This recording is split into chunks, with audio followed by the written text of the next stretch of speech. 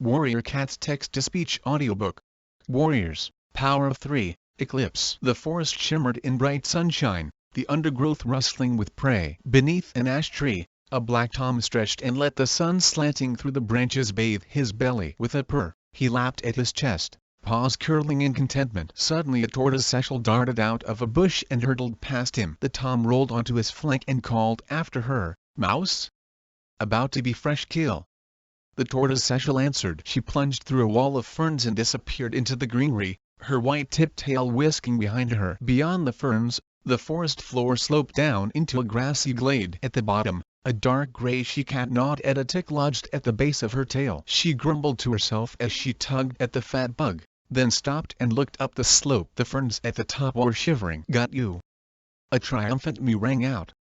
Then the ferns shivered again, harder than before, and the tortoise-shell popped out with a mouse hanging from her jaws. She blinked at the gray she-cat. "Hi, Yellowfang." "Good morning, Spotted Leaf," Yellowfang called back. "A good day for hunting." "The hunting always good here." With a flick of her head, Spotted Leaf tossed the fresh kill down to Yellowfang before bounding after it. Yellowfang sniffed at the fresh kill and jerked backward. She rubbed her paw against her broad, flat muzzle as the dark shadow of a flea scuttled across her nose. "I thought these hunting grounds would be safe from fleas." "You probably brought them with you." Spotted Leaf narrowed her eyes at Yellowfang's matted pelt. "When will you learn to groom yourself?" She leaned forward and began to lap at a large knot of fur on her clanmate's shoulder. "When you stop trying to take care of every cat," Yellowfang muttered. A voice sounded at the top of the slope. "I can imagine that ever happening." Spotted Leaf glanced up. A white tom was trotting down the slope toward them. "Whitestorm," she purred. "Is Blue Star with you?" "She was a moment ago." "I still am." Blue Star burst from the trees and raced after Whitestorm. "I would have kept up with you if Tall Star hadn't stopped me." "What did he want?" Spotted Leaf asked. "He was fretting, as usual." Blue Star glanced at Yellowfang's flea-bitten nose and curled her lip. "Bad luck," she sympathized. "I didn't think there were any fleas here." Spotted Leaf let out a soft mrow and flicked the tip of her tail against Yellowfang's shoulder. "Tall Star?" Yellowfang prompted, shrugging Spotted Leaf away. "He worried about the kits," Blue Star explained. Yellowfang's tail twitched. "Hollypaw, Lionpaw, and Jaypaw? Who else?" Blue Star sighed. "The prophecy has gotten under his pelt like a tick." "But their training is going well," Spotted Leaf pointed out. "They each seem to be figuring out their path at last." "That true?" Yellowfang stared at her paws and added quietly, "But there's so much they don't know." "They is still very young," Blue Star warned. Yellowfang looked up. "That does and mean we have to deceive them." "Do you think it would help if they knew everything?"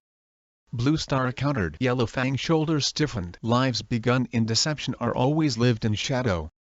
Blue Star sat down. "They cannot know the truth. We have kept this secret for a reason, one that we all agreed upon, Yellowfang. We have to do what is right for the clan." Yellowfang tipped her head to one side. "It a lie." "How can that be right?" "It was us who lied to them in the first place," Whitestorm reminded her. "But we go on hiding the truth," Yellowfang argued. "I still think there's too much secrecy in their lives." "They know about the prophecy," Spotted Leaf put in. Yellowfang shifted her paws. "The prophecy. I wish they never heard about it. I wish I never heard about it. Sometimes I think it would have been better if they hadn't been given their powers at all." Spotted Leaf brushed her tail along Yellowfang's flank. "You know we had nothing to do with that," she soothed. "We just have to hope they use their powers wisely, for the good of ThunderClan." "Just ThunderClan?" Whitestorm looked thoughtful. "If their powers are so great, shouldn't they be used to help all the clans?" Blue Star widened her eyes. "These kids were born into ThunderClan. They have been raised as loyal ThunderClan warriors. Why should they feel responsibility toward any other clan?" Yellowfang narrowed her eyes at the old ThunderClan leader, but said nothing. "Some things we must agree to differ on," Whitestorm mewed peaceably. "The most important thing is that the kids respect and listen to their warrior ancestors." "Yes," Spotted Leaf agreed. "We must make sure they take notice of what we tell them." Whitestorm twitched his ear where it was being tickled by a blade of grass. "No cat is born so wise that it can learn from its elders. We must guide them where we can." "Easier said than done," Yellowfang muttered. A butterfly flitted overhead, making jerky progress against the breeze. Spotted Leaf's eyes flashed, and she suddenly reared up, clapping her paws together above her head. The butterfly surged upward and out of reach. Mouse dung. Spotted Leaf dropped back onto four paws. She noticed Blue Star padding away. Are you leaving already? Blue Star glanced back at Yellow Fang. If I stay, we will argue.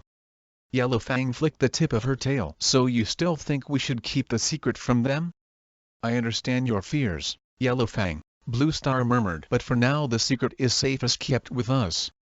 Yellow Fang looked away. Nothing but stubbornness, she growled under her breath. Blue Star believes she doing the right thing, White Storm told her. You trusted her before, remember? He nodded to Yellow Fang and Spotted Leaf, then followed Blue Star out of the glade. And what about you? Yellow Fang's pale stare rested on Spotted Leaf. Do you agree with all the secrecy?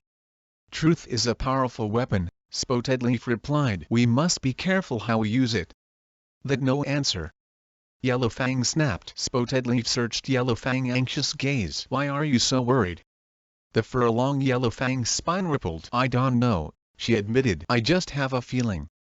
Her gaze drifted toward the trees, searching the forest. Something wrong. There is a darkness coming that not even StarClan can prevent. And when it comes, we will be helpless to protect the clans. Helpless even to protect ourselves. See Haptor. Halapaw crouched low, pressing her belly against the boulder. It was still warm from the sun, which was dipping behind the distant hills. A cold wind rolling from the mountains ruffled her fur. From here she could see green fields unfolding toward a swath of forest. Somewhere beyond those trees lay the lake, and home. Though the trees were still in full leaf, they were a shabby green, and the air had a new, musty taste that hadn't been there on the journey to the mountains. Leaf fall is coming, she thought. She could and wait to be home. It felt as though they had been with a tribe for moons. At least they were safely out of the mountains. The ground would be softer underpaw from here on, the hunting easier, and the territory steadily more familiar than rock and water and stunted trees. She glanced over her shoulder. Bramble-Claw and Squirrel-Flight were talking in low voices with Stormfern Brook. Tawnypelt and Crowfeather leaned in beside them. Were they saying goodbye? Halapaw was still shocked that Stormfern Brook were staying behind. Last night, at the farewell feast in the cave behind the waterfall, Stormfur had announced that he and Brook would accompany the clan cats to the foothills, but no farther. Japaw, of course, had just shrugged and nodded, as though he known all along the two cats would not be returning to ThunderClan. But Halapaw could only guess at why any cat would want to stay in the mountains when they could live by the lake. Brook must feel the same way about the mountains as I do about my home. And Stormfur loves her enough to stay with her, wherever she is. Suddenly, a flash of brown feather caught her eye. An eagle was skimming over the rough slope below her. Ahead of it a hare pelted in terror, throwing up dirt and grass from its long back feet. Folding its wings deftly against its sides, the eagle attacked, tumbling the hare head over heels before pinning it to the ground with thorn-sharp talons. Halapaw envied the eagle's speed. To be able to fly like that. She closed her eyes and imagined skimming over the grass, paws hardly touching the ground, light as air, faster than the fastest prey. I wish we could get moving again. Lionpaw impatient mew broke into her thoughts. He padded onto the boulder and stood beside her, following her gaze toward the eagle feasting on its catch. I wish I had something in my belly, he mewed. Do you suppose we'll ever be able to fly? Halapaw murmured. Lionpaw turned and looked at her as though she'd gone crazy. I mean, she tried to explain hurriedly. Japaw said we have the power of the stars in our paws. It still felt strange to say it out loud. We don't really know what that means. I was just wondering if flying cats. Lionpaw scoffed. What be the point of that? Halapaw's ears were hot with embarrassment. You got no imagination, she snapped. Here we are with more power than any other cat ever, and you act like it nothing at all. Why shouldn't we be able to fly, or do anything we want to? And stop laughing at me. I'm not laughing at you. Lionpaw flicked Halapaw's flank with his tail. I just think we look stupid with wings. Frustration surged in Halapaw's chest. She rounded on her brother, glaring. You not taking this seriously enough. We got to figure out exactly what this prophecy means. Lionpaw blinked and took a step backward. Keep your fur on. You know Japaw and his visions. They sound great, but we have to live in the real world. What does the real world mean? Now that we have the power of the stars in our paws, we'll be able to do anything. Imagine how much we'll be able to help our clan. Lionpaw frowned. The prophecy didn't say anything about helping our clan. It just mentioned the three of us. Harper stared at him. But the warrior code says we must protect our clan before anything else. Lionpaw's gaze drifted to the distant hills. Are we bound by the warrior code if we are more powerful than Star Clan? He wondered out loud. How could you say such a thing? Harper scolded, but a shiver of foreboding ran along her spine. If the prophecy meant that they had to live outside the warrior code, how would she know what was right? How would she know what she was supposed to do if it came to a choice between her own safety and her clan? J-Propel brushed hers as he jumped up beside them. Could you two speak a bit louder? He hissed. I think some of the others didn't hear you. His blue eyes were flashing with anger. Blindness had not robbed them of showing feeling. Harper spun around to see if any of the other cats had been listening, but the warriors were still deep in their own conversation. No one taking any notice of us, she reassured him. Not every cat has got such good hearing as you, Lionpaw added. I just warning you to be careful, okay? J-Paw mewed. We have to keep this a secret. We know, Lionpaw assured him. Actually, I don't think you do. J-Paw argued. How do you think the other cats would react if they found out we'd been born with more power than Star Clan? Lionpaw glanced at Squirrelflight and Brambleclaw. They never believe it. I hardly believe it myself, Harper admitted. They believe it, all right. J-Paw's voice was icy. But I don't think they like it. Why not? Harper felt a jolt of alarm. She hadn't thought about how her clanmates would take the news. Surely they'd be glad. They must know she would only use her power to help them. Lionpaw seemed to agree with her. One, they want us to be the best warriors we can be. This prophecy is and about being a good warrior. J-Paw warned. His claws scraped against the surface of the boulder in frustration. It about having more power than Star Clan. Don't you think ordinary cats might find that a bit scary? But we not going to do anything bad, Harper insisted. This is a gift to our whole clan, not just us. What did J-Paw think they were going to do with their powers? Shh. J-Paw cut her off as Squirrelflight bounded toward them. She halted at the edge of the boulder. What are you bickering about?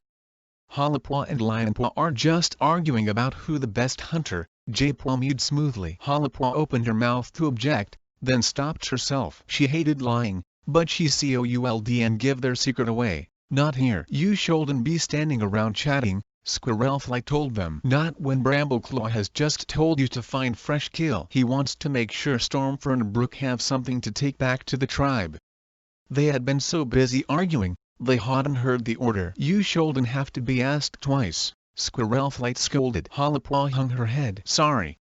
Squirrelflight flicked her tail toward a cluster of trees at the side of the slope. Try there, and hurry up. The cops cast a long shadow that stretched up the hillside. The sun would be setting soon. Lionpaw licked his lips. There should be plenty of prey in there. Enough for everyone, Squirrelflight agreed. She turned to J-Paw. Will you come check Tawny pelt pads? One of them is bruised where she trod on a sharp stone. There had been enough sharp stones to bruise everyone pads on the trek down from the mountain. Harper guessed that Squirrelflight was finding J-Paw something useful to do, since he could hunt. She tensed, knowing how oversensitive J-Paw could be. But her little mate just nodded and followed Squirrelflight back toward the warriors. He didn't even bristle when his mother bent down to lick a grubby patch of fur behind his ear. The gesture pricked at Harper's heart. Squirrelflight still saw them as kits. It would be easier if they still were. Kits didn't have to worry about having more power than their warrior ancestors. But things change, she told herself. She turned away, suddenly anxious. Would there come a time when Squirrelflight would be afraid of her own kits? What ruffling your pelt? Lionpaw asked. Harper licked the fur prickling on her shoulder. It does and matter. She nodded toward the cops. Let hunt. She padded to the front of the boulder and let her paws slide over the edge. It was a short, steep drop, but the grass below looked like it would make a soft landing. She leaped. As she landed, a flurry of fur and paws knocked the breath from her body and sent her flying. Who attacking me? Gasping, she scrambled to her paws and prepared to defend herself. Why did you get in the way? Breezepaw, the Black Wine Clan apprentice, was shaking out his fur beside her. I almost had that mouse. So she began to apologize, then bristled. Why didn't the dumb furball look where he was going? I thought we were supposed to be hunting over there. She flicked her tail toward the cops. I decide where I hunt. Breezepaw snapped. He glanced up at Lionpaw, who was peering over the edge of the boulder. At least I was hunting and not sitting around chatting with my denmates.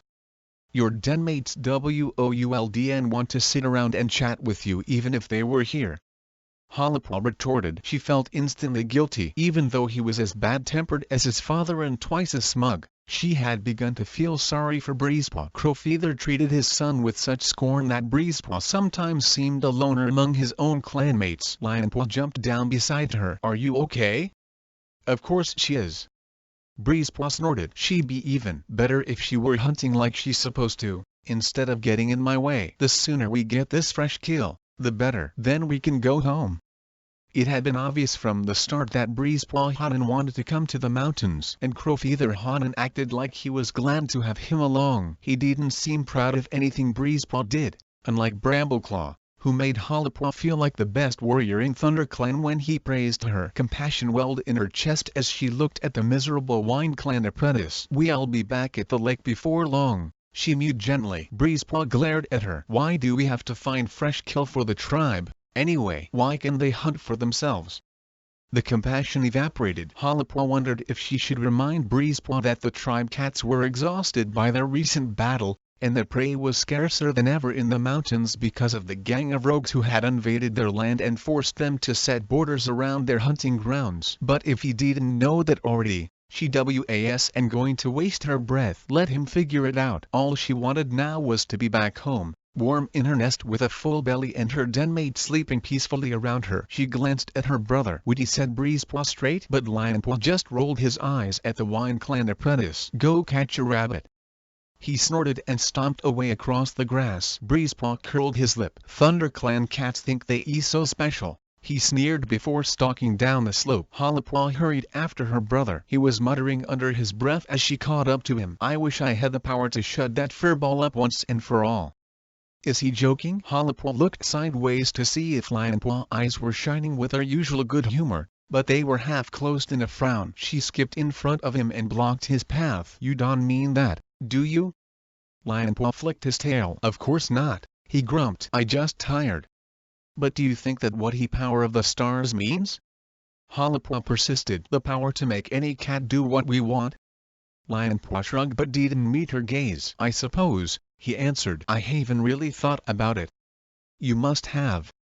Lionpaw patted around her and kept going for a few moments before he spoke again. I hope it will make me stronger than any other cat, so that I can always win battles. He paused. What about you? I hope it means I'll know things other cats done. Like what? Mischief lit his gaze. How to speak to Twillegs. Don't be stupid. Hollipaw's claws itched with impatience. I mean the power to understand. She groped for the words to explain everything. She mewed at last. Lionpaw nudged her shoulder affectionately. Is that all?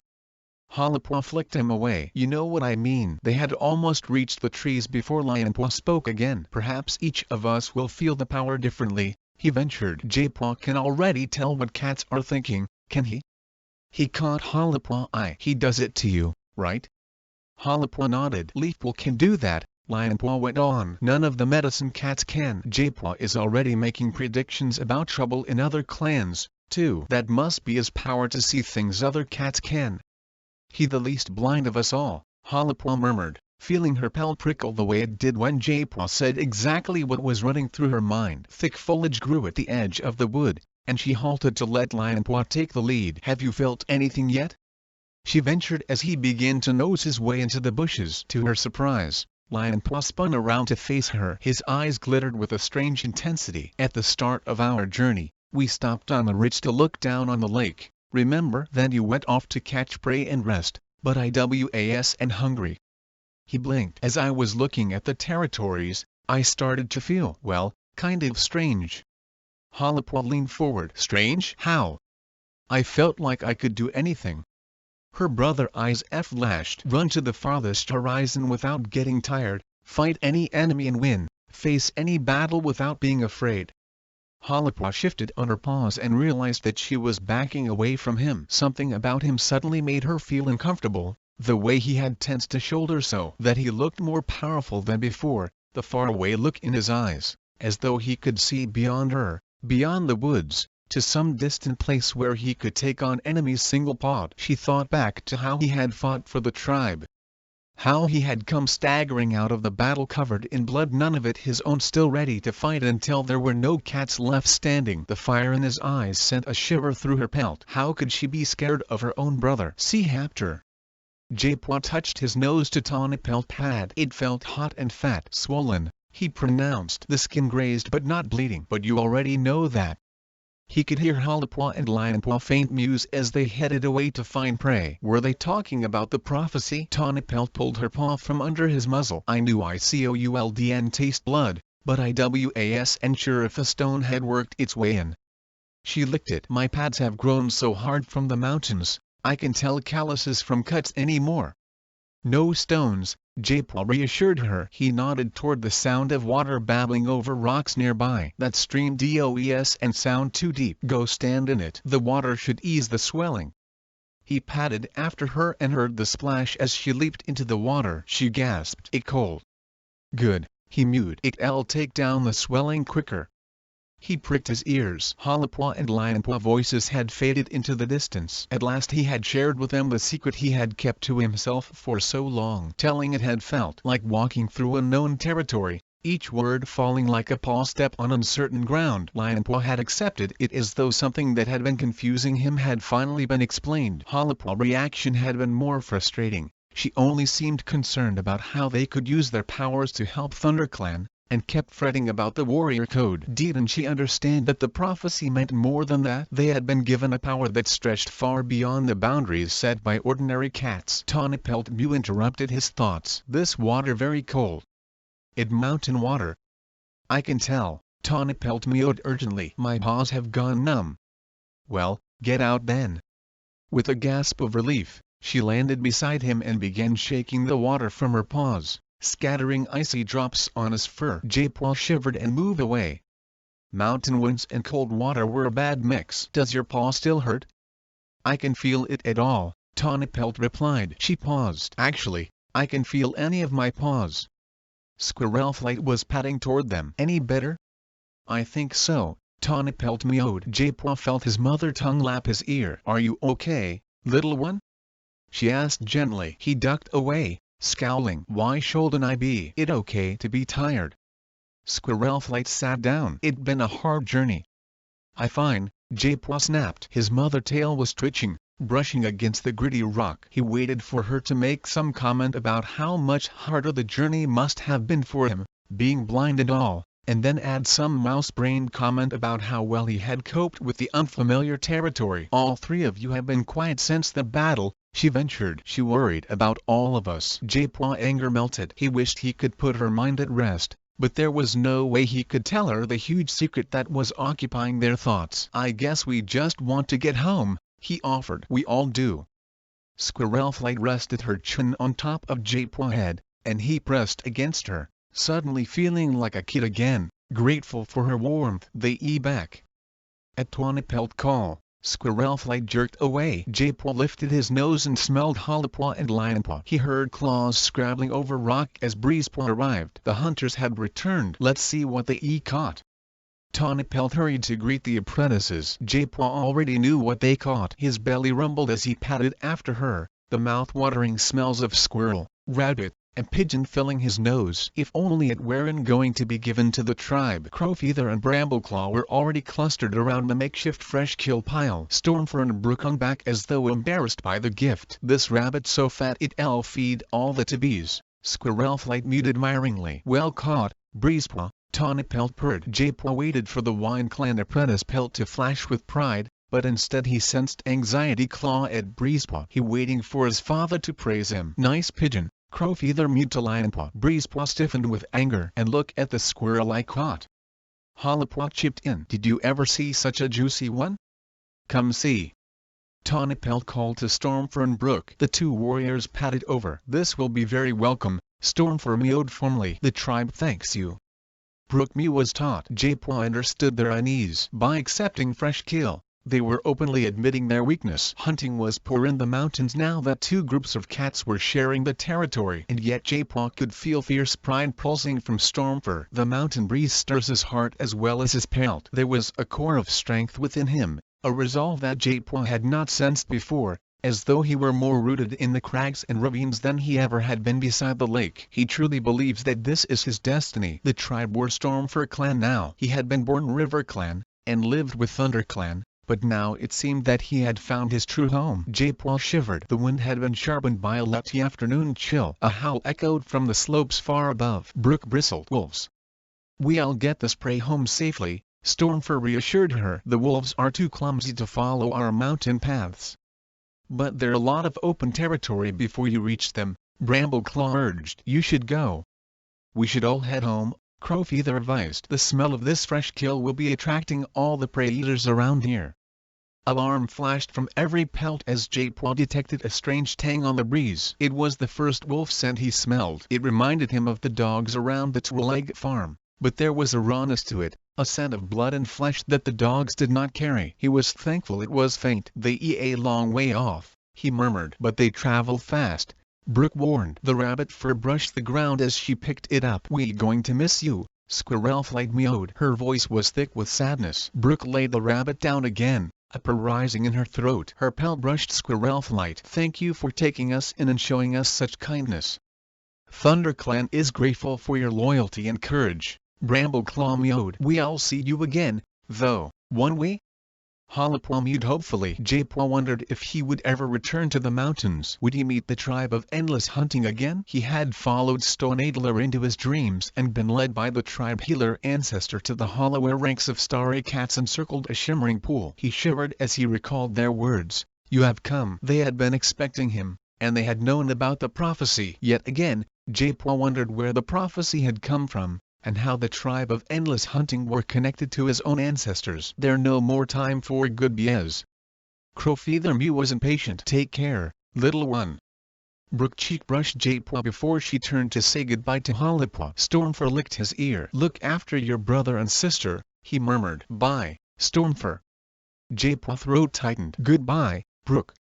He remembered the times when Brooke had comforted and encouraged him. She had always seemed to understand what it felt like to be different, and Stormfur had never patronized him, but treated him with the same warmth and strictness as he had the other apprentices. He would miss them. Lionpaw pushed in front of them. "Goodbye, Stormfur. Show those invaders that a clan cat is never beaten." "Goodbye, Lionpaw," Stormfur meowed. "Remember that even though our experiences change us, we have to carry on." A rush of warmth seemed to flood between the warrior and apprentice, and J-Paw realized with surprise that his brother shared a special bond with Stormfur, one he had not detected before. He stood wondering about it as his clanmates began to head off down the slope, not moving when Stormfur picked up the freshly caught prey and started uphill after his mate. "Stop dawdling." Crowfeather nudged J-Paw with his nose, steering him down a smooth rocky slope onto the grassy hillside. J-Paw bristled. "I don't need help." "Please yourself," Crowfeather hissed. "But don't blame me if you get left behind." He pounded ahead, his paws thrumming on the ground. Imagine having such a sour-tongued warrior for a father. "I glad I not Breezepaw." "Hurry up, J-Paw." Lionpaw was calling. J-Paw sniffed the air. On this exposed slope it was easy to tell where the other cats were. Brambleclaw led the way downhill, Breezepaw at his heels, while Crowfeather had already caught up and was flanking Tawny Pelt, keeping to the outside of the group. Squirrelflight padded alone, while Hollipwa and Lionpaw trotted behind. J-Paw raced after them. The grass was smooth and soft beneath his paws. "It feels strange leaving them behind," he panted. "They chose to stay," Crowfeather pointed out. "Do you think we'll ever see them or the tribe again?" Tawny Pelt wondered. "I hope not," Crowfeather answered. "I don't want to see those mountains once more as long as I live." "They might visit the lake," Hollipwa suggested. A howl echoed eerily around the crags far behind them. "They have to get home safely first," Lionpaw murmured. "They will," Brambleclaw assured him. "They know their territory as well as any other tribe cat." Padding beside his littermates, J-Paw caught the musty scent of forest ahead. Before long the ground beneath his paws turned from grass to crushed leaves. The wind ceased tugging at his fur as trees shielded him on every side. Hollipwa hurried ahead as though she already scented the lake beyond. but for a moment J-Paw wished he were back on the open slopes of the foothills. At least there, scents and sounds were not muffled by the enclosing trees, and there was no undergrowth to trip him up. He felt blinder here in this unfamiliar forest than he ever had. Watch out! Lion-Paw warning came too late, and J-Paw found his paws tangled in a bramble mouse dung. He fought to free himself, but the bramble seemed to twist around his legs as if it meant to ensnare him. Stand still! Hollow-Paw was racing back to help. J-Paw froze, swallowing his frustration, and allowed Lion-Paw to drag the tendrils from around his paws while Hollow-Paw gently guided him away from the prickly bush. Dumb brambles! J-Paw lifted his chin and padded forward, more unsure than ever of the terrain but trying desperately not to show it. Wordlessly, Hollow-Paw and Lion-Paw fell into step on either side of him. With the lightest touch of her whiskers, Hollow-Paw guided him around a clump of nettles and, when a fallen tree blocked their path, Lion-Paw warned him with a flick of his tail to stop and wait while he led the way up and over the trunk. As J-Paw scrabbled over the crumbling bark he could and help wondering, is the prophecy really meant for a cat who can see? See Hapter.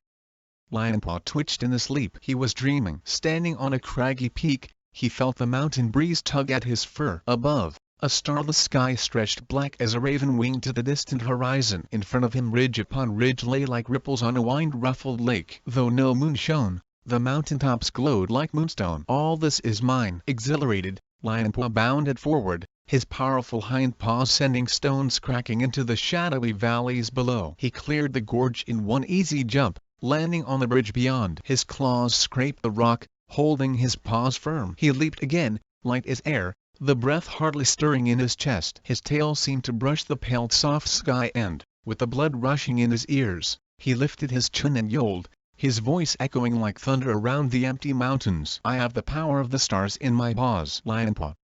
Ashfur call jolted Lion-Paw awake. Hunting patrol. Lion-Paw blinked open his eyes. Sunshine pierced the branches of the den, yellow sunbeams spearing straight downward. The other nests were empty. It's sunny already. Lion-Paw clambered groggily to his paws. And then he remembered, they hadn't reached camp until well past moonhee. Surely Ashfur would be angry with him for sleeping late today. Arching his back in a trembling stretch, he yawned. His paws still ached from the long trek from the mountains, and he licked gingerly at a forepaw to check whether the grazing had begun to heal. No taste of blood. The scabs were hard. The soft forest floor would be no problem. Lion-Paw. Ashfur called again, more sharply. Lion-Paw stumbled out of the den. Surely he deserved some rest. Heavy-ped, he padded into the clearing, narrowing his eyes against the green-leaf sun. It flooded the camp and warmed his pelt. A light breeze stirred the trees encircling the top of the hollow. In the mountains, the only shelter from the wind had been in the damp and chilly cave behind the waterfall. How in the name of StarClan did the tribe survive? Leaf Bear. Greenleaf had been cold enough. Awake at last. Ashfur greeted him. The prey probably grown old and died while we been waiting for you. Then it'll be easier to catch, Lion-Paw grumbled. I know you tired, Ashfur conceded, but Icepaw is itching to get out into the forest, and I promised Whitewing we go with them.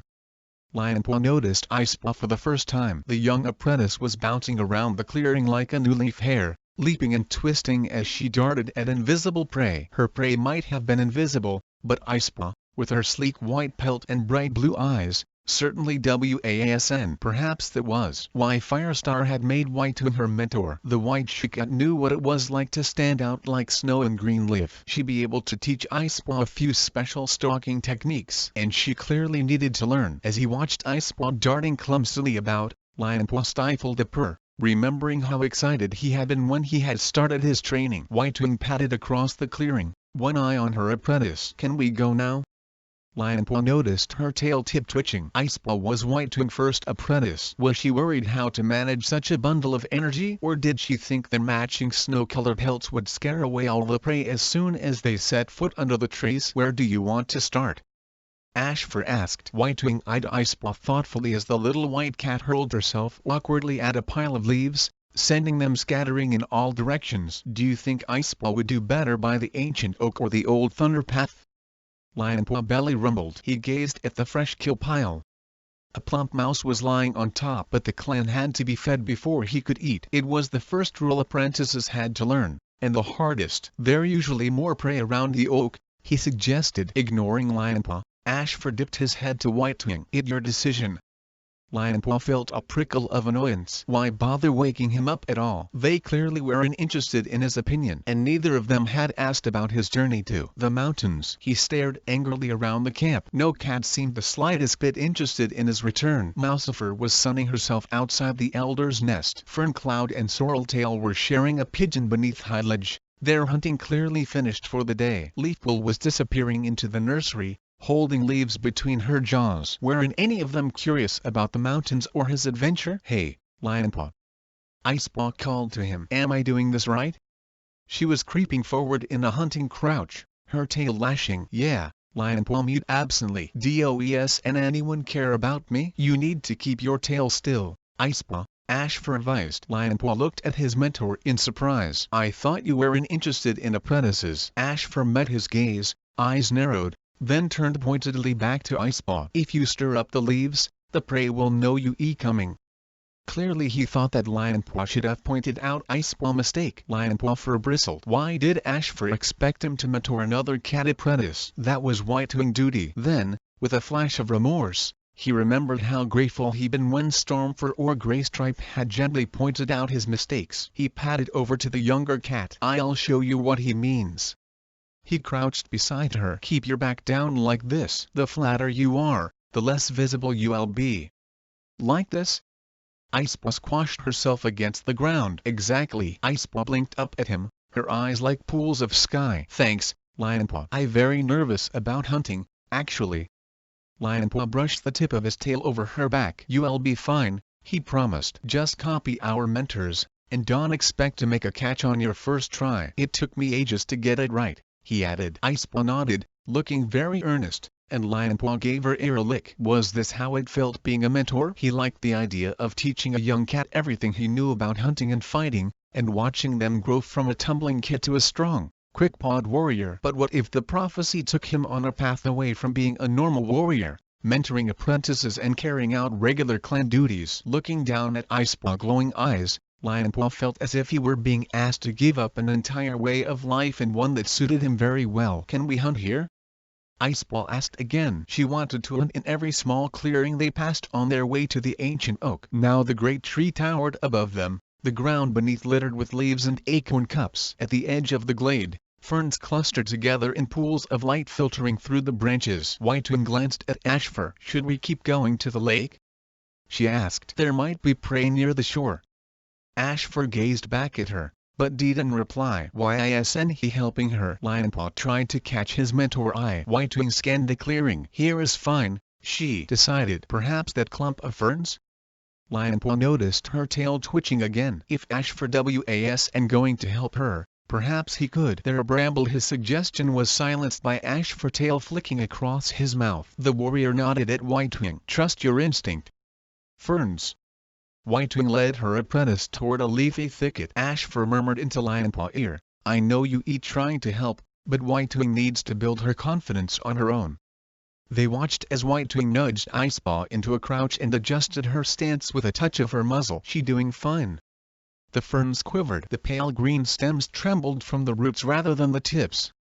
"It's could be the wind stirring them." Icepaw crouched and began to waggle her hindquarters, kneading the ground with her paws. Gently, Whitewing laid her tail over the apprentice's back until Icepaw grew still. Leaning forward, she whispered into Icepaw's ear, then sat back. It was up to Icepaw now. Lionpaw watched as Icepaw darted forward and flung herself into the ferns. A squeal from behind the fronds was quickly silenced, and Icepaw bounced out, a small vole dangling from her teeth. Her eyes shone with happiness. Ashford padded forward. "Well done."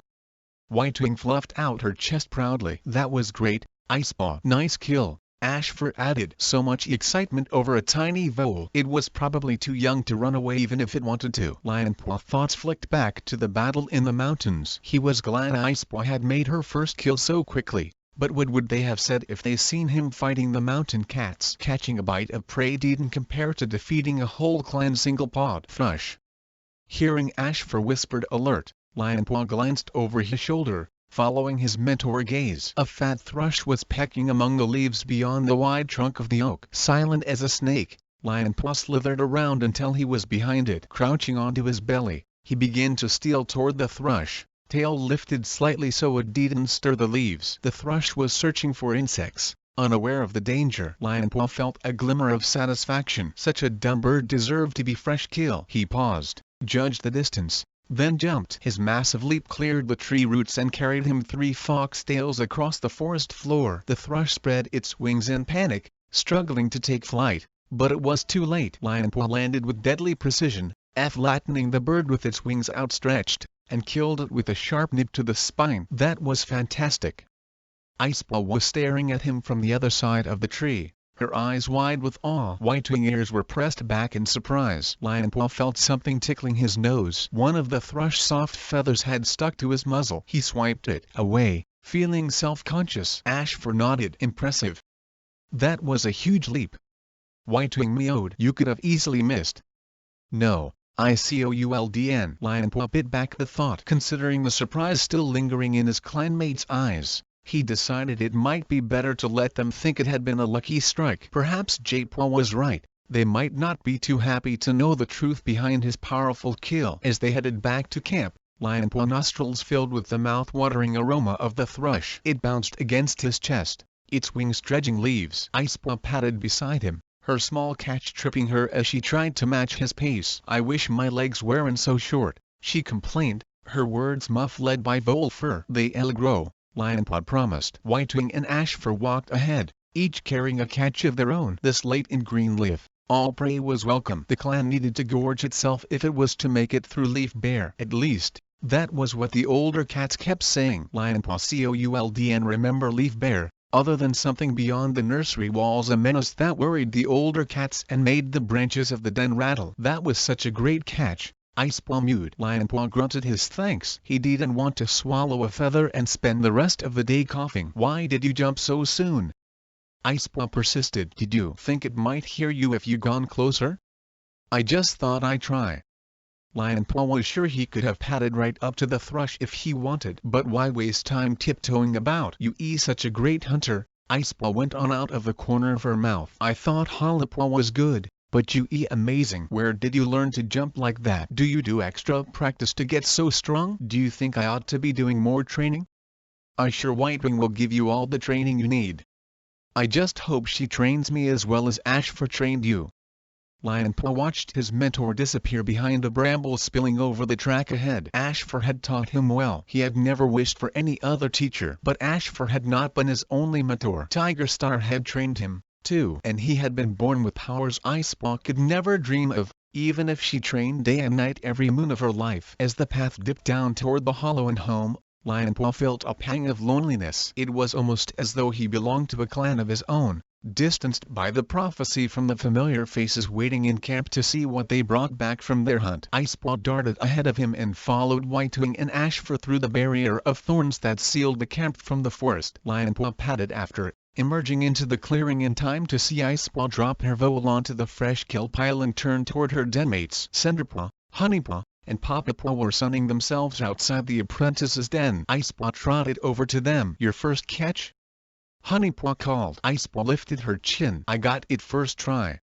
Lion Paw felt a pang of envy. He would never again feel so carefree, never again be thrilled by such a small success. Is Foxpaw back yet?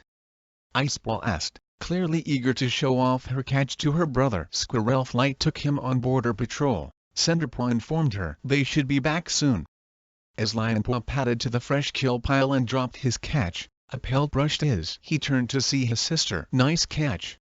Hollipaw was flat, as though she had something else on her mind. She was staring at the apprentices outside their den. Cinderpaw and Papapaw were rolling a ball of moss to each other while Honeypaw leaped to try to catch it. Aren't you going to join in? Lion Paw mewed. Hollipaw blinked. I don't feel like it. That was and like Hollipaw, especially if Cinderpaw was playing. Something wrong? Lion Paw asked. I just not in the mood. Lion Paw searched her green gaze. Was Hollipaw feeling isolated, too? It feels odd, DOES and it? He ventured. Hollipaw looked at him. What? Being different. We not different on the outside. You know what I mean. Lionpaw felt a surge of impatience. He needed to talk to someone. All day he'd been clutching their secret like prey struggling to escape. Harper didn't have to make it so hard. Knowing something as huge as we do and not being able to tell anyone. The fur on Harper's shoulders bristled with alarm. You're not thinking of telling, are you? No. Harper cut him off. No cat must know. Not when we don't know exactly what the prophecy means. She lowered her voice, her gaze darting around the clearing. We need to figure out what we meant to do with our powers. Lionpaw flexed his claws. And planning on telling. He snapped. Why did she have to be so bossy? And a mouse brain. And why did she have to try to figure everything out all the time? The prophecy was simple. They were going to be more powerful than any cat. They just had to be ready to use their powers when they were needed. He turned and padded to the half-rock. With the sun sliding toward the treetops, the clan was beginning to take food from the fresh kill pile. Cinderpaw snatched up Lionpaw Thrush and carried it to the nursery, where Millie, Daisy, and her kids would be growing hungry. Papapaw picked up a mouse and placed it outside the elder's den. Fresh kill, she called. Longtail emerged from the tangle of honeysuckle, nose twitching, and stood at the entrance, while Mouseford followed him stiffly out. The old she-cat grew more frail with each passing moon. Longtail waited until she had settled down next to the mouse, then sat beside her. You don't have to watch over me like a helpless kid. Mouseford snapped at him. Longtail whiskers twitched with amusement. It a shame your tongue not as worn out as the rest of you, he purred. Mouseford swiped at him with her tail, catching him behind the ear. Do you want some of this? She nosed the mouse toward him. You can have this if you want. Icepaw was trotting from the fresh kill pile with her little vole swinging from her jaws. She dropped it at Longtail paws. I caught it myself. Your first catch? Mouseford's eyes glowed. Longtail bent to sniff the small creature. It smells delicious. The brambles at the entrance to the medicine cat den twitched as J-Paw slid out, a ball of moss held gingerly between his teeth. He padded over to Mouseford and Longtail and placed the moss on the ground. Turning his blind blue eyes on Icepaw, he mewed. I heard you been busy today. You should get something to eat. I am pretty hungry, Icepaw admitted. Thanks for the vole. Longtail called after the apprentice as she padded back to the fresh kill pile. Icepaw mewed happily over her shoulder. Anytime. Do you mind if I check for ticks while you eat? J-Paw asked Mouseford. If you must, Mouseford grumbled. Though I don't know why you had to wait until I was eating to bring that foul stuff over. She nodded at the moss. Lionpaw guessed that it was soaked in mouse bile. I thought you might be sleeping earlier, and I didn't want to wake you. Patiently, J-Paw began to nuzzle through Mouseford's pelt. He paused to tear some moss from the ball and pressed it into the fur near the base of her tail. Lionpaw watched his brother. He seemed completely different from the resentful young cat who had never wanted to be a medicine cat apprentice. And yet he more powerful than any of his clanmates. Lionpaw climbed onto the half-rock and lay down, pressing his belly against the sun-warmed stone. Perhaps knowing he's so powerful makes boring tasks easier to bear. He wondered how many moons it had been since J-Paw had crept into Firestar Dream and overheard the stranger predicting the birth of 3 kits with the power of the stars in their paws. Would the frustration gnawing in his own belly ease with time, once he gotten used to the prophecy, as J-Paw had done? He glanced up at High Ledge as Firestar picked his way down the tumble of rocks, Sandstorm following. The Thunder Clan leader had never given any clue that he knew of the prophecy. He had only ever treated Lionpaw, Harper, and J-Paw as if they were 3 ordinary apprentices. Lionpaw watched as Firestar picked a mouse from the pile and passed it to Sandstorm before taking a sparrow for himself. What does he really feel? Lionpaw suddenly wished he had J-Paw powers to see into Firestar's mind. Was he proud to have them as his kin? Pleased that his clan would be safe forever, guarded by such powerful cats? Or was he anxious, as J-Paw feared, about having cats more powerful than himself in the clan? The thorn barrier shivered as Squirrelflight and Brambleclaw padded through, followed by Foxpaw and Barrymos. The borders are quiet, Brambleclaw called to his leader. But the Sunset Patrol should check the Wind Clan border closely. By the smell of it, they been hunting in the woods on their side. Firestar was settling down beneath High Ledge, Sandstorm at his side. It looks like they developed a taste for squirrel, he remarked. Cinderpaw, sharing a pigeon with Honeypaw, looked up eagerly. Can I go out on Sunset Patrol? Now that her injured leg was recovered enough to return to apprentice duties, She seemed keen to take on any task, as though making up for lost time. Yes. Brambleclaw nodded. I was going to ask Greystripe to lead it. Did someone mention Greystripe? Millie patted from the nursery, blinking sleep from her eyes. Greystripe was repairing a tear in the nursery wall where winds had unraveled the carefully threaded brambles. Are you okay? He looked closely at Millie. She was fat with her kits, which were expected any day now. Fine. Millie picked up 2 mice from the fresh kill pile. I just rather share a meal outside with you. She carried the meal to where Firestar and Sandstorm lay. Greystripe tucked in a final tendril with his paws and hurried to join her. A thrush thudded onto the ground beside the half-rock, surprising Lionpaw. Hollipaw stood over it, staring at him. I thought you might want to share, she mewed. Was this her way of apologizing? Lionpaw doubted it. He suspected that his sister didn't realize how bossy she could be. But he was grateful anyway. However alone he felt, knowing about the prophecy, he had to remember that Hollipaw and Jadepaw shared it too. As long as he had his littermates, he would never truly be alone. Thanks, he purred, settling down to eat. Birchfall and Whitewing were sharing prey with Brackenfur, while Thornclaw and Spiderleg stretched out nearby, their meals already finished. This was the first time since the journey to the mountains that the clan had eaten together, and Lionpaw began to feel more at ease. Nothing had really changed, he told himself hopefully. So how were the tribe?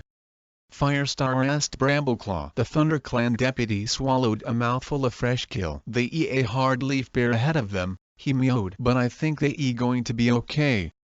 Lionpaw narrowed his eyes. Was his father as confident as he sounded? Do you think they'll be able to defend the borders you made? Thornclaw asked. Squirrelflight shrugged. We trained them as well as we could.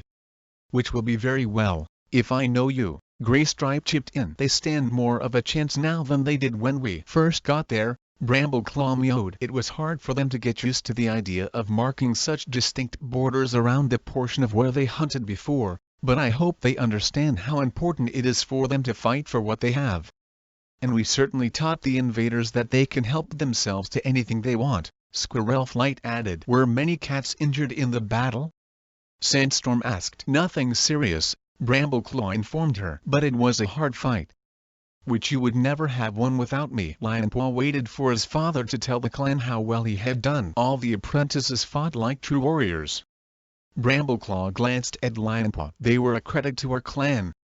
Lionpaw pads pricked with his frustration. Is any going to mention how I fought? He hissed under his breath. Shh. Hollipaw warned him. It best if they don't know. We must and draw attention to ourselves. Lionpaw bit angrily into the thrush. What the point of being so powerful if no cat ever knows? He found himself half wishing for another battle this moon, so he could show his clanmates just what sort of warrior he was going to be. The other clans had better watch out then, he thought darkly. Paws weary, muscles still aching from the journey, Lionpaw crept into his nest. Just one long sleep and he feel more like his old self. He spiraled down into the clean, dry moss and closed his eyes. You not going straight to sleep, are you? Poppypaw called across the den. Don, you want to hear what Sandstorm said to me while we were training? Honeypaw prompted. I tired, Lionpaw murmured. He was in the mood to share clan gossip with his denmates. Suit yourself, Poppypaw mewed. Suddenly 2 small paws landed on his back, digging into his ribs. Sorry.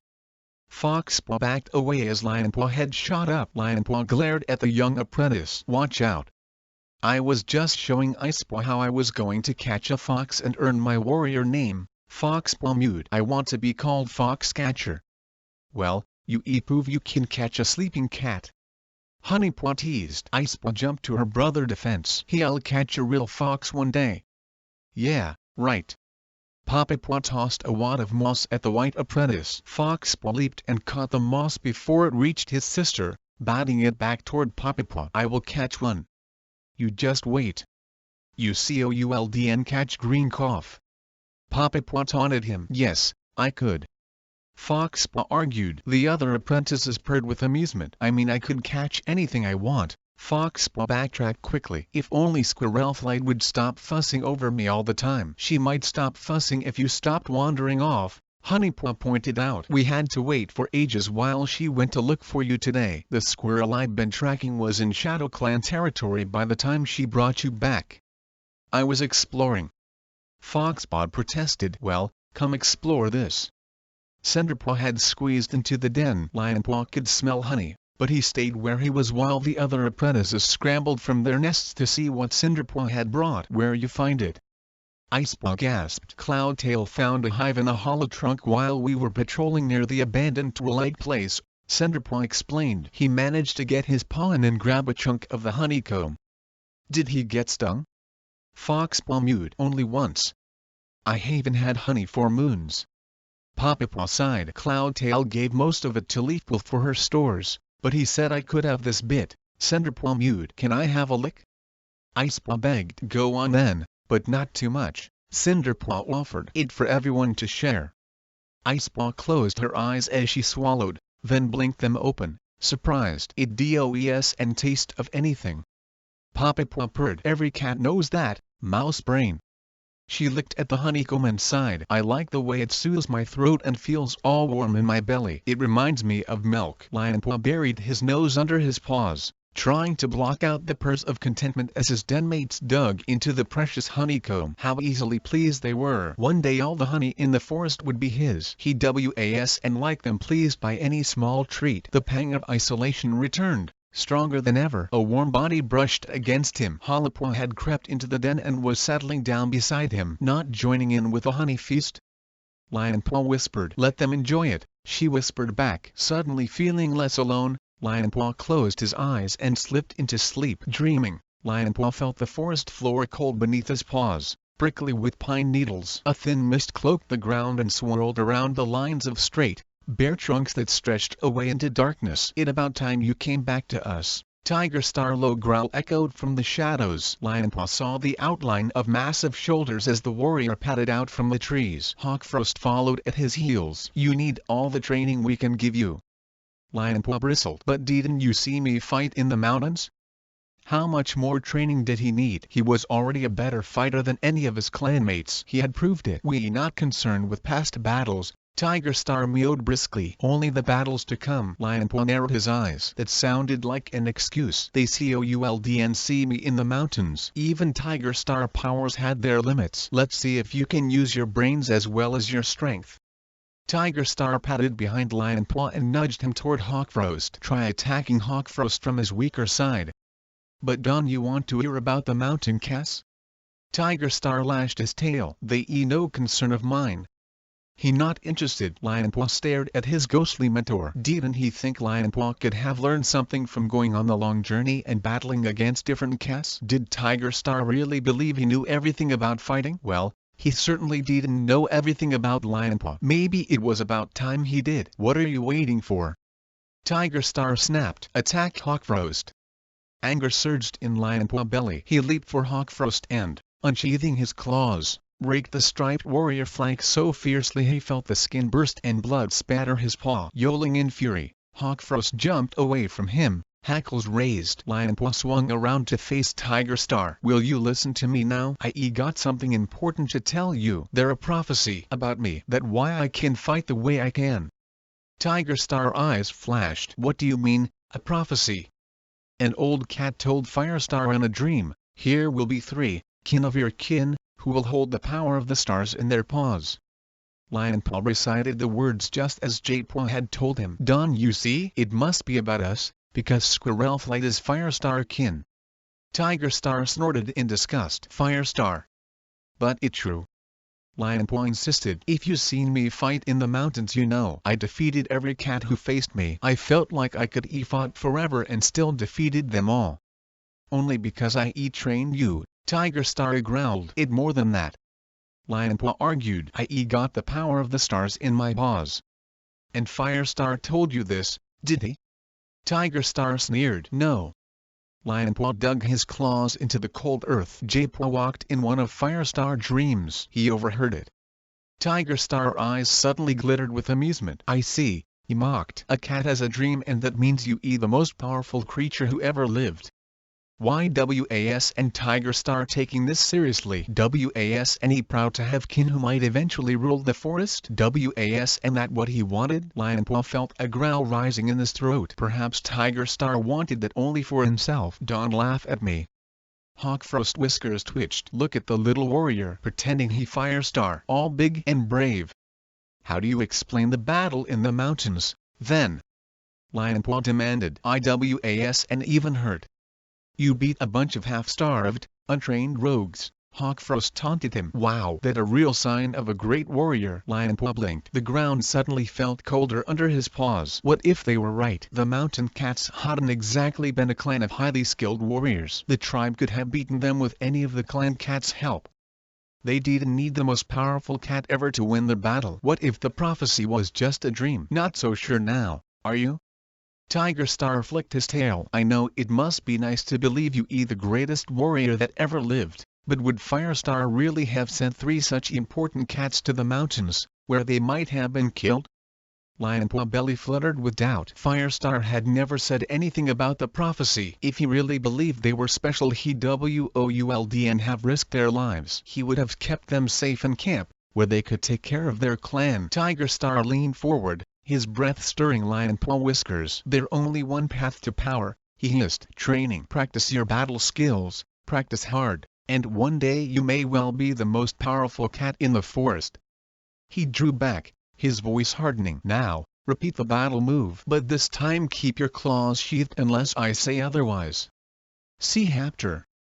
Japaw pulled the sticky parcel of honeycomb onto the wide, flat leaf he had laid on the floor of the den. Already wrapped in dock leaves, the comb was still oozing honey. Fearing it would seep onto the other herbs stored in the rock cleft at the side of the den, Leafpaw had found a wild rhubarb leaf and left Japaw to wrap the honeycomb while she was out collecting catnip. He folded over the sides of the leaf, hoping the gooey honey would hold them in place while he tied strips of bark around the wrap. A squeal made him freeze. A kid was in pain. Pricking his ears, he recognized Toadcat wailing mew. He turned and dashed toward the den entrance just as Daisy raced in. He smelled fear on her pelt and felt the lash of a flailing paw as she hurried past him. She must be carrying Toadcat by the scruff. Put him by the pool, he ordered. He was chasing a bee and jumped straight into the nettle patch. Daisy panted after setting down Toadcat. Dumb bee.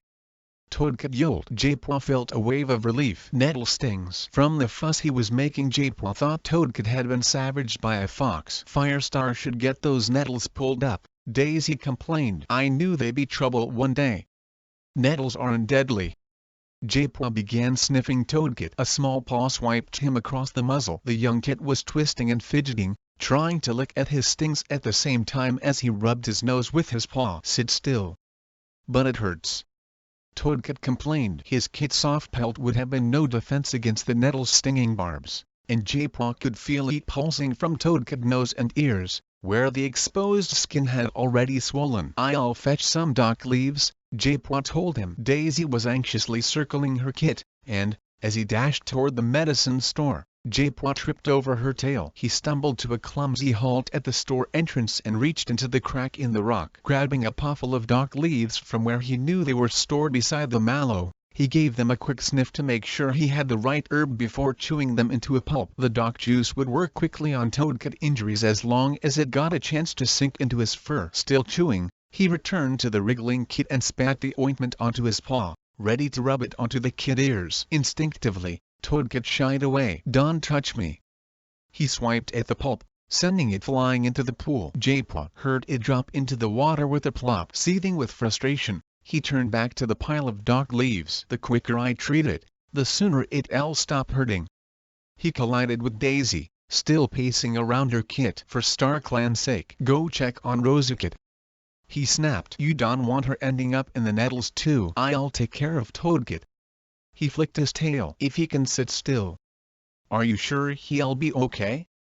Daisy fretted. Japaw took a deep breath. Staying calm is good for you and better for the patient. Leafful words rang in his ears. No cat has died of nettle stings yet, he mewed through gritted teeth. Try to sit still, dear, Daisy begged Toadcat as she padded out of the den. I'll be back to check on you as soon as I know Rosecat okay. Don't hurry. Japaw muttered under his breath. He crouched to chew another mouthful of dock, then hurried back to Toadcat and began to lick the pulp onto his ears. Toadcat tried to duck away, but Japaw pressed his shoulders to the ground with his forepaws. Hold still, he mumbled between licks. Toadcat yowled, but Japaw continued until they were coated with bitter juice. I know it hurts, he mewed, releasing the kit. "But you not in any danger. Stay there while I fetch some more for your nose." As Japua turned away, he sensed anger flash in Toadkit's mind. For brush the medicine cat den floor. Toadkit was lunging for his tail. Japua spun around quickly. "Don't you dare!" Toadkit yelped in alarm as Japua faced him, so close their whiskers were touching. "How did you know what I was doing?" Toadkit squeaked. Japua narrowed his eyes. "I'm not as blind as you think." Toadkit backed away. "I'm sorry." "Now are you going to sit still?" Japua demanded. "Yes," Toadkit murmured, feeling a pang of guilt for frightening the kit. Japua fetched another mouthful of pulp. This time he dropped it in front of Toadkit. "Spread this on your pads, then rub it into your nose and over your mouth," he ordered. Jerkily, Toadkit smeared the pulp onto his stings. Japua sensed his pain ease. The dock juice was working. Relieved, he fetched more pulp and helped Toadkit to rub it over his pelt until, between them, they had coated every sting. "I'll give Daisy a poppy seed when she gets back. She can give it to Toadkit before bedtime so he'll sleep through the itching." Brambles rustled. Japua scented the air. Leafpool had returned, and she was carrying catmint. "Daisy told me you been stung." Leafpool dropped her bundle and padded over to Toadkit. Japua heard her sniffing as she checked him over. "Good job, Japua," she pronounced. "Just the right amount of dock." Japua wondered whether to tell her what a difficult patient Toadkit had been. "You should give him a small poppy seed," Leafpool advised, "just to make sure the stings don't keep him awake tonight. They'll be sore and itchy for a while." "Thanks for the advice." Japua bit back his reply. He was going to have to get used to listening to lessons he didn't need. Unlike Holopua and Lionpaw, he would be treated as an apprentice for many moons yet. As a medicine cat, he would still be expected to learn from his mentor and follow her orders even after he was given his clan name. He might as well get used to it. "Thanks, Japua." Toadkit grateful Mew took him by surprise. "Sorry I was such a mouse brain." Japua felt a flood of sympathy for the young kit. "You were scared and hurt. I'm fine now, thanks to you." Toadkit began to head toward the entrance. "Aren't you going to wait for Daisy to fetch you?" Japua called. Toadkit paused. "I think I can find my way back to the nursery." Cheeky furball. Japua felt a flicker of pride. Toadkit had been hard work, but Japua had managed to earn his respect. As the brambles swished shut behind the young kit, Japua began clearing up the unused pulp. "I'll take the poppy seed over to the nursery before bedtime," he promised Leafpool before she could remind him. But Leafpool seemed busy with her own thoughts. Japua paused from his clearing up. She worried. Her mind, though close to him, seemed to prickle with uneasy energy, like lightning on the horizon. As she padded to where Japua had left the half-wrapped packet of honey, her steps were heavy, as though weariness weighted her paws. "She must work twice as hard while I was away." He quickly scraped up the last of the pulp and, flicking it into the corner of the den, hurried to help his mentor. "Sorry I didn't have time to finish this." He pressed his paws down on the honey parcel, now well bundled in rhubarb leaf, and held it fast while Leafpool wrapped the bark strips around it. She tucked the last one in place. "You had to look after Toadkit." Even her mew sounded tired. Why hadn't he noticed before? "I'll check the stores," he mewed, licking the last of the dock juice from his paws. "You were saying that we need to find out what we got before leaf fall arrives, in case we need to stock up." He padded to the rock cleft and squeezed inside before Leafpool could offer to help. They had only recently discovered this useful gap in the rock wall of the medicine cave. Leafpool had been clearing away the ivy that had gradually been creeping along the cave wall, threatening to dip its greedy roots into the precious supply of rainwater that pooled at the side of the den. The crack was narrow, wide enough for only a small cat to squeeze through, but inside it opened into a space large enough for a nest. Inside it now, Japua had enough room to turn around, and he began sniffing the different piles of herbs, berries, and roots stacked along the wall. "Pass them out," Leafpool called. "We can see what we got."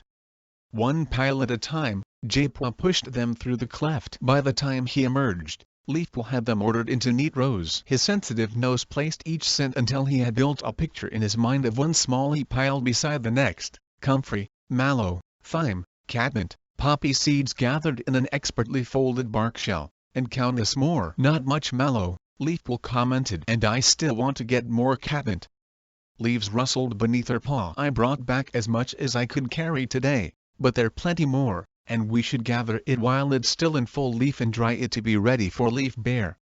Drying the leaves in the sun was the best way of making sure they didn't rot away in storage. Jaipua felt a bundle of thyme tickling beneath his paw. It smelled stale. How old is this? Leafpool bent toward him to sniff. It must have been gathered last green leaf, she observed. It'll have lost a lot of strength. We should get fresh. Do we have any deed berries? Jaipua had heard Little Cloud mention the fatal berry last time they were at the moon pool. It was used only to save the sickest cats from a lingering death. A bush full of them grew on Shadow Clan land, and Little Cloud had offered to share them. Leafpool had refused, and Jaipua sensed a prickle of unease from her now. I don't use deedberries, she murmured. She began to pick through a pile of coltsfoot. Shadow Clan medicine cats keep them, she added. They teach their apprentices how to use them. Her voice was thick, as though a dark memory filled her mind. But I wouldn't teach you.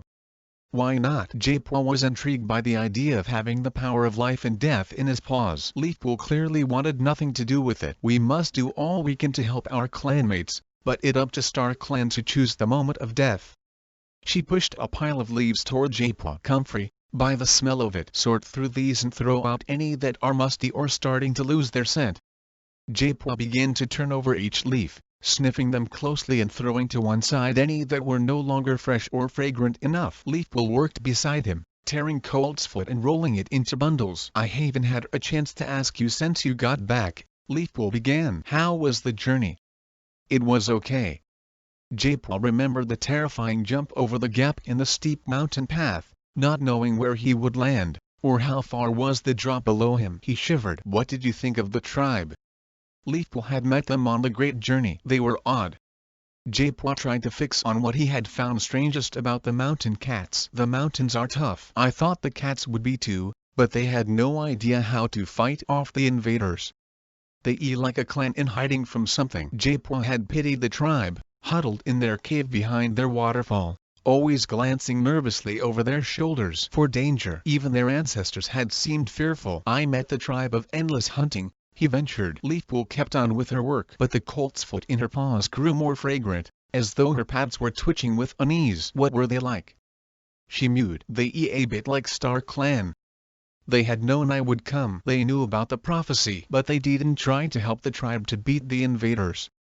Sometimes even our ancestors are powerless to help us. Leafpool sighed. But it was like they were lost. Jaipua could and shake the idea that the tribe hadn't always lived in the mountains. That they had lived far away from the bitter winds and craggy peaks, among cats who were the first to know about the prophecy of 3. Leafpool had paused in her task, and he could sense her watching him, curiosity flashing from her pelt. I was surprised Stone Adler was leader and medicine cat. He mewed before she could ask any more questions about the tribe of endless hunting. It's a lot of responsibility for one cat, Leafpool agreed. She began rolling the coltsfoot again. Great knowledge can be lonely. Jaipua's heart lurched. Does she mean the prophecy? Does she know? She can. She would have said something. His heart began to slow as he reassured himself that Leafpool would never be able to ignore a secret like that. Nevertheless, he tried to search her thoughts for some clue. The usual fog barred his way. He could sense only wistfulness engulfing her like a cloud. She might not know about the prophecy, but something was troubling her. Why did she often seem so unhappy? He wanted to cheer her up. Can I get you some fresh kill? He offered. No. Leafpool gave herself a small shake, as though banishing her thoughts. But you can start putting the comfrey back in storage. As Jaipua backed in through the cleft with a wad of comfrey between his jaws, a voice sounded at the entrance. Leafpool? Jaipua recognized Cloudtail. You here? The warrior sounded relieved to find Leafpool in her den. Jaipua stayed where he was. He could busy himself rolling and stacking the comfrey at the back of the cleft while Leafpool and Cloudtail talked. Are you hurt? Leafpool asked. No.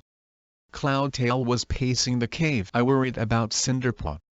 Jaipua pricked his ears. So far, only he and Leafpool knew that Cinderpaw had lived before as ThunderClan medicine cat, Cinderpelt. That she had been given a second chance to live her life as she had always dreamed as a warrior of ThunderClan. Cinderpaw herself didn't realize, but she sometimes showed flashes of knowledge that only memory could have taught her, and she talked about the old forest as though she had seen it with her own eyes. Was Cloudtail beginning to suspect that there was something unusual about his apprentice? Is she okay? Leafball breathing had quickened with his own. J-Paw leaned closer to the opening. Do you think she ready for her final assessment? Cloudtail asked in a rush. Honeypaw and Papapaw are, but I don't want to put Cinderpaw through the test unless her leg is fully recovered. Leafball hesitated. Yes, and she answering. Alarmed, J-Paw groped for her thoughts. This time he was determined to make it through the fog. His breath caught in his throat. A memory lit Leafball mind, a memory so strong that it could be hidden. Walls of rock enclosed a snow-filled ravine. At once J-Paw recognized the old forest camp he had visited in Cinderpaw dream. Snow blanketed the dens and bushes, but a hollow had been cleared in the center, and here limped a gray she-cat, tail down, whiskers white with frost. She was so thin J-Paw could see her bones like the branches of a leafless tree. A biting wind sent flurries of powdery snow scudding across the makeshift clearing. J-Paw shivered with cold, caught in Leafball memory like fur in a thistle. Leafball was padding toward the gray she-cat, snowflakes dappling her coat. She looked young, with the rounded face of a kid and her fur fluffed up against the cold. Cinderpelt, let me fetch you some fresh kill, she begged. A hunting patrol has just returned with a blackbird. Hope sparked in Cinderpelt's eyes. A blackbird? She murmured. We haven't seen prey like that for a while. Let me bring you some, Leafball insisted. Cinderpelt's expression changed abruptly. Now her eyes were like chips of ice. Don't waste it on me, she snapped. The elders and queens must eat first, and the warriors and apprentices. They need their strength if they are to find more food. But you need strength, too, Leafball argued. You looking after the cats with white cough. What if it turns to green cough? They'll need you even more. Cinderpelt dipped her head, then spoke more gently. With this leg, I can walk far, especially when the cold makes it ache. I can get by on less food than the others. There was grief and longing in her voice. J-Paw could hear the words Cinderpelt did not speak. If I weren't crippled, I could be out there too, finding food for my clanmates. She fine. Leafball bright mew jolted him back into the present. His mentor was reassuring Cloudtail enthusiastically. Nothing will stop her from becoming a warrior. I noticed her leg is stiff and some of her battle moves. Cloudtail sounded uncertain. I worried she not telling me when it hurts. Then it probably does and hurt, Leafball mewed. Perhaps you could watch her next training session? Cloudtail ventured. To make sure? No need. Leafball was brisk. She going to make a great warrior. You should be proud of her. I am, Cloudtail assured her. But I don't want to push her. If she needs more time to recover I happy to wait. You not pushing her, I sure, Leafball insisted. J-Paw sensed Cloudtail doubt melt away. I relieved to hear it, the warrior mewed. I glad I could help. Are you coming to eat? Cloudtail asked. A hunting party just returned. J-Paw waited for the two cats to leave before he hopped out of the cleft in the rock. He could still feel Cinderpelt grief like a wound in his mind. How had Leafball pushed it away so easily? She must have felt it. The memory was hers. Yet she had sounded so bright when she had spoken to Cloudtail. Unnaturally bright, as though covering doubt. J-Paw picked up a bundle of coltsfoot and headed back into the store. He hoped that Leafball was right about Cinderpaw injury. See Hapter. Leafball was sharing a mouse with Cloudtail when J-Paw nosed his way out of the medicine cat den and padded to the fresh kill pile. There was plenty of prey to choose from. Hunting patrols had already stacked it full, and it was hardly sunny. As he dragged a shrew from the bottom so fresh it still felt warm, the image of Cinderpelt starving in the snowy camp flashed in his mind. Was Leafball thinking of her old mentor as she ate her meal? J-Paw. Graystripe was bounding across the clearing toward him. The warrior skidded to a halt. Eat up. We going hunting? Me? J-Paw heart soared. Sorreltail, Mouse Whisker, and I will be hunting, Graystripe corrected him. He must have realized J-Paw's disappointment. He whisked his tail along J-Paw's flank. You got a more important job. Leafball wants you to come with us to gather herbs. Great. J-Paw suddenly didn't feel hungry anymore. He shoved the shrew back under the pile. I'll eat when I get back. We going down to the lake, Graystripe went on. The lake? J-Paw felt a glimmer of interest. The notched stick was on the shore.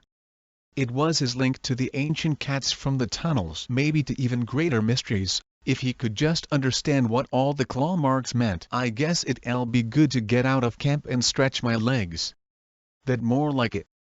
Graystripe turned and headed toward the thorn tunnel. J-Paw could hear Sorreltail and Mouse Whisker pacing there impatiently. He hurried after Graystripe, and together the patrol headed out into the forest. Mouse Whisker, only recently made a warrior, was buzzing with excitement. I hope I catch something good. Maybe a squirrel. Graystripe purred. Look out, squirrels. The woods were drowsy with heat, the undergrowth limp and fragrant as Jaipua brushed past it, the air humming with bees. Mouse Whisker paused, rummed on the leaf-strewn floor as he dashed on ahead. Graystripe hurried after him. I wish it could be Greenleaf forever. Sorreltail was padding beside Jaipua, letting her pelt brush his. Yeah. He drew away from her. He knew this part of the forest well enough not to need guiding. Pushing hard against the leafy forest floor, he broke into a run and charged along the familiar track. Wait for me. Sorreltail called in surprise. They caught up to Graystripe and Mouse Whisker at the top of the rise. The trees ended here as the forest turned to grassland, sloping down to the lake. Mouse Whisker was panting. He almost got his squirrel. Graystripe meowed proudly, but it scooted up that tree. Leaves rustled overhead. If that dumb blackbird hadn't called the alarm, Mouse Whisker grumbled. You'll get the next one, Graystripe told him encouragingly. Sorreltail needed the ground. I can wait to hunt with my kids when the warriors. Pride warmed her. Mew. Honeypaw, Papapaw, and Cinderpaw will be having their assessment any day now. Jaipua tensed. Was Cinderpaw leg really strong enough? It'll be great having them in our den, Mouse Whisker put in. It might stop the old warriors from hogging the best nests and stealing all the softest moss. Graystripe purred with amusement. We old warriors need the soft moss for our poor ancient bones. I didn't mean you too. Mouse Whisker mewed, sounding embarrassed. I'm sure Thornclaw and Dustpelt will be pleased to hear that, Sorreltail teased. You wouldn't tell them?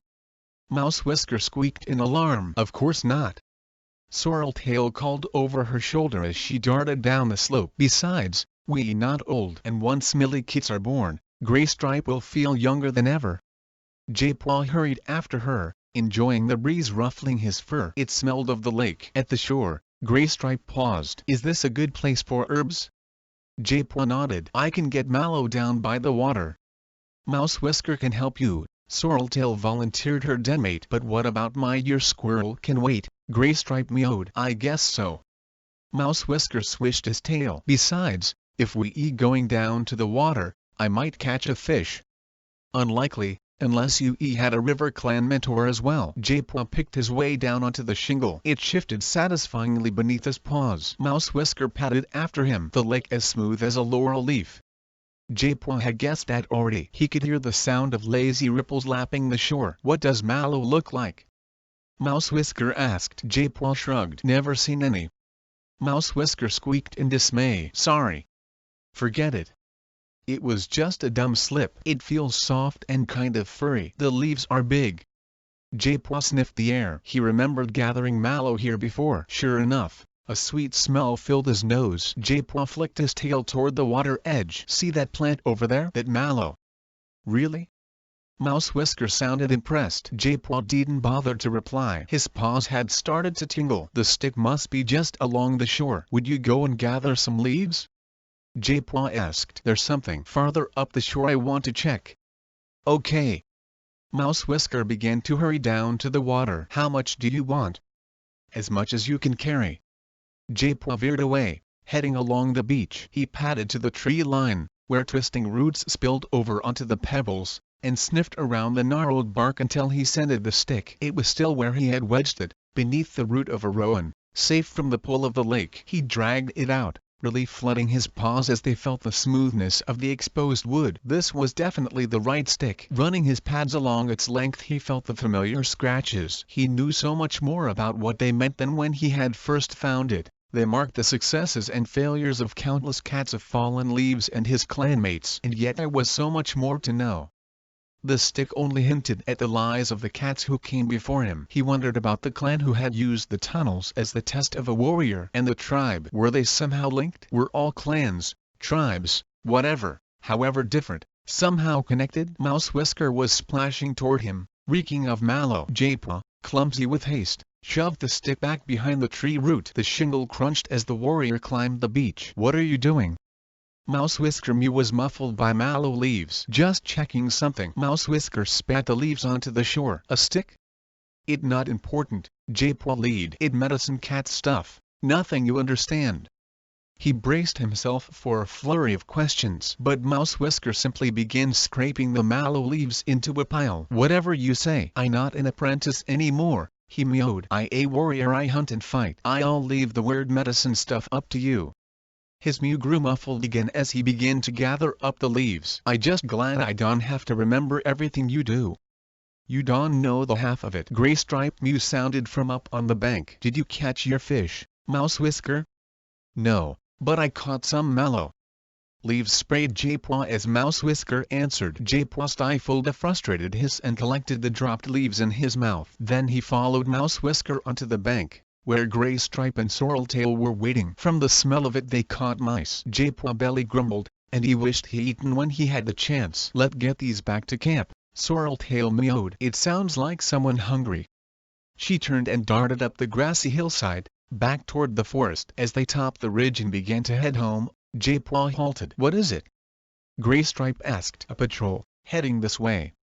The air was filled with their scent. A moment later Jaipua heard Thornclaw and his apprentice Poppapaw crashing through the undergrowth. Brightheart and Birchfall were close behind. Excitement pulsed from them. They burst out of the bushes onto the ridge. "Wind Clan have crossed the border."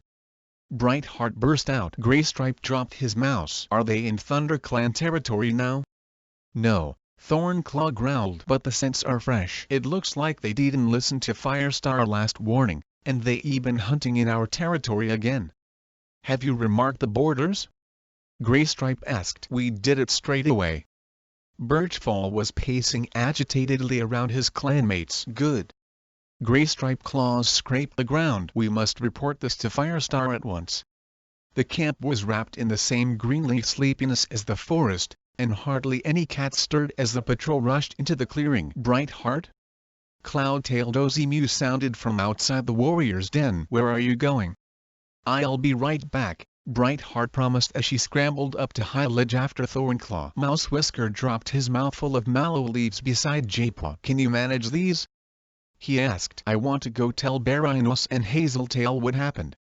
This was the first crisis since Mouse Whisker had been made a warrior. Jaipua didn't begrudge him his excitement. "No problem." As Mouse Whisker hurried away, Jaipua dropped his own mouthful of leaves onto the pile and began to bundle them together, ready to take to the medicine cat den. "Can I help?" Hollipua was padding toward him. "Yes, please." Jaipua was sick of the taste of mallow. "What all the fuss about?" Hollipua pawed some leaves into a pile of her own. "Wind Clan have crossed the border again." Hollipua pelt bristled. "I would have thought after last time." Jaipua shrugged. Clearly, rescuing Wind Clan kits was enough to appease their increasingly hostile neighbors. He braced himself for an indignant speech about how true warriors respected borders, and was surprised to find something else was on Hollipua's mind. "Cinderpaw just told me her assessment tomorrow," she mewed. Jaipua stiffened. "So soon?" "Has Cinderpaw ever complained about her leg hurting?" he asked quietly. "What?" Hollipua leaned in closer. "Why? What the matter?" "She better, isn't she?" Jaipua nodded. "Leafpool says she is." "Well, there's nothing to worry about then." Hollipua sighed. "I wish I could watch Cinderpaw assessment." An idea sparked in Jaipua's mind. Of course. Jaipua thought fast. He could keep an eye on her while she was tested. Check that everything was really alright. "Why don't we watch her assessment?" Hollipua gasped. "But that's not allowed, surely? Is that part of the warrior code?" "What are you two talking about?" Lionpaw padded up behind Hollipua. "We were thinking about watching Cinderpaw assessment tomorrow," Hollipua explained. "Is that allowed?" Lionpaw echoed his sister. "I doubt it," Jaipua mewed. "But we weren't planning on announcing it from High Ledge." "Let's do it," Lionpaw decided. "If anyone catches us," Hollipua mewed, "we can say we were just trying to get some tips before our own assessment." No warrior could object to that. Birds chittering in the trees above the hollow woke Jaipua. "Dawn!" He stretched and climbed out of his nest, shivering. Early morning had brought a chill to the hollow, reminding him that leaf fall would soon be here. He gave his paws and face a quick wash. The assessment would start early, and he had promised to meet Lionpaw and Hollipua outside the camp. "Where are you going?" Leafpool mew startled him as he headed for the den entrance. "I left some leaves behind," he lied. "Will you be able to find them by yourself?" "I was only there yesterday," he snapped. I know exactly where to find them. I'm not a mouse brain. He figured Leafpool would be too worried about offending him to ask him any more questions. He padded out of the den and through the thorn tunnel. Brightheart was guarding the entrance. You eat out early. I fetching herbs for Leafpool. Do you need an escort? No, J-Paw mewed quickly. Thanks. The dawn patrol out, Brightheart informed him. Any assessment going to start soon, so there'll be plenty of your clanmates around if you need help. I won, he assured her. He padded away, relieved that he knew this part of the forest so well. He didn't want Brightheart to see him fall flat on his nose. He headed up the track until he was sure he was out of sight, then ducked into the bushes. Lionpaw had said to meet by the oak where the mushrooms grew. It would be easy to find.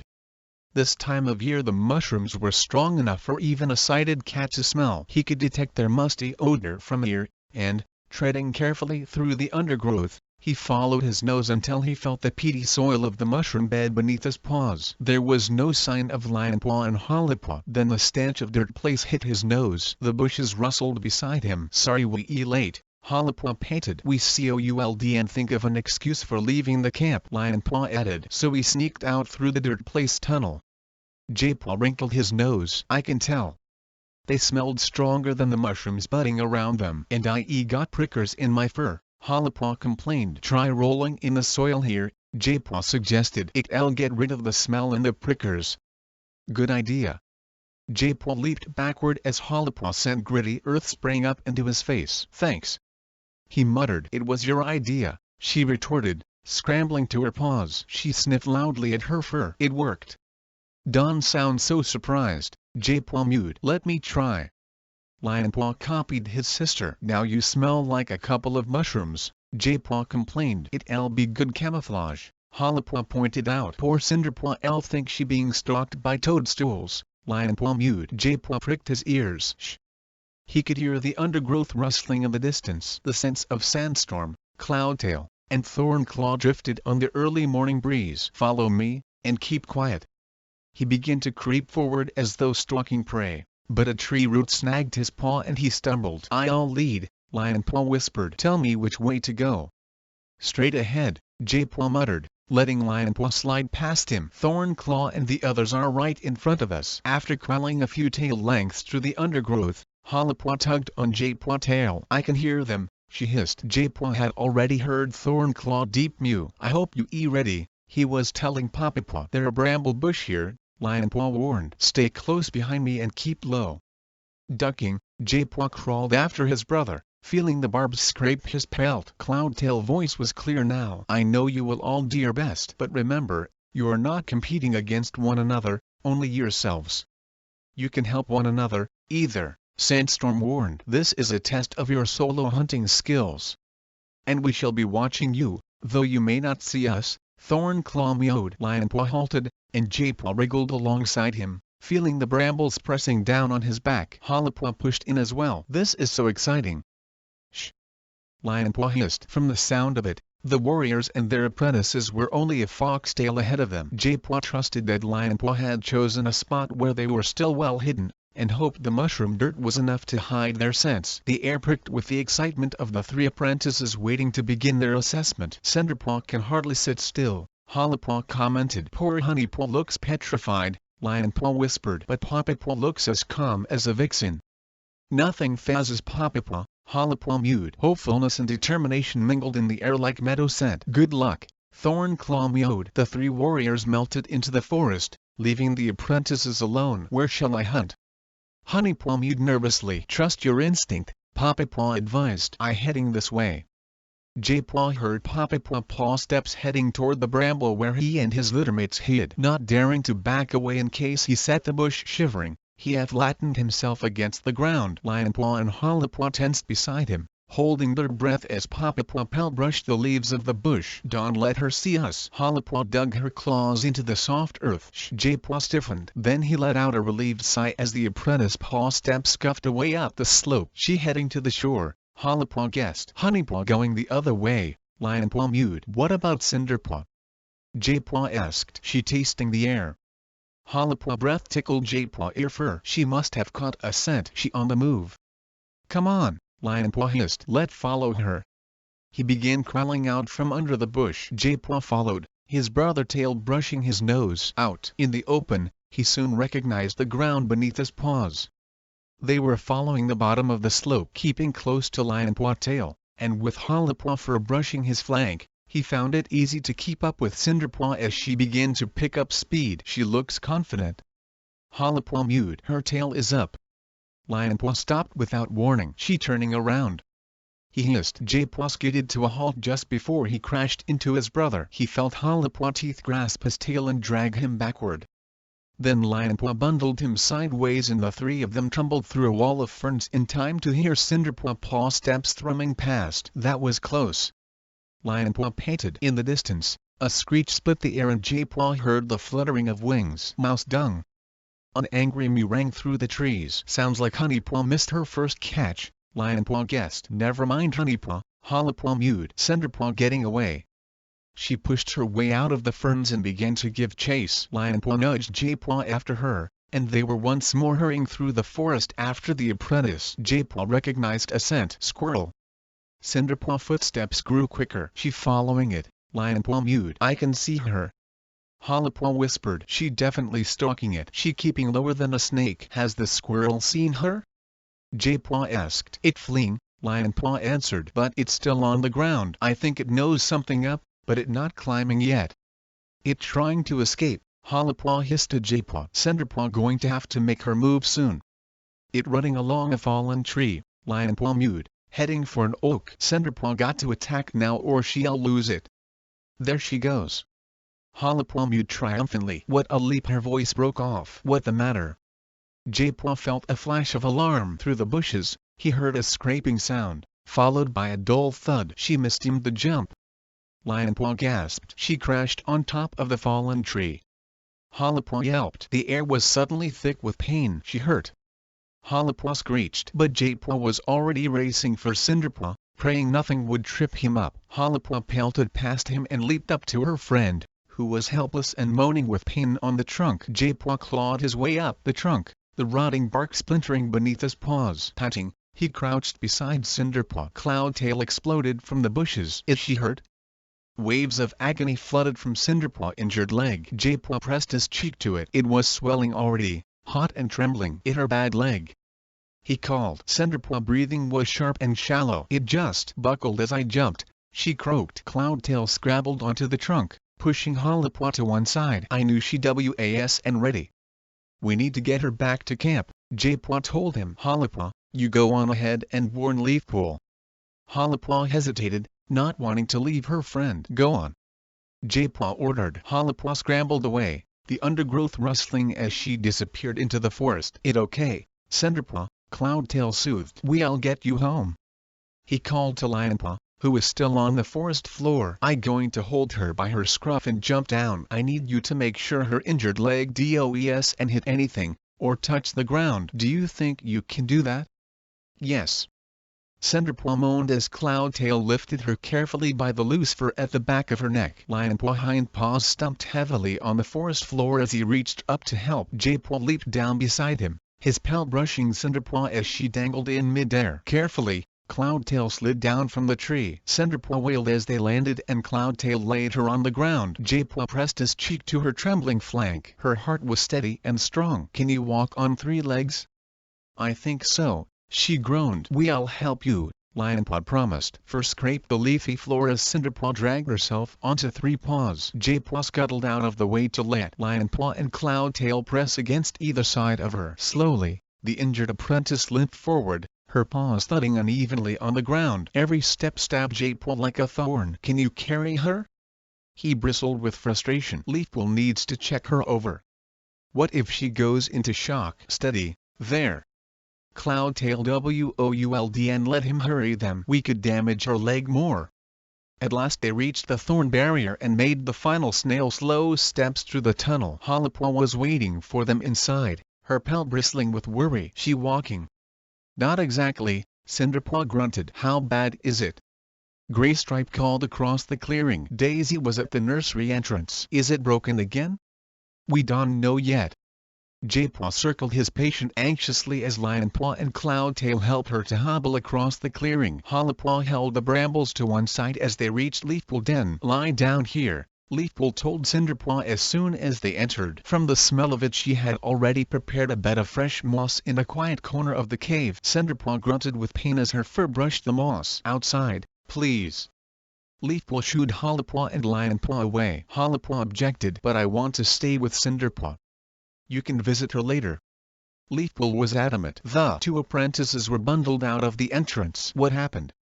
Leafpool was brittle as she turned to Cloudtail. The warrior began to explain. "She was jumping over a fallen tree. Cinderpaw butted in. My stupid leg gave way, and now I failed my assessment." "It doesn't matter," Cloudtail tried to reassure her, but Cinderpaw was pulsing with anger. "Of course it matters," she snapped. "I don't want Honeypaw and Poppypaw to move to the warrior's den without me. I wanted to sit the warrior's vigil with them, not on my own." "I know you upset," Leafpool soothed. "Let's just see if we can make you more comfortable." Her mew was calm, but J-Paw could sense distress crackling beneath her pelt as she began to run her pads over Cinderpaw's leg. "Nothing broken," she mewed. "It not as bad as before." "Feels like it worse," Cinderpaw grumbled. "You just wrenched the muscles," Leafpool assured her. "They'll heal with rest." "But why did it give way?" Leafpool didn't answer but spoke instead to Cloudtail. "Leave her to me," she mewed softly. "I'll let you know how she is as soon as I finish treating her." J-Paw ducked out of the way to let Cloudtail pass as the warrior padded out of the den. He wondered whether he should offer to help, but Leafpool seemed so caught up in Cinderpaw's injury that he remained quiet, crouching near the entrance, ready if she needed him. "Why did it give way?" Cinderpaw repeated her question more fiercely. "Didn't it heal properly last time? Will it always be weak? What if I can never be a warrior?" J-Paw felt Leafpool rush of panic like a hot wind flattening his pelt. "You'll be fine," Leafpool soothed. "I made a poultice." She padded to the back of the den. J-Paw smelled the tang of nettle and comfrey in the ointment she brought back and began smoothing over Cinderpaw's leg. "Take these poppy seeds," Leafpool advised. "They'll help you to rest."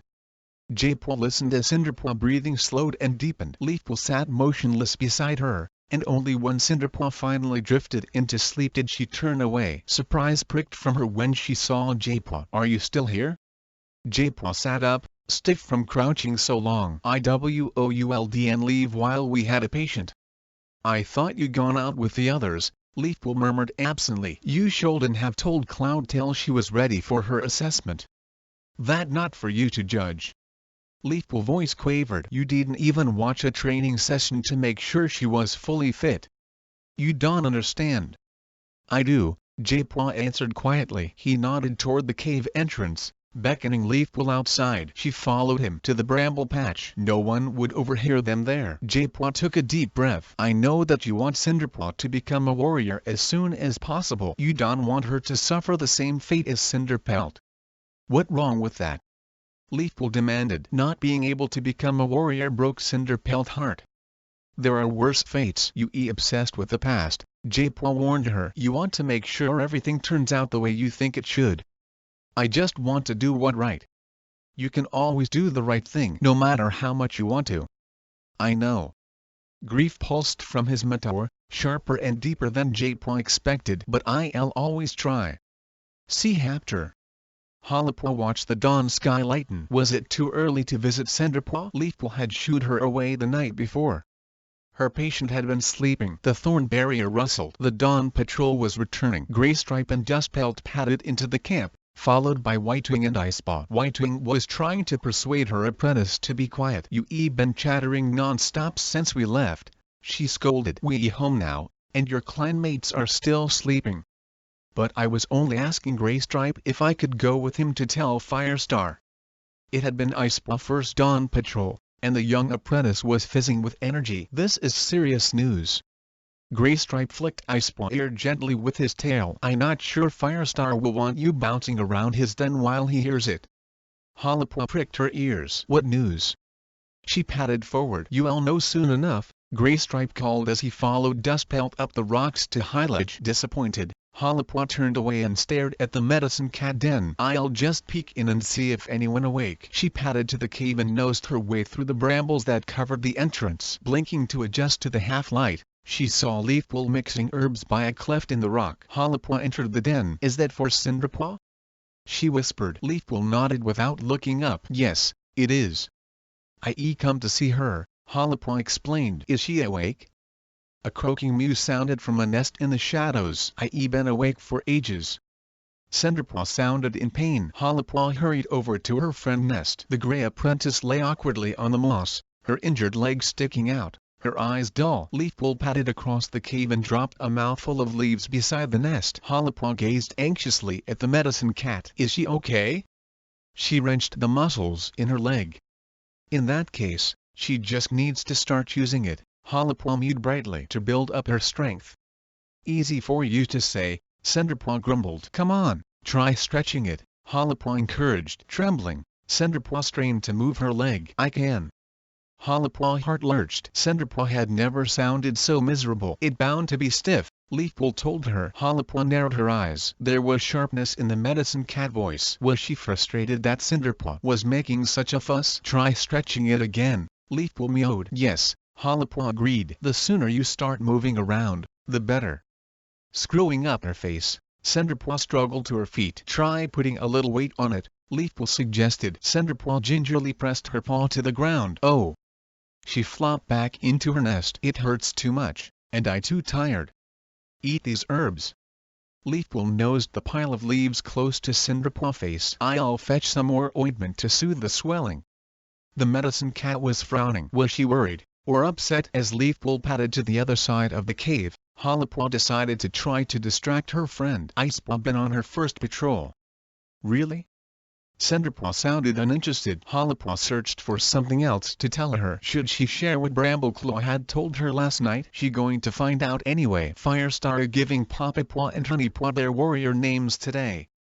Cinderpaw turned her head away and closed her eyes. "It'll be your turn soon," Harper promised. "I just want to sleep," Cinderpaw muttered, without opening her eyes. "Okay." Feeling wretched, Harper padded to the entrance. "Don't forget to eat those herbs," she called over her shoulder. Cinderpaw merely grunted, and Harper pushed her way out through the brambles. Jaypaw was heading toward the den. Harper greeted him. "You up early?" "I been checking on Millie." He halted beside her. "Were you visiting Cinderpaw?" "Yes." Harper sighed. "She seems even worse than the last time she hurt her leg." "She'll feel better once the swelling goes down." "Will she be able to walk again?" Harper's ears twitched. She realized with a jolt that she was terrified of the answer. Jaypaw blinked. "Of course she will. She only wrenched her leg. She should heal quicker this time." "Is that true?" Harper searched his face. "But Cinderpaw won't even try to move. Last time, we could hardly keep her still." "She just upset," Jaypaw mewed. "She was so close to making warrior, and now she got to wait." But Leafpool seemed really worried. "Leafpool!" Jaypaw snorted angrily and padded past her into the den. Surprised, Harper watched him go. Had he fallen out with his mentor? But what have they got to fall out over? Harper. Foxpaw's excited mew made her spin around. The young apprentice nearly crashed into her as she skidded to a halt. Firestar about to give Poppypaw and Honeypaw their warrior names.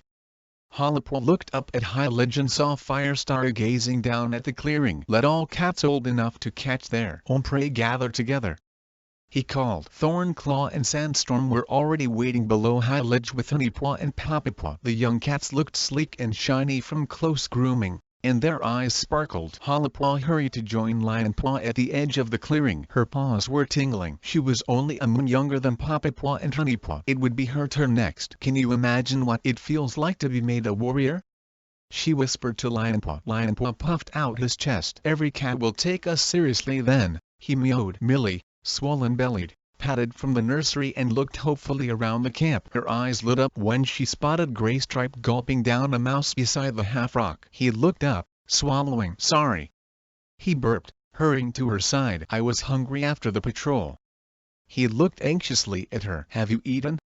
Millie licked his cheek. "Poppypaw brought us fresh kill earlier," she assured him. They padded to the edge of the clearing. which buzzed with chatter as the clan gathered for the naming ceremony. Mousefur padded stiffly from the elder's den, Longtail beside her. It was hard to tell who was guiding whom. At this rate, there wouldn't be any apprentices left to fetch moss for my nest, Mousefur complained. Icepaw was bouncing past the elder and stopped to gaze earnestly up at her. I'll always fetch you the softest moss, Mousefur, she promised. Even when I a warrior. Mousefur purred. Get away with you. She affectionately shooed the young apprentice away with her muzzle. Hollipaw nudged Lionpaw. Icepaw must be crazy. Lionpaw whiskers twitched with amusement. Cloudtail and Brightheart had settled in the shadow beneath Hyliage. Thornclaw and Sandstorm nodded a greeting to them. The two mentors had backed away from Poppypaw and Honeypaw, and their fur splayed untidily against the rock face. They clearly wanted to give Sorreltail and Brackenfur room to fuss over their kits. Sorreltail was giving Poppypaw ears a fierce lick. I want you looking nice, she mewed as Poppypaw scooted backward, out of reach. Brackenfur purred. She looks fine. His proud gaze switched to Honeypaw. They both do. Sorreltail looked at her paws, sadness glazing her eyes. Malekith should be here too. Her only tomkit had died of green cough before he was out of the nursery. And Cinderpaw. Cloudtail glanced toward the medicine cat den. The white warrior whiskers twitched as the brambles at the entrance stirred, then drooped as Leafpool emerged. Hollipaw guessed he had been hoping that Cinderpaw would come to watch the ceremony. Tail flicking, Sorreltail left her kits and hurried to Leafpool's side. Is she okay? She fine, Leafpool assured her friend. Otherwise I would have left her. Hollipaw noticed that the worry in the medicine cat eyes didn't match the lightness of her tone. To Hollipaw's surprise, Sorreltail nuzzled Leafpool's flank. It must remind you of Cinderpelt accident, she murmured. Leafpool's eyes grew round, as though she never noticed the connection before. She blinked. That's exactly why I won't let the same thing happen to Cinderpaw. I hope Leafpool right this time, Cloudtail muttered to Brightheart. Brightheart pressed her muzzle against his cheek. She will be. It'll be Cinderpaw's turn before you know it. Icepaw still hot and settled. I can wait till it's my turn. She was patting excitedly around her brother outside the circle of cats. I want to be called Icestorm. Do you think we get to choose? Firestar chooses, Foxpaw mewed. But I hope he chooses Foxcatcher for me. That a terrible name. Icepaw gasped. No, it not. Is so. Ferncloud padded over to her two kits. Are you arguing again? She licked Icepaw's head, flattening a bit of fur that was sticking up like a tuft of grass. Foxpaw started it, Icepaw accused. I don't care who started it, Ferncloud mewed. Be quiet and let Firestar speak. Icepaw looked up in alarm to find Firestar staring sternly down at her. Quickly, she hurried around the edge of the clearing with Foxpaw on her tail, and sat down beside Hollipaw. Hollipaw stiff-legged her as Icepaw folded her tail over her paws and tried to sit still. Firestar stepped to the edge of Hyliage. I, Firestar, leader of ThunderClan, call upon my warrior ancestors to look down on these two apprentices. Hollipaw could feel Icepaw trembling with excitement as Firestar went on. They have trained hard to understand the ways of your noble code, and I commend them to you as warriors in their turn. He bounded down the tumble of rocks and padded to the center of the clearing. Sandstorm nodded encouragement to Honeypaw, whose eyes were wide with apprehension. Thornclaw nudged Poppypaw forward, and the two apprentices stepped into the clearing. Poppypaw and Honeypaw, do you promise to uphold the warrior code and to protect and defend this clan, even at the cost of your lives? I do, Honeypaw breathed. I do. Poppypaw nearly drowned out her sister reply. Envy made Hollipaw claws itch. She pushed it away. Not long to wait. Then by the power of StarClan I give you your warrior names. He beckoned Poppypaw with a flick of his tail. She padded toward him, chin high. Touching his muzzle to her head, Firestar pronounced, Poppypaw, from this moment you shall be known as Poppyfrost. He stepped back. StarClan honors your courage and initiative. He glanced at Honeypaw, who stepped forward in her turn. Honeypaw, you shall be known as Honeyfern. StarClan honors your intelligence and kindness. He pressed his nose between her ears. Poppyfrost. Honeyfern. The clan raised their voices to welcome the new warriors. Hollipaw cheered as loudly as she could, proud of her denmates. But her mew died away as she noticed Honeyfern glance shyly at Barrynos. It was as if she wanted his approval above anyone. She hissed into Lionpaw's ear. I wish Honeyfern would stop mooning over that know-it-all. Lionpaw snorted. She'll be worse now that they sharing a den again. Hollipaw glanced at her brother, surprised to hear him so scornful. After all, he had his fair share of heartache. Does he ever think about Heatherpaw? If only Hunifern were looking at him instead. A relationship with her would tie him even more tightly to the clan. She remembered with a pang how close his love for Heatherpaw had come to tearing him away from them. Had he truly forgotten her? He certainly never mentioned her. That was a good sign. But then, he hadn't mentioned her when he was sneaking off to meet her in the tunnels. Cats shouldn't get so sappy over each other. Lionpaw interrupted her thoughts. It distracts them from trying to be the best warriors they can be. Relieved to hear that he finally seemed to have worked out where his loyalties lay, Hollipaw pressed closer to him. She knew how hard it had been for him to say goodbye to Heatherpaw, but it was the right thing to do. It was the only thing to do. As the cheering died away, Firestar lifted his voice once more. "I'm sorry that I cannot give Cinderpaw her warrior name today, but once her leg has healed, I know the whole clan will be pleased to welcome her as a warrior." Cinderpaw. Hunifern and Poppyfrost led the cheering this time, and Hollipaw glanced hopefully at the entrance to the medicine cat den. Had Cinderpaw peeked out to watch after all? There was no sign of the injured apprentice. Hollipaw sighed. Had she even heard the ceremony? Brambleclaw. As the cats began to melt away, returning to their duties or to their dens, Firestar called to his deputy. "Bring Sandstorm, Brackenfur, and Hollipaw with you." Hollipaw didn't wait to be summoned by her father. She hurried over to the high ledge. Greystripe was already there. Sandstorm and Brackenfur padded beside Brambleclaw to join them. "What is it?" Brambleclaw asked. Hollipaw leaned forward, her whiskers twitching with worry. Greystripe warning flashed in her memory. "This is serious news." Firestar tone was grave. "The Dawn Patrol picked up Wind Clan sent on our side of the border again." Greystripe nodded. "And this time we found proof that they not just chasing prey over the border, but killing it there too." A growl rumbled in Brackenfur's throat. "Proof?" "There was squirrel fur and blood at the bottom of a tree inside our territory." Sandstorm bristled. "How dare they, after the warnings we already given them?" "We don't know why they doing it," Firestar mewed. "But we must find out before we react. It's obvious why they doing it." Brambleclaw burst out. "They greedy." "We can be sure of that."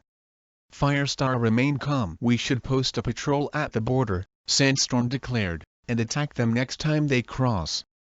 Firestar glanced at his mate, narrowing his eyes. "I know how you feel, Sandstorm, but that's not the best way to deal with this. I want to avoid bloodshed if we can." Sandstorm hackles rose. "They stealing our food. And we not going to let them get away with it," Firestar insisted. "But there's no point rushing into battle before we know what's going on." Sandstorm glared back. "Don't you fight anyone anymore?" "I'll fight if I have to." Firestar held her gaze. "But I won't spill blood if reason can solve the problem." "We tried reasoning with Wind Clan before," Brambleclaw argued. "You act like they still our allies." Firestar shook his head. "I know they stopped being our allies long ago." Wistfulness clouded his gaze. "The clans are all rivals now." Hollipaw stared at her leader. "Is he remembering the great journey 6 cats from the clans traveled together to save them all? Or perhaps he was thinking of their most recent trek into the mountains." Hollipaw felt a tremor of doubt. Perhaps that journey hadn't been such a good idea. Perhaps the blurring of the clans led to the blurring of borders. And if borders were blurred, how could prey be shared fairly? There had to be rules, or only those who were prepared to fight all the time would survive. That was why Star Clan wanted them to live by the warrior code. "We need the warrior code as much as we need food and water." Hollipaw dug her claws into the ground. "The clans depended on the code. It was as simple as that." "So what's your plan?" Brambleclaw asked. "I want you to go to Onestar," Firestar told him. "Take Sandstorm, Brackenfur, and Hollipaw. Find out why he doing this. Tell him we increasing border patrols, and that if we catch any prey thieves, we'll deal with them, claws unsheathed." "Very well," Brambleclaw agreed. "We'll leave at once." The deputy turned and headed for the gorse tunnel, Brackenfur and Sandstorm at his heels. "I got to tell Lionpaw what happening." Hollipaw scanned the clearing. Her brother tail was sticking out of the elder's den. He must be cleaning out their nests. She darted toward him. His backside wriggled as he flung old bedding over his shoulder. Balls of moss showered around him, and he was grumbling to himself. Mousifer was right. A what-if flew past Hollipaw's ear. There aren't enough apprentices to do all the chores, and it'll be ages till Rosecat and Toadcat are made Oz. I going to Wine Clan territory, Hollipaw hissed. Lionpaw disappeared as he whipped around. Why? We going to warn Onestar to keep out of our territory. He flexed his claws. I wish I were going. Brambleclaw impatient mew sounded from the thorn tunnel. Hollipaw. I'll tell you all about it when I get back. Hollipaw dashed away and followed the patrol through the tunnel. The forest was gloomy. No sunlight flickered through the trees.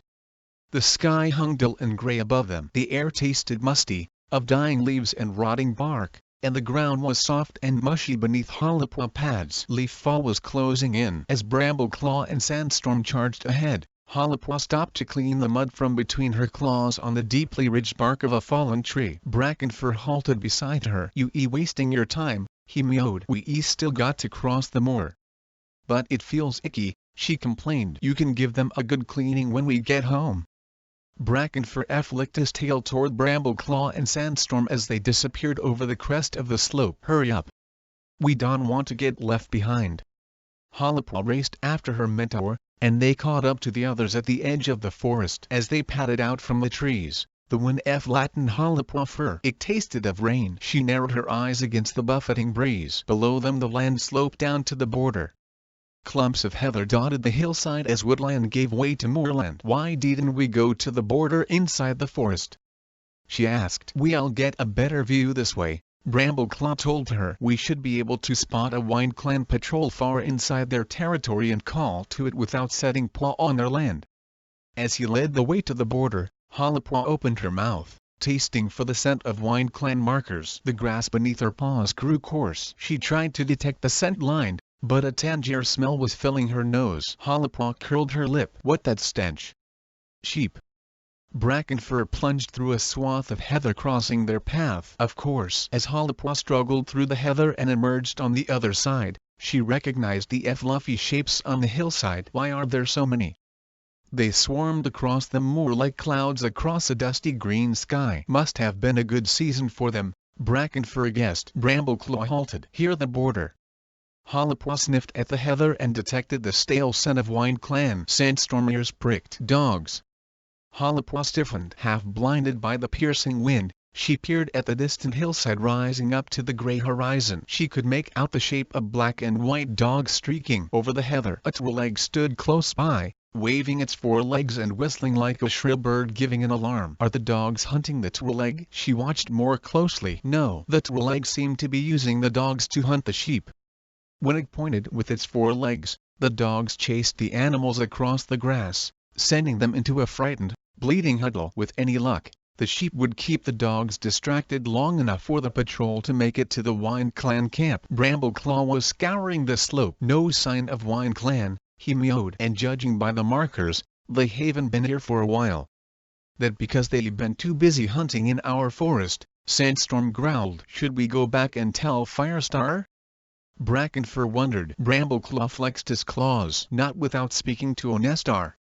He padded across the border and, with a flick of his tail, ordered the patrol to follow. Hollipaw's heart was racing as she followed Brackenfur through the heather into Wine Clan territory. The wind tugged at her fur as Brambleclaw led them on, chin high, ears pricked for danger. As they crossed a muddy dip and began to climb the slope beyond, Hollipaw felt more and more wary. Something was wrong. She tasted the air, wrinkling her nose against the sheep stench. Where were the birds and rabbits? She sniffed again. No Wine Clan, no birds, no rabbits. It was as though the land had been deserted by everything but the sheep and the dogs. Brambleclaw halted suddenly, his hackles rising. Alarmed, Hollipaw looked up. A boulder rose like a giant paw from the grassy slope, and on it she saw the shape of a cat silhouetted against the hillside. Wine Clan, stay where you are. Hollipaw recognized Harris Spring, a young brown and white tom. He crouched, bristling, and glared down at them. And there enough prey in Thunder Clan territory? How dare he accuse us? Sandstorm hissed. Careful, Brambleclaw whispered. We are on his territory. Two more cats appeared beside Harris Spring. Ashfoot, the Wine Clan deputy, and Whisker. The wind slicked their fur, but there was no doubt they were angry. Their eyes glittered with rage. Before Ashfoot could speak, Brambleclaw took a step forward. "We come to speak with Onestar." "We come in peace," Sandstorm assured her. "Go back to your own territory," Ashfoot ordered. Brambleclaw held his ground. "Not until we seen Onestar." Whisker narrowed his eyes. "ThunderClan should stop thinking they can come and go on WindClan territory as they please." The light brown Tom drew back his lips, his teeth yellow beneath. "I bet you don't visit Blackstar this often." "Just go home," Ashfoot growled. "Onestar doesn't owe you any favors." Her unsheathed claws scratched white marks into the stone. Brambleclaw took another step forward. "We promise Firestar we speak to Onestar. We only want to talk." Harrisspring streaked from the boulder, hurling himself through the air and skidding to a halt in front of Brambleclaw. "Not another paw step." Hollipwa let her claws slide out, her muscles tensing to defend her clanmates. "We want to see Onestar," Brambleclaw repeated evenly. He lifted his paw to take another step forward. Harrisspring lunged at him, forepaws slashing. With one swipe of his paw, Brambleclaw knocked the young warrior to the ground without unsheathing his claws. Pinning him there, Brambleclaw glared up at Ashfoot. "We come in peace," he growled through clenched teeth. Ashfoot leaped down, staring in dismay at her fallen clanmate. "Please let him go," she begged. Hollipwa was startled by the desperation in her voice. Brambleclaw stepped back and let Harrisspring scramble to his paws. The young warrior hissed at the ThunderClan deputy, panic flashing in her eyes. Ashfoot weaved between the two warriors. "You really have to go," she mewed, half pleading. "Onestar has nothing to say to you." Brambleclaw hesitated, then nodded. Turning away, he flicked his tail. At a signal, Hollipwa fell in beside her clanmates, and the patrol headed back toward the border. Hollipwa was bristling with indignation. "It's so unfair," she snapped at Brackenfur. "We haven't stolen any prey. We only came to give Onestar a chance to explain himself." Brackenfur didn't respond. "Don't you think they seem thin?" he wondered out loud. "WindClan cats are always thin." And yet, thinking back, Hollipwa realized he was right. The three WindClan warriors had seemed even skinnier than usual. Brambleclaw glanced back at Brackenfur. Could they be in trouble? "It would explain why they turned us back," Sandstorm mewed. "They didn't want us to see how weak the clan was," Brambleclaw guessed. Hollipwa remembered the absence of rabbit-scented birds. But what happened to all their prey? No other clan was fast enough to steal rabbits from WindClan territory. Brackenfur tipped his head toward the sheep and dogs mewling and barking on the distant slope. "Perhaps they scared the rabbits and birds away." Hollipwa felt her belly tighten. "That DOES and me and WindClan can steal our prey. Things COULDN change." There had to be 4 clans around the lake. If WindClan territory COULDN support them, what would happen to the other boundaries? As soon as they reached camp, Brambleclaw and Sandstorm leaped up to high ledge to report what they found. Hollipwa spotted Lionpaw, tail down at the edge of the clearing. A large wad of tatty moss hung from his jaws, and scraps clung to his pelt. "You not still cleaning out the Elder's den, are you?" she mewed. Lionpaw spat out the moss. "I finished that ages ago," he snapped. "I doing the nursery now." "Let me help you," Hollipwa offered. "I thought you were too busy going on border patrols." Hollipwa flicked her brother ear with her tail. "Don't be grumpy. I cleaned out my fair share of nests, I guess." Lionpaw grunted. "Let's get this dirty moss out of the camp and gather some fresh." She picked up a mouthful of the old moss and padded out through the thorn tunnel. Stopping at a bramble bush not far from the entrance, she dropped it. Lionpaw flung his wad down beside hers. "I sick of moss." "We'll be finished in no time," Hollipwa soothed. "Look, there's fresh moss between the roots of that tree." Lionpaw joined her as she began clawing pawfuls of soft, green moss away from the rough bark. "Aren't you going to ask me what happened?" Hollipwa mewed. Lionpaw sighed. "Sorry, I been in a foul mood since you left. I know better than a jealous kid." "Well, ask now," Hollipwa prompted. She was dying to share her news. "Okay, what happened?" Lionpaw peeled a long strip of moss and let it dangle from his claw. "Ashfoot turned us back before we got anywhere near the camp." Lionpaw dropped the moss. "Turned you back?" "We didn't even get a chance to explain," Hollipwa told him. "They accused us of coming to steal prey." "But they been stealing our prey." Lionpaw was furious. "I know." Hollipwa clawed a lump of moss from the root and flung it onto the pile. "But I think we found out why they doing it." "Who cares why?" Harper ignored his comment. Their own prey has disappeared. That no excuse. But at least we know what's wrong now. We can solve the problem before it spoils everything. I hope Firestar sends a patrol to teach them a lesson. Harper fought the urge to agree. She must think logically. Wind Clan had to be stopped from stealing prey, but not weakened. There had to be 4 strong clans. Firestar DOES and think we should attack them, she mewed. He just going to post more border patrols. Lionpaw lashed his tail. We done that before. This time we need to show them once and for all that they can hunt on our land. He glared at her so fiercely that Harper found herself leaning away. Do you want a battle? She gasped. Was he even thinking about clan boundaries? Don't you? I want Wind Clan to keep to their own territory, Harper replied. Boundaries are boundaries. And if they disappear, what will become of the clans? Would the warrior code disappear next? Harper's pads prickled with fear. Lionpaw turned away and dug his claws into a fresh patch of moss. The bark shredded beneath it and filled the moss with splinters. That moss will be used for newborn kits. Harper stared at him, shocked by his recklessness. She could tell by the muscles flexing beneath his pelt that he was thinking of battle, not kits. Was this what power meant to him? The need to fight for the smallest reason? Harper shivered. If it did, would any cat be able to stop him? See Haptor. Lionpaw tugged another sprig of moss from his pelt. Hauling the stuff in and out of dens had left his fur itching. His muscles were knotted from the tedious work. Sighing, he watched the sun sliding behind the trees. The Sunset Patrol had left without him. What a boring day. Frustrated, he headed to the apprentice's den. There was nothing left to do but sleep, though he longed to run through the forest, stretch his legs, and feel the wind in his fur. He ducked under a branch of the low-spreading yew. Inside, Foxpaw and Icepaw were chattering like sparrows. Whitewing taught me how to do a roll, Icepaw boasted. I can fight on my hind paws, Foxpaw countered. Do you want to watch me? Lionpaw realized the young apprentice was talking to him. Wearily, he nodded and watched Foxpaw rear up on wobbly back legs and stagger around his nest before toppling onto the moss. I was better this afternoon. Foxpaw scrambled to his paws, looking flustered. I sure you were, Lionpaw mewed. He was jealous of Foxpaw's excitement. Since he returned from the mountains it seemed as though life were entirely made up of dull chores. It was all very well feeding the clan and clearing out its dens, but when would he have a chance to use the power he felt pulsing through his paws? He curled into his nest. Look! Foxpaw called. I doing it properly this time. Lionpaw didn't bother lifting his head. Show him your new hunting crouch, Icepaw encouraged. Moss rustled, and Lionpaw jerked as Foxpaw pounced on him, grappling with his tail as though it were a snake. Crossly, Lionpaw heaved the apprentice out of his nest with a shove of his hind paws. Hey! Mewed Icepaw, protective of her littermate. Keep to your own nest and let me sleep. Lionpaw growled. You no fun anymore. Foxpaw sulked. The yew rustled as Harper padded into the den. Lionpaw bent pushing Foxpaw around. Icepaw appealed to Harper. I can look after myself, Foxpaw objected. I think Lionpaw tired, Harper soothed. I sure he'll want to play in the morning.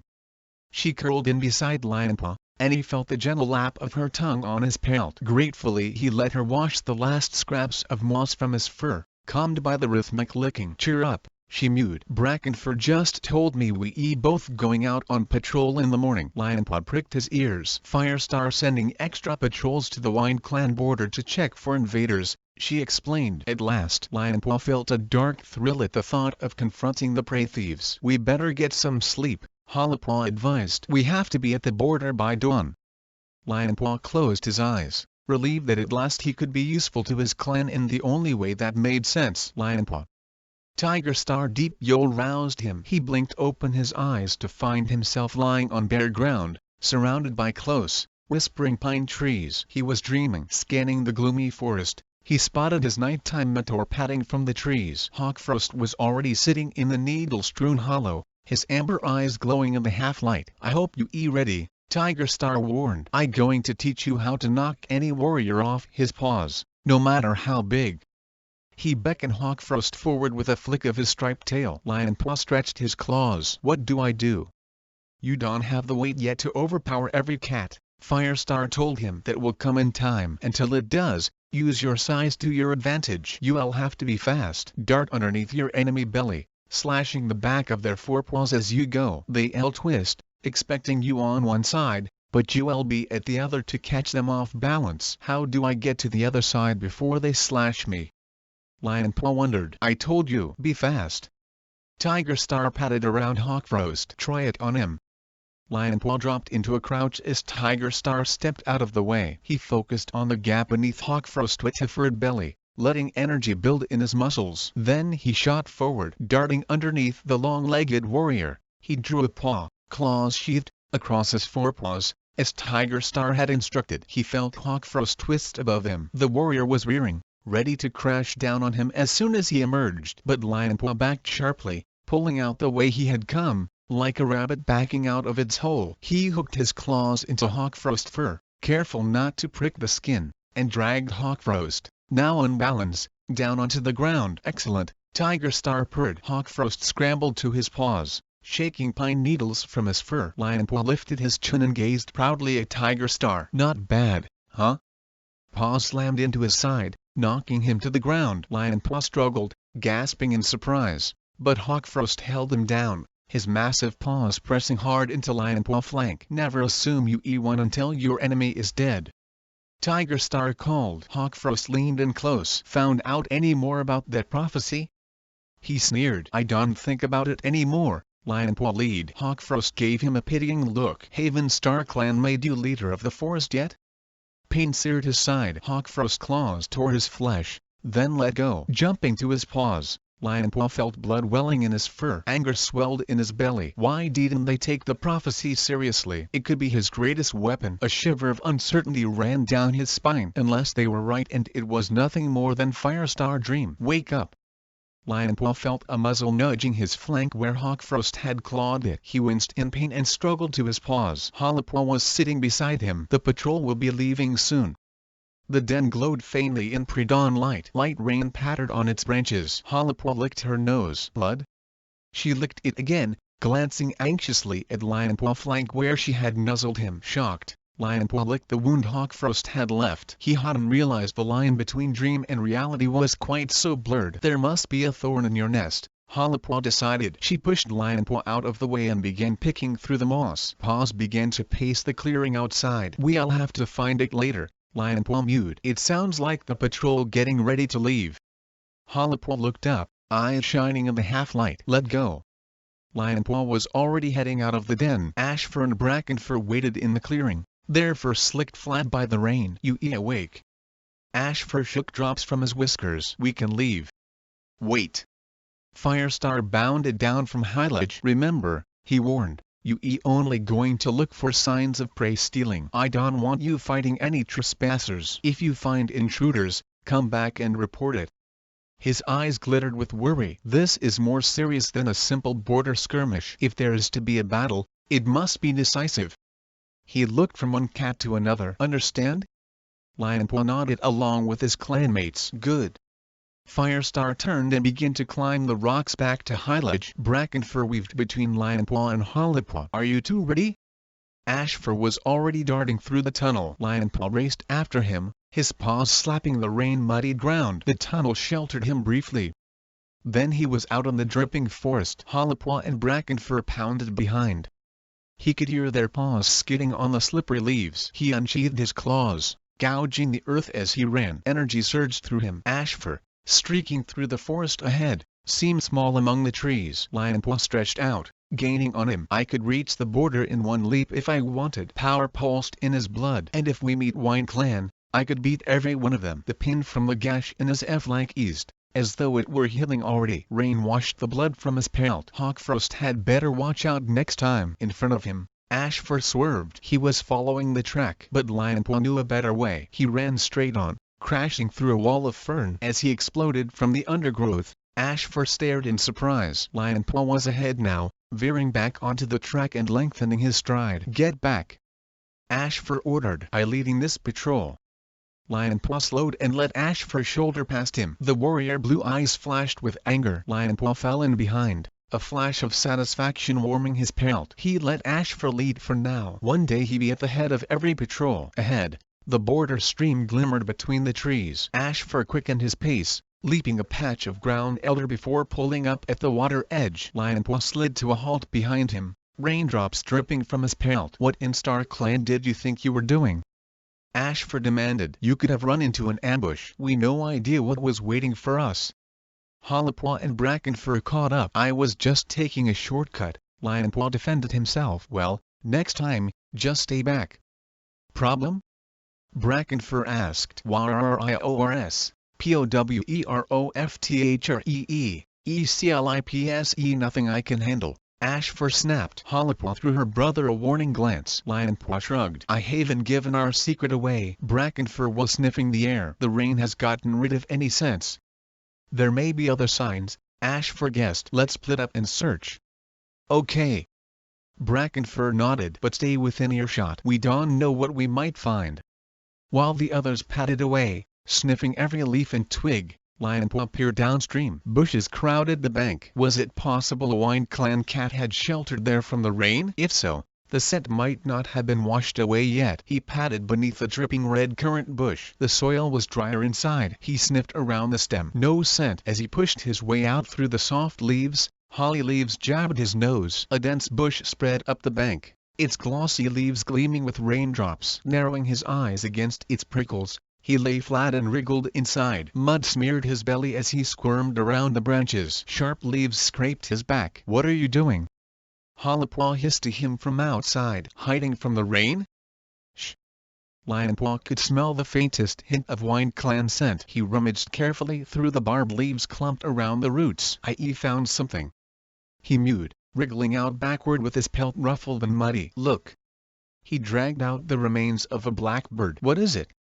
Ashfur came hurrying to see, Brackenfur on his heels. He curled his lip as he stared at the carcass. The tangle of bloody bones and feathers was still warm. The scent of Wind Clan mixed with the scent of fresh kill. This had been taken by a Wind Clan warrior and eaten where it was caught, in the shelter of the holly bush. We must have just missed them, Brackenfur growled. Hollipaw was gazing in silent dismay at the blackbird. Lionpaw nudged her. Pretty good find, huh?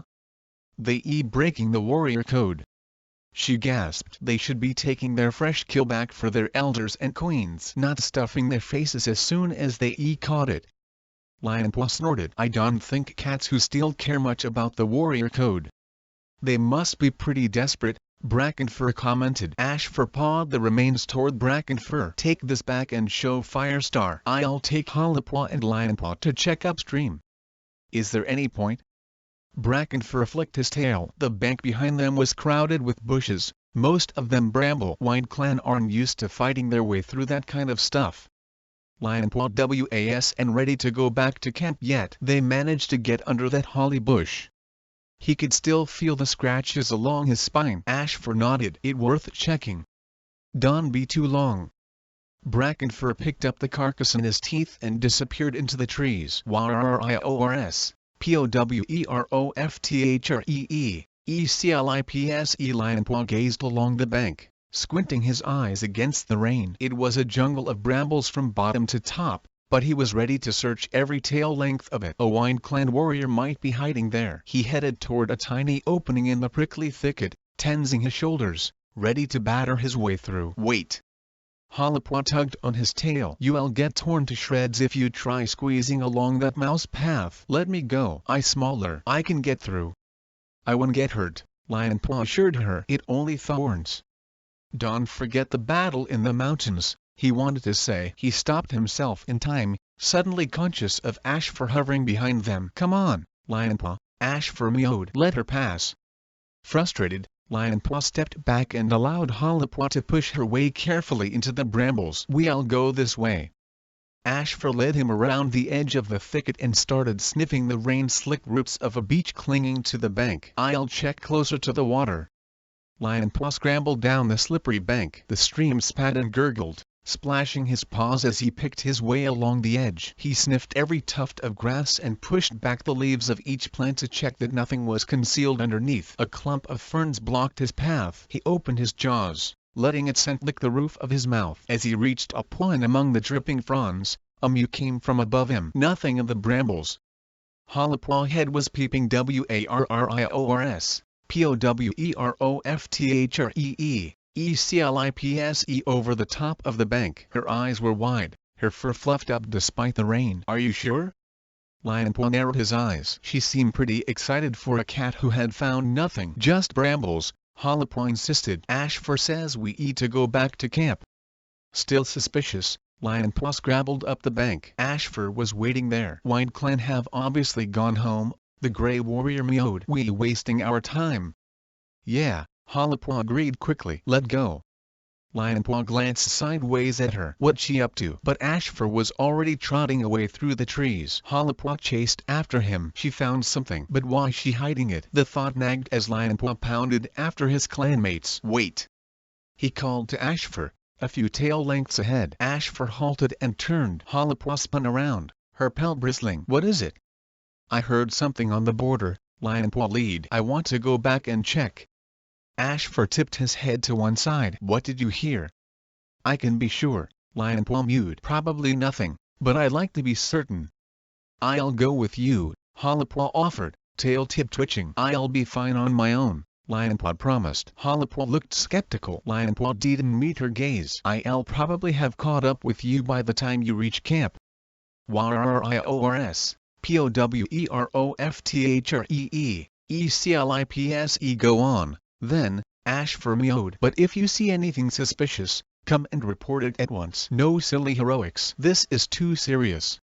Okay, Lionpaw promised. He turned tail and raced back to the thicket of brambles. Hollopaw had made the tiny opening larger. It was easy for him to wriggle inside, but the thorns still tugged his pelt as he followed the twisting path his littermate had made through the bush. At least it was dry inside. A smell hit his nostrils. Fox. Was that what Hollopaw was so worried about? Why didn't she tell Ashfur? He pushed on more cautiously through the thicket, remembering the time he had sneaked out of camp with Hollopaw and Jaypaw. They had been only kits, but they had been determined to find the fox threatening their clan. They had tracked it all the way to its den. He shivered at the memory. How did they possibly believe they could have chased it away when they were so small? In the end, it had chased them. As the scent grew stronger now, he realized that it was stale. No fox had been here for a while. Suddenly the brambles thinned out and the ground opened into a smooth-edged hole. Hollopaw had found a fox den. It hadn't been used in a while. By the smell of it. Creeping forward,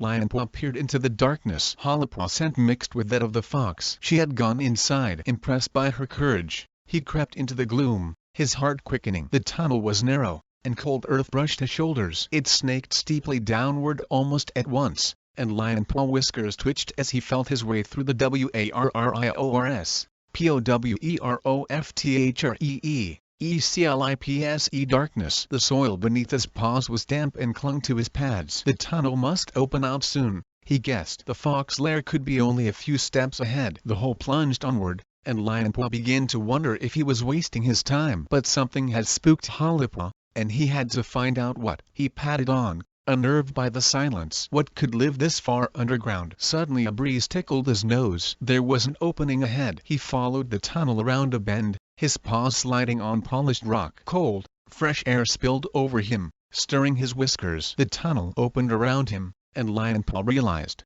with a shiver of surprise, that this wasn't merely a fox den. Light filtered behind him through the tunnel, enough to see that the walls were stone too, and a jagged roof arched high over his head. The air smelled of rock and water, a scent never found in the forest but achingly familiar all the same. This must lead to the dark river. Memories of Heatherpaw and the flood washed over Lionpaw pelt. The fur bristled along his spine. Hollopaw had found another way in. Why hadn't she told him? Lionpaw claws scraped furrows in the stone beneath his paws. He knew why. Oh, yes. It was as plain as I saw her at dusk. She's scared I'll start seeing Heatherpaw again. Anger burned in his belly. A loyal Thunder Clan warrior. Won't she ever trust me? See Hapter. My kits. Jaypaw felt a prickle of annoyance. Daisy only ever worried about her kits. The rest of her clanmates could starve, for all she cared. It was obvious she and Clanburn Firestar announcement that Wind Clan were definitely stealing prey had set the camp fizzing with worry and excitement. The remains of the blackbird lay in the center of the clearing where Brackenfur had dropped it. Daisy swept her bushy tail around Rosecat and Toadkit. Get off. Toadkit tiny gray paws scraped against the ground as he struggled out of his mother clutches. Good for you. Jaypaw padded away from the nursery, where he had been checking on Millie. We need to teach them a lesson about boundaries, Thornclaw growled. Dustpelt tail swished over the ground. I hope I meet Onestar in battle, he growled. He's stolen from us too many times, the fox-hearted thief. Mousifer was pacing outside the Elder's den. White Clan have changed so much since Tallstar was leader, she mewed wistfully. Warriors, Powerftree, Eclipse. Firestar was standing on high ledge with Brackenfur at his side, still panting after his dash through the forest. There'll be extra patrols, he reassured his clan, including a pre-dawn patrol to protect our prey. His voice was steady, but Japaw could feel waves of anxiety pulsing from him, bouncing off the walls of the hollow like distant thunder. White Clan. Japaw bristled. They might be struggling to feed their clan, but stealing was the cowardly solution. Onestar was a leader of warriors. How could he make thieves of his clan? He padded back to his den, relieved to find that Leafpool was gone. She must have left the camp to search for herbs. He was and surprised that she hadn't asked him to join her. Since their argument, they had spoken only when necessary. Why did she have to be so obsessed with making Cinderpaw a warrior? She was just being stubborn. And Cinderpaw still lay in the den, a constant reminder of their quarrel. As he nosed his way in through the brambles, a voice called weakly to him from inside. Can you fetch me some water?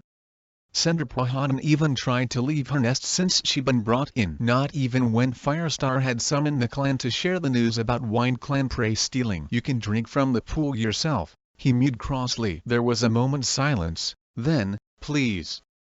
How could she beg like that? She was almost a warrior. Japaw padded to her nest and leaned until he felt his whiskers brush hers. Your leg going to be fine, he snapped. But only if you use it. Warriors, Powerftree, Eclipse. But what if it isn't? Cinderpaw mewed pitifully as she spoke, Japaw's mind filled with a violent swirl of images and noise. His heart seemed to pitch in his chest like a leaf tossed on waves. He was standing on a thin strip of grass, a thunder path as wide as the lake stretching in front of him. A roar filled his ears, and he crouched in terror as a silver monster hurtled by, so close its wind flattened his fur. Another roared in the opposite direction. His eyes stung with their choking scent as monster after monster howled by. Suddenly one broke from its path, careering toward him. He struggled to flee, but his paws would and gripped the slippery grass. Then a lightning bolt of pain pierced his leg and the world turned black. He blinked open his eyes. Brightness flooded his gaze, sharper than sunlight. Ferns sprang around him, and the ground was soft with fragrant grass. He was lying in a glade, the clear blue sky glittering through the leaves overhead. Squinting, he recognized Bluestar and Yellowfang muttering together near the entrance to a narrow tunnel. Every now and then one of them would steal an anxious glance toward him. A dull pain throbbed in his leg, and when he tried to move, it felt limp and lifeless. You is doing really well. Firestar was leaning over him, his face framed with soft fur like that of a much younger cat. His green eyes were round with grief. No, you'll never be a warrior, he whispered suddenly. I'm sorry. This is Cinderpelt memory. Japaw fought the pain that seemed to crack his heart. Despair and panic clawed his warriors, Powerftree, Eclipse belly. I lost everything. Japaw. Cinderpaw worried Mew jolted Japaw back to the present. I thought you didn't know. Japaw breathed, trying to scrabble back to his own reality. Know what? Cinderpaw sounded puzzled. Cinderpelt. Japaw began unsteadily. He paused, feeling Cinderpaw whiskers brush his paws. She was the medicine cat before Leafpool, right? She prompted. What going on? Leafpool burst into the den. What are you talking about? Japaw turned, battered by the storm of fear and anger flooding from his mentor. She knows about Cinderpelt, he breathed. The moss in Cinderpaw nest rustled. Knows what? But Japaw hardly heard the apprentice. He could feel Leafpool's hot breath on his face. She does not know, she hissed. She must never know, understand? He flattened his ears, drawing back. But she remembered. He stammered. Leafpool shouldered past him. Don't worry, Cinderpaw, she soothed. Japaw was just wondering if Cinderpelt might have tried a different remedy for your leg. Liar. Japaw flushed hot with anger. Why was she so determined to keep the secret? Leafpool tail swished over her patient pelt. I knew you could and make it better. Cinderpaw mew was barely more than a whisper. I'm never going to be a warrior, am I? You need to rest, Leafpool told her. Your ears feel hot. Moss rustled as she fussed with Cinderpaw nest. J-Paw? She called over her shoulder. Bring Cinderpaw some water, please. J-Paw stomped to the pool, picked a wad of moss from the pile kept beside it, and dipped it into the cold water. If she spoils her like this, of course her leg'll never get better. Leafpool was wrong about everything. He dropped the soaking moss beside Cinderpaw nest and padded out of the den. Frustration with Leafpool tangled with the vision of monsters and the echo of pain in his leg. He stood beside the bramble patch and breathed deeply, hoping the fresh air would clear his thoughts. J-Paw? Leafpool Mew surprised him. I thought you still be fussing over your patient, he snapped. I sorry I was short with you, Leafpool apologized. But she must and find out. Why not? J-Paw demanded. Because it is unfair. Leafpool sat down heavily. She can be influenced by her last life. Done, you see? But you influenced by it, J-Paw argued. Are you really treating her the same way you treat Papapaw or Honeypaw? Every time you go near her, your thoughts are filled with Cinderpelt. Even as he spoke, he glimpsed memories flashing through Leafpool's mind, of a badger forcing its way into the nursery and snapping at Cinderpelt as she stood in front of Sorreltail newborn kits. You doing it now? He accused. It not your fault Cinderpelt died. But it is. Leafpool Mew was thick with grief. If I hadn't left the clan. Fog instantly shrouded her thoughts, shutting J-Paw out. You must and keep doing that. She snapped. It not fair. I can help it, J-Paw told her. It just happens. Nothing ever happens with you, J-Paw, she mewed. What that supposed to mean? J-Paw could feel Leafpool struggling to push away her anger. Nothing, she mewed. Weariness suddenly seemed to engulf her. StarClan sent Cinderpelt back to live the life she always wanted as a warrior of ThunderClan. I just wanted to make sure that it happened. Then why are you letting her lie in her nest like a cripple? I don't want her to suffer anymore. You given up on her, J-Paw accused. She too scared to move, and you too scared to let her. That not true, Leafpool hissed. Really? J-Paw lashed his tail. Then why don't you go in there and tell her to get her own water next time? Because I don't know if that would help her or harm her. J-Paw could hardly believe his ears. How could his mentor have lost so much faith in her own judgment? You examined her leg. You know it just her muscles that are hurt. But I was wrong last time, Leafpool pointed out. I said she was ready for her assessment and I was wrong. Her voice dropped to a whisper. I failed her, and I failed StarClan. Frustration welled in J-Paw's belly. Do you always give up so easily? He growled. I thought this mattered to you, but maybe it doesn't matter enough. Without waiting for her reply, he turned and padded across the clearing. He wanted to get out of the hollow and as far away from Leafpool as possible. He pushed his way through the thorn tunnel. Birchfall was guarding the entrance. Hey, J-Paw, do you want someone to go with you? No. J-Paw headed into the trees. Following the scent and direction of the breeze, he headed for the lake. The air felt cool and damp, with a chill that hadn't left it since the recent rains. He picked his way through the woods, following a path he knew well. Emerging from the trees, he padded down the slope toward the beach. Wind ruffled the water, which sounded surprisingly close. Perhaps the damp air carried the sound more easily. J-Paw stepped down off the bank, his paws sinking into the shingle. He padded forward. Splash! His paw plunged into water, not deep, but enough to make him leap back, trembling since his fall into the lake as a kid. He was terrified of water. He scrambled up the bank, heart thumping. The lake must have risen from all the rain. My stick! Alarmed, he skirted the edge of the lake, keeping to the grassy bank until he reached the line of trees edging the shore. Weaving among the trunks, he tried to guess which one held the stick in its roots. Sniffing carefully, he recognized with a burst of relief the rowan where he wedged it. He scrambled onto a thick root and leaned over the edge. The water was lapping the bank. He dug his hind claws into the bark,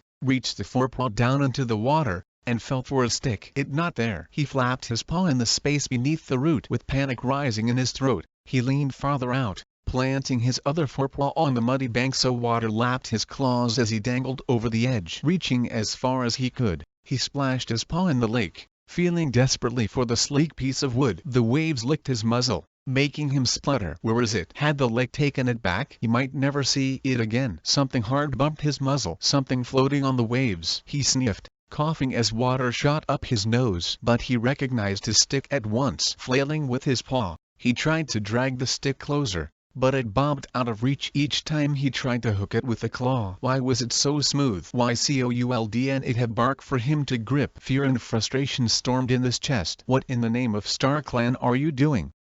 Teeth grasped his tail, and J-Paw was jerked backward onto the top of the bank. It was Firestar. J-Paw searched for the right words. How could he explain his need for the stick? But it might be floating out of reach while he stood here trying to tell Firestar, I have to have that stick. He prayed that the desperation in his mood would be enough. Hope flashed in his heart as Firestar brushed past him to peer over the edge of the bank. What? That smooth stick floating near the bank? Yes.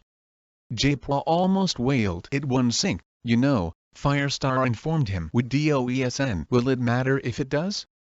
J-Paw took a deep breath. Yes, he mewed. It matters very much to me. He fought to keep calm as Firestar's curious gaze warmed his pelt. Okay, Firestar mewed, after what seemed like moons. I'll get it. The Thunder Clan leader claws scratched the tree roots as he leaned out and fished in the water. J-Paw could hear splashing and Firestar grunt as he grasped something in his jaws. He got it. The stick scraped against the muddy bank as Firestar heaved it out and dropped it onto dry land. Thank you. J-Paw sighed, pressing his paw to the wet wood. Do you want me to carry it back to camp for you? Firestar puffed. No. The word blurted out before J-Paw could think. This was his secret. The fur along his spine rippled at the thought of Leafpool asking questions, of his clanmates staring at his stick, seeing what he could not see, touching what was his. Well, it's safe now, Firestar mewed. He leaned closer to the stick. It got some unusual scratches on it. Did you put them there? No, J-Paw answered honestly, his pelt burning. He curled his claws, hoping Firestar wouldn't ask any more questions. Come on, Firestar mewed. Let's head back. Thank you, Star Clan. J-Paw rolled a stick to the nearest stubby bush and pushed it close to the trunk, wedging one end under a gnarled root. He didn't think the water would ever rise this high, but even if it did, the stick shouldered and flowed away again. Goodbye, he whispered before turning and following his clan leader up the grassy slope that led to the forest. As they entered the trees, J-Paw tried to pick up Firestar thoughts. He wanted to know what the Thunder Clan leader truly felt about him, knowing the prophecy. But, like Leafpool mind when she was on her guard, Firestar thoughts were clouded and impossible to read. How's Cinderpaw? Firestar asked. There was worry in his voice. J-Paw remembered his vision. Firestar had been the one to tell Cinderpelt she'd never be a warrior. He felt a rush of pity for his leader. Cinderpaw's latest injury must have scratched old wounds. She'll be okay, won't she? Firestar pressed. J-Paw answered cautiously. She in a lot of pain. It's hard to tell how bad the injury is. He didn't want to contradict anything Leafpool might have said to Firestar. That name must bring bad luck, Firestar murmured, half to himself. J-Paw had to fight the urge to tell him that Cinderpaw didn't just share Cinderpelt's name, but her spirit. They walked in silence to the hollow, and, as they entered the camp, Leafpool trotted up, breathless. Are you okay? She asked J-Paw. He fine, Firestar told her. I met him in the woods and we walked back together. J-Paw was grateful that Firestar hadn't mentioned the stick. Come fetch some mouse bile with me, Leafpool ordered J-Paw. Daisy has a tick.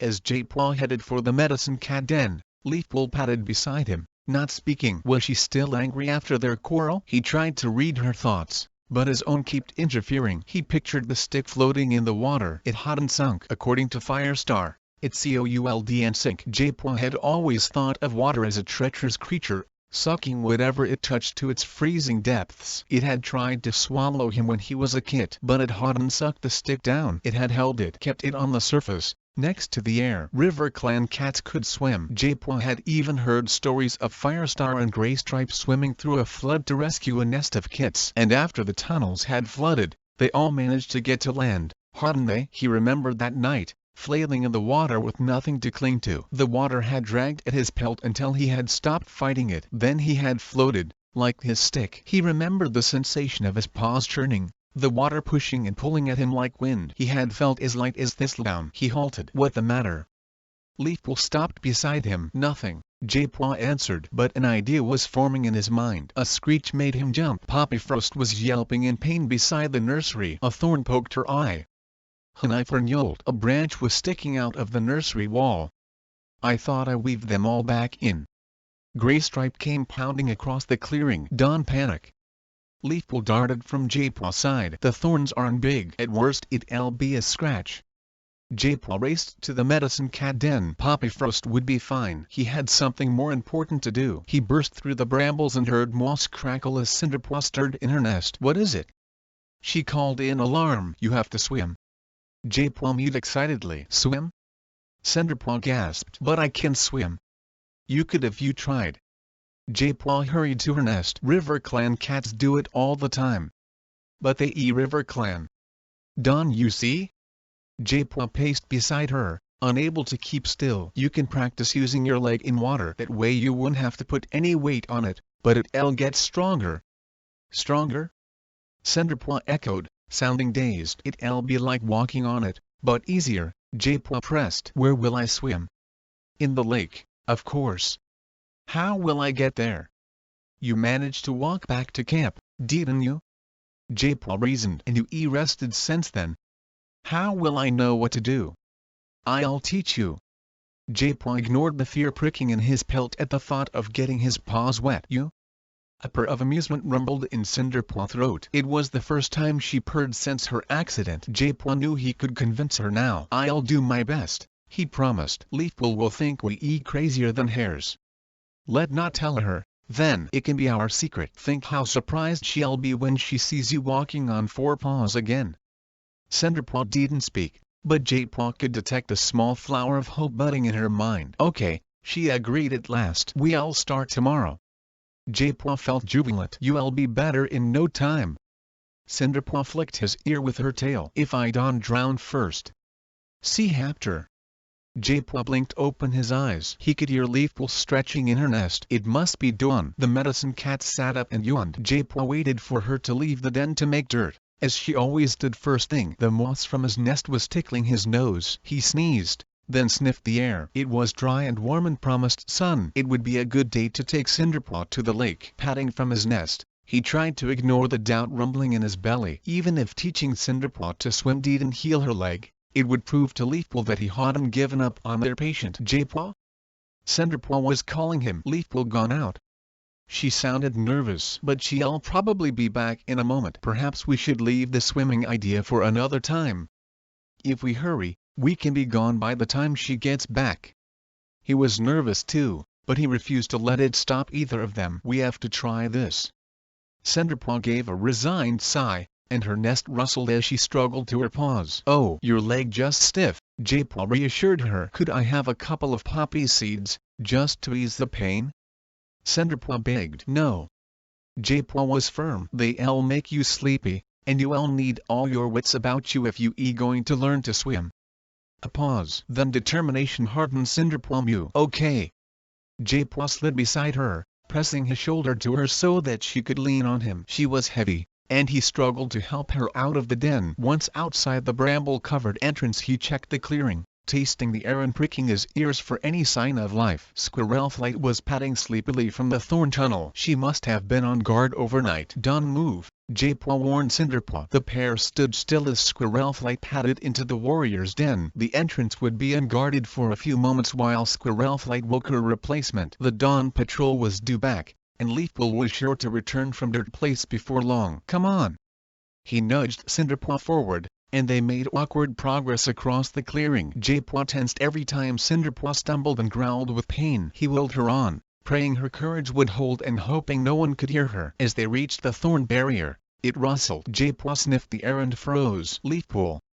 The medicine cat was returning through the Dirt Place tunnel at the far end of the barrier. Quickly, he pressed Cinderpaw against the thorny hedge and flicked his tail across her mouth to silence her gasp. Leafpool paws scuffed across the clearing as she headed back to her den. The moment the bramble-covered entrance swished shut, J-Paw steered Cinderpaw into the thorn tunnel and nudged her onward. You's doing really well, he encouraged. I'm not getting much choice, she grumbled. She was panting with effort by the time they had cleared the camp. Once they reached the trees, J-Paw relaxed a little. They would be out of sight of the camp guard and any patrol here. Rest a moment, he mewed. Cinderpaw sat down, relieved. Where are you going? Just scouting for the best route. He felt his way carefully forward, testing the ground for slippery leaves, checking that no fallen branches blocked the path. Cinderpaw was in a lot of pain, and he wanted to make the journey as easy as possible for her. When he returned, she had flopped onto her side, but her breathing had eased. J-Paw sniffed her leg, touching his nose to her fur. It didn't feel too hot, and the swelling hadn't grown any worse. "Your leg doing great," he mewed. "DOES and feel like it," Cinderpaw moaned. "Imagine we going to save a drowning kit," J-Paw suggested. Cinderpaw lifted her head. "UWOULD and let a sore leg stop you from getting there." She heaved herself to her paws. "No way. That more like the old Cinderpaw." "Come on, then." J-Paw pressed in beside her once more, taking her weight the best he could. Her whiskers twitched, tickling his cheek. A blind cat leading the way. "I bet you never thought it was possible." J-Paw was glad to hear her joking. The smooth grass beyond the trees was slippery, and they slid and stumbled down the slope toward the lake. "Are you sure you not trying to make me worse?"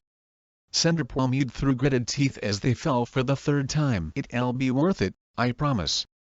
J-Paw hoped it was true. Was swimming really the answer? StarClan, let me be right. A cool breeze lifted their fur as he finally helped Cinderpaw onto the beach. The shingle crunched under their paws. "The lake beautiful today," Cinderpaw breathed. "With the wind ruffling the water, it looks like soft gray fur."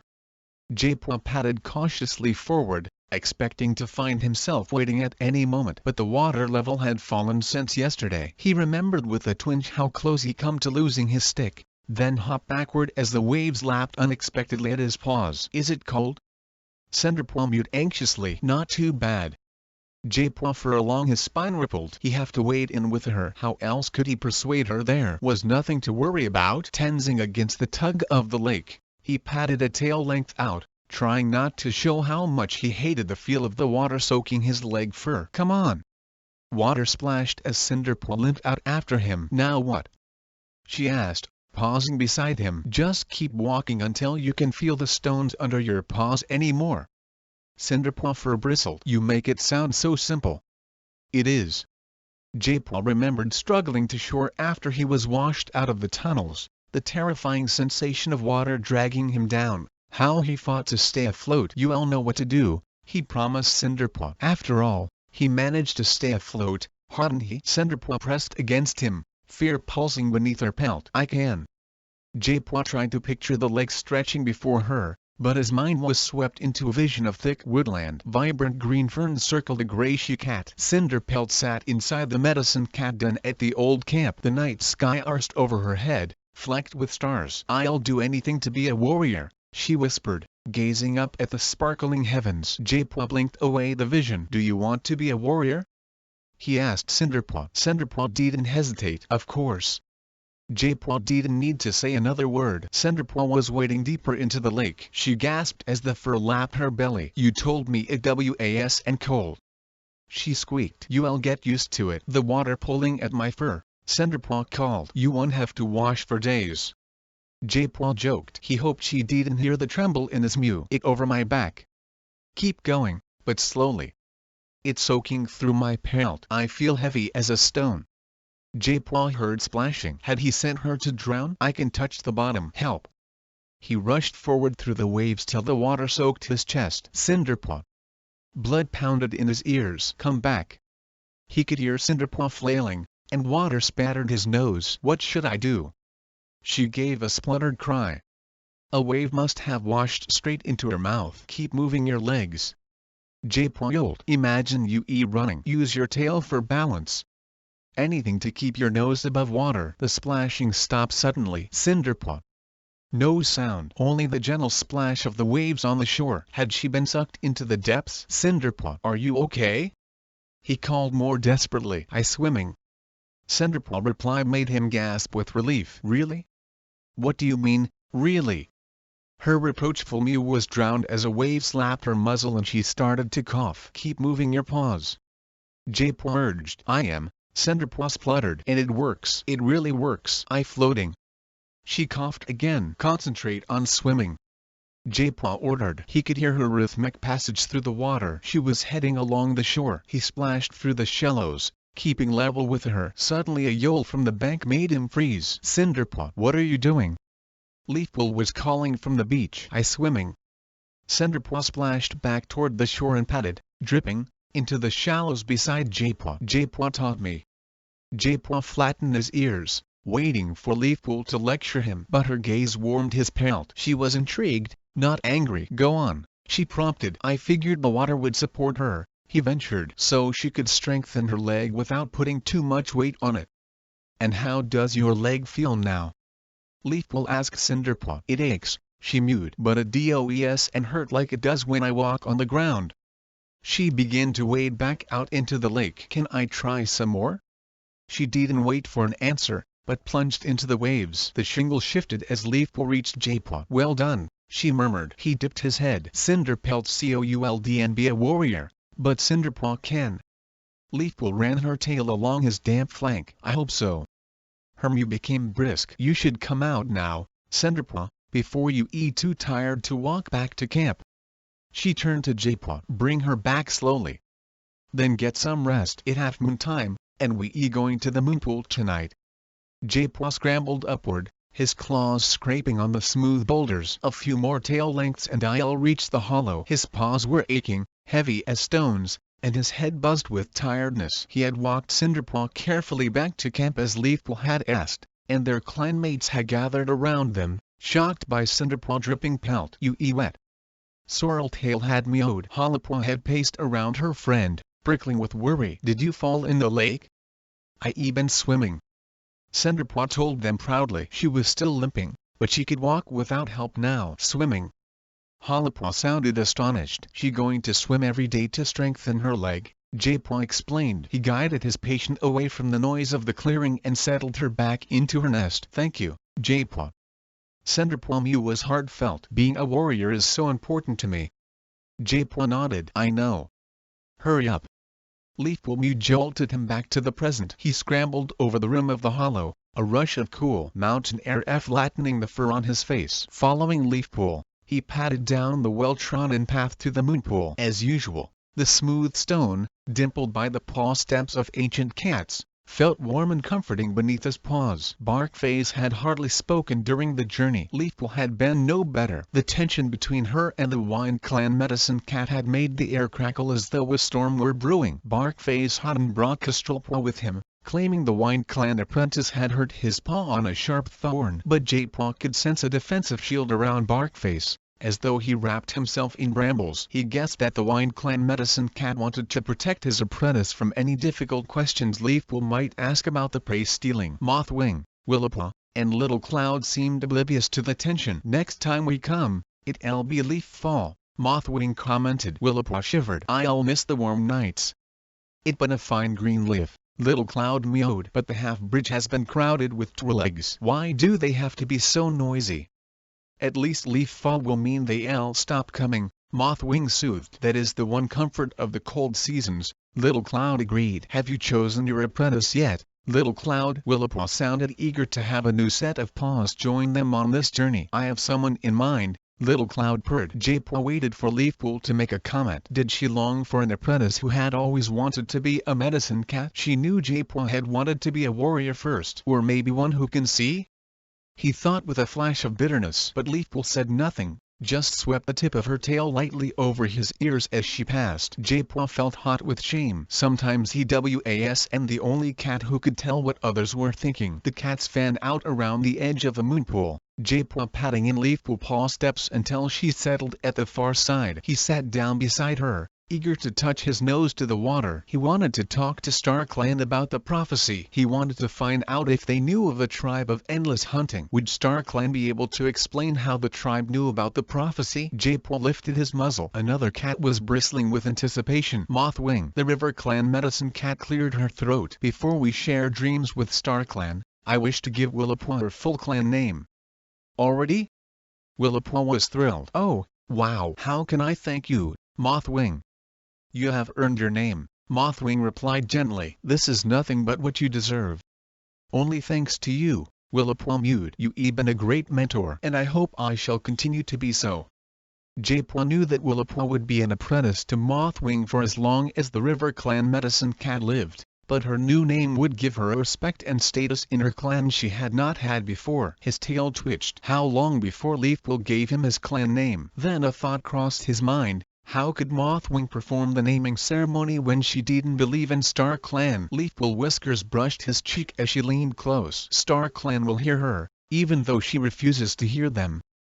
Jaypaw gasped. How I know you better than you think, Jaypaw, Leafpool purred. Jaypaw pulled away. He didn't like the idea that his mentor could second-guess his thoughts. Mothwing began the ceremony. I, Mothwing, Medicine Cat of our Ivor Clan, call upon my warrior ancestors to look down on this apprentice. She has trained hard to understand the way of a medicine cat, and with your help she will serve her clan for many moons.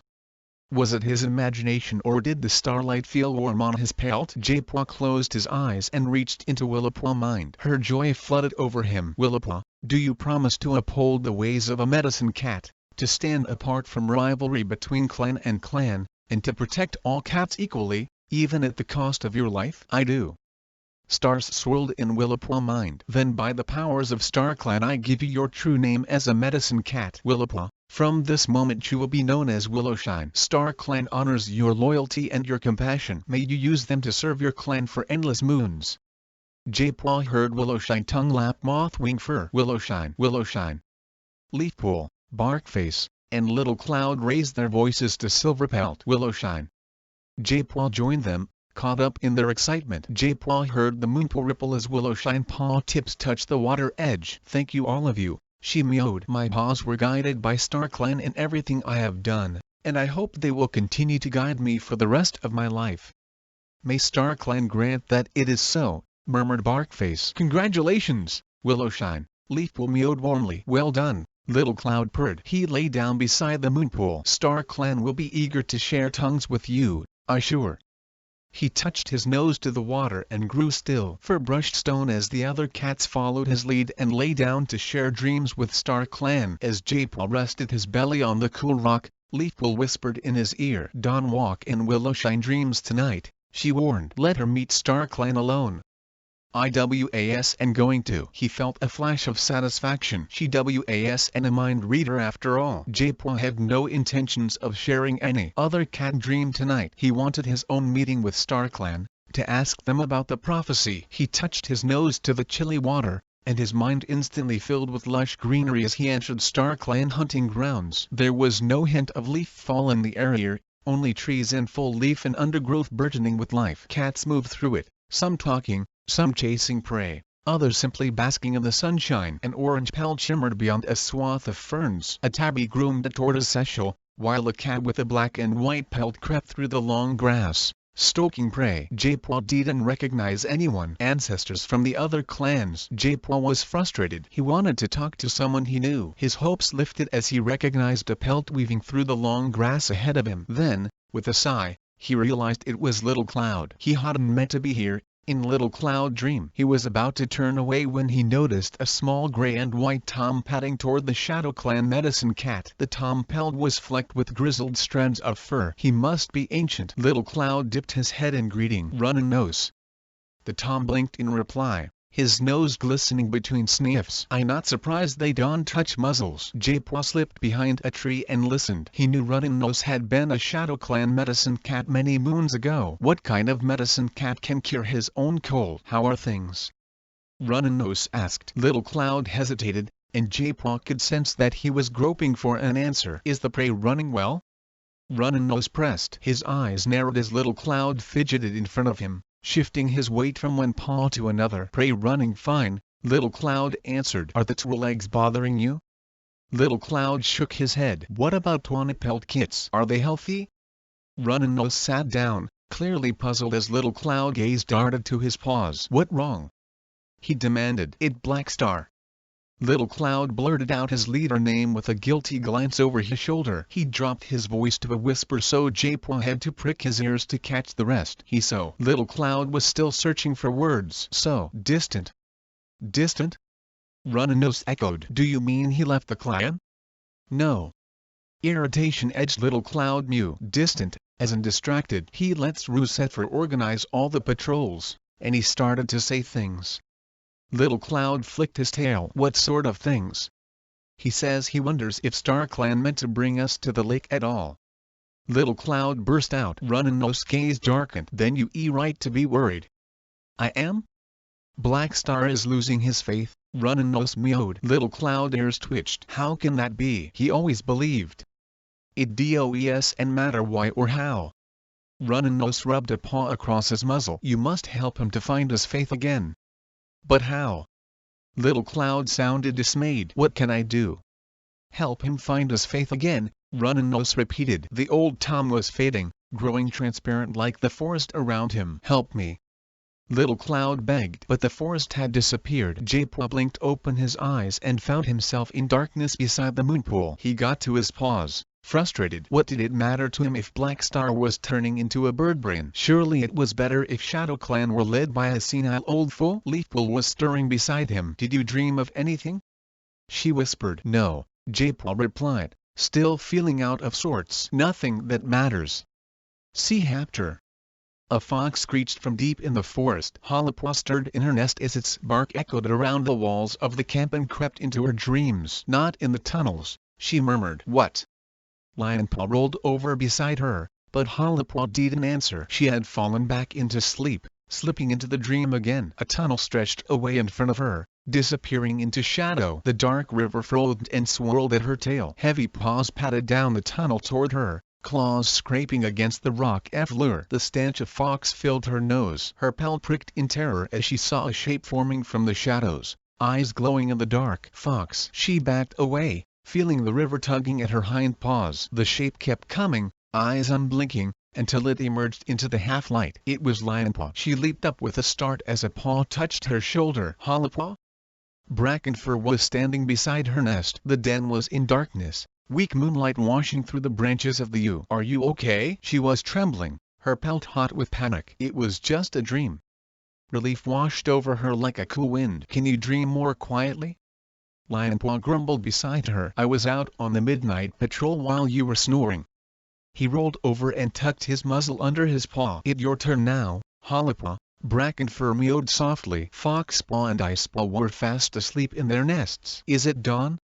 Hollipaw asked, trying to rub the sleep from her eyes. Not for a while yet, Brackenfur whispered. We doing the pre-dawn patrol. The extra patrols had drained the clan and left its warriors and apprentices tired, but Firestar plan seemed to be working. There had been no sign of intruders or prey stealing in days. Hollipaw stretched and followed her mentor out of the den. Her paws felt numb with sleep, and even the early morning chill could chase away her weariness. A sharp white moon lit the camp. Thornclaw sat in the clearing, holding his tail down with a paw while he washed the tip. Sorreltail paced around him. It's too cold to sit still, she complained. There'll be more warm nights before Greenleaf is gone, Brackenfur promised, padding up to the tortoiseshell and brushing his muzzle against hers. Is Hollipaw awake? Thornclaw asked. Hollipaw stepped from the shadows. Almost. Good. The golden-brown tabby got to his paws. We can go. A small squeak sounded from inside the nursery. Has the fox gone? Rosacat mewed anxiously. I heard it barking, and it sounded really close. It far away in the forest, dear, Daisy soothed. Now go back to sleep. Hollipaw fell in behind Brackenfur as the patrol padded single file out into the forest. It was dark beneath the shelter of the trees, and Hollipaw stumbled over a root as they headed up the slope toward the Wine Clan border. Brackenfur glanced back at her. Are your paws still asleep? I'll wake up soon, she promised. They trekked to the border stream, slowing as they neared it. Sorreltail, leading the patrol, signaled with her tail for them to halt and lifted her nose to taste the air. No fresh scents here. Thornclaw scrambled down the bank, and Hollipaw heard bushes rustle as he checked beneath them. He emerged with leaves caught in his pelt. No signs there. Padding quietly through the trees, they followed the stream along the border. Brackenfur pushed through a clump of ferns, sliding out the other side with a shake of his head. All clear. Thornclaw left a scent marker at the roots of an oak. We'll follow the stream out of the trees, Sorreltail decided. Then we can reset our markers along the moorland border. She led the way out of the forest and into moonshine. The hillside glowed eerily white, and the silence of the moor and the forest set Hollipaw pale prickling. It's so quiet, she murmured. Dawn coming, Brackenfur meowed. The birds will be waking soon. A breeze rustled the heather. Thornclaw, Brackenfur, you reset the markers, Sorreltail ordered. Hollipwa and I will scout around and check for any Wind Clan scents. She nodded to Hollipwa. Follow me.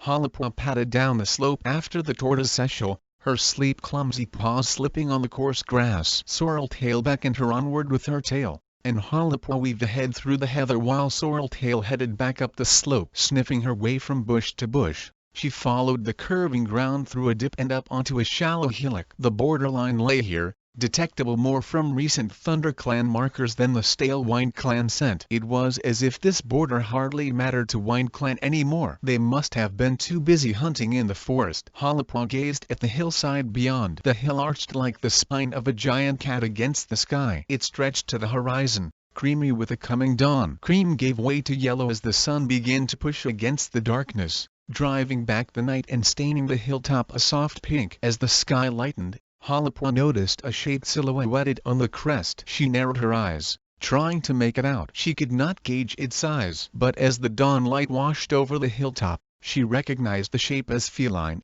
with a face that tapered at the muzzle, a long, smooth back, and a curving tail, bushed at the tip. There was something proud and magnificent about the way it held its head. The large, wide-spaced ears prickled as it surveyed the lake below. Hollipwa stiffened. It a lion? A lion? Sorreltail dashed to join her. Where? Hollipwa pointed with her nose at the figure standing motionless on the hill. Sorreltail shook her head. It just a cat. She peered harder. DOES and looked like Wind Clan, though it far too stocky and long-haired. Hollipwa blinked, realizing Sorreltail was right. But for a moment it really had looked like a lion. She heard of them in stories whispered in the nursery when she was a kid. Huge and fierce, rising like the sun to defeat all their enemies. We reset the markers. Brackenfur called from the tree line. We should head back so the dawn patrol can leave. Sorreltail turned and dashed away to join him. Hollipwa dragged her gaze from the strange cat still standing on the horizon. Was it watching them? Hollipwa reckons she saw a lion, Sorreltail told Brackenfur and Thornclaw as they padded back to camp on the moor. A lion? Brackenfur's eyes glittered with amusement. Are you sure you weren't still dreaming? No, IWASN. Hollipwa mewed defensively. And it did look like a lion. It did look strange, Sorreltail agreed. Not a Wind Clan cat, that for sure. Just so long as it DOES and cross our border, Thornclaw growled. Cinderpaw was nosing her way out of the medicine cat den as Hollipwa padded into camp. She limped around the clearing, heading for the thorn tunnel. Hollipwa fell in beside her. Where are you going? Swimming. On your own? Hollipwa asked in surprise. Jaypwa busy sorting herbs, and Leafpool says I'll be okay if I take it slowly. Hollipwa noticed that Cinderpaw's words were no longer punctuated with gasps of pain. Is it feeling better? Lots. Cinderpaw stopped and stretched. Her injured leg trembled with a strain, but she didn't flinch. Can I come with you? Hollipwa asked. Aren't you tired?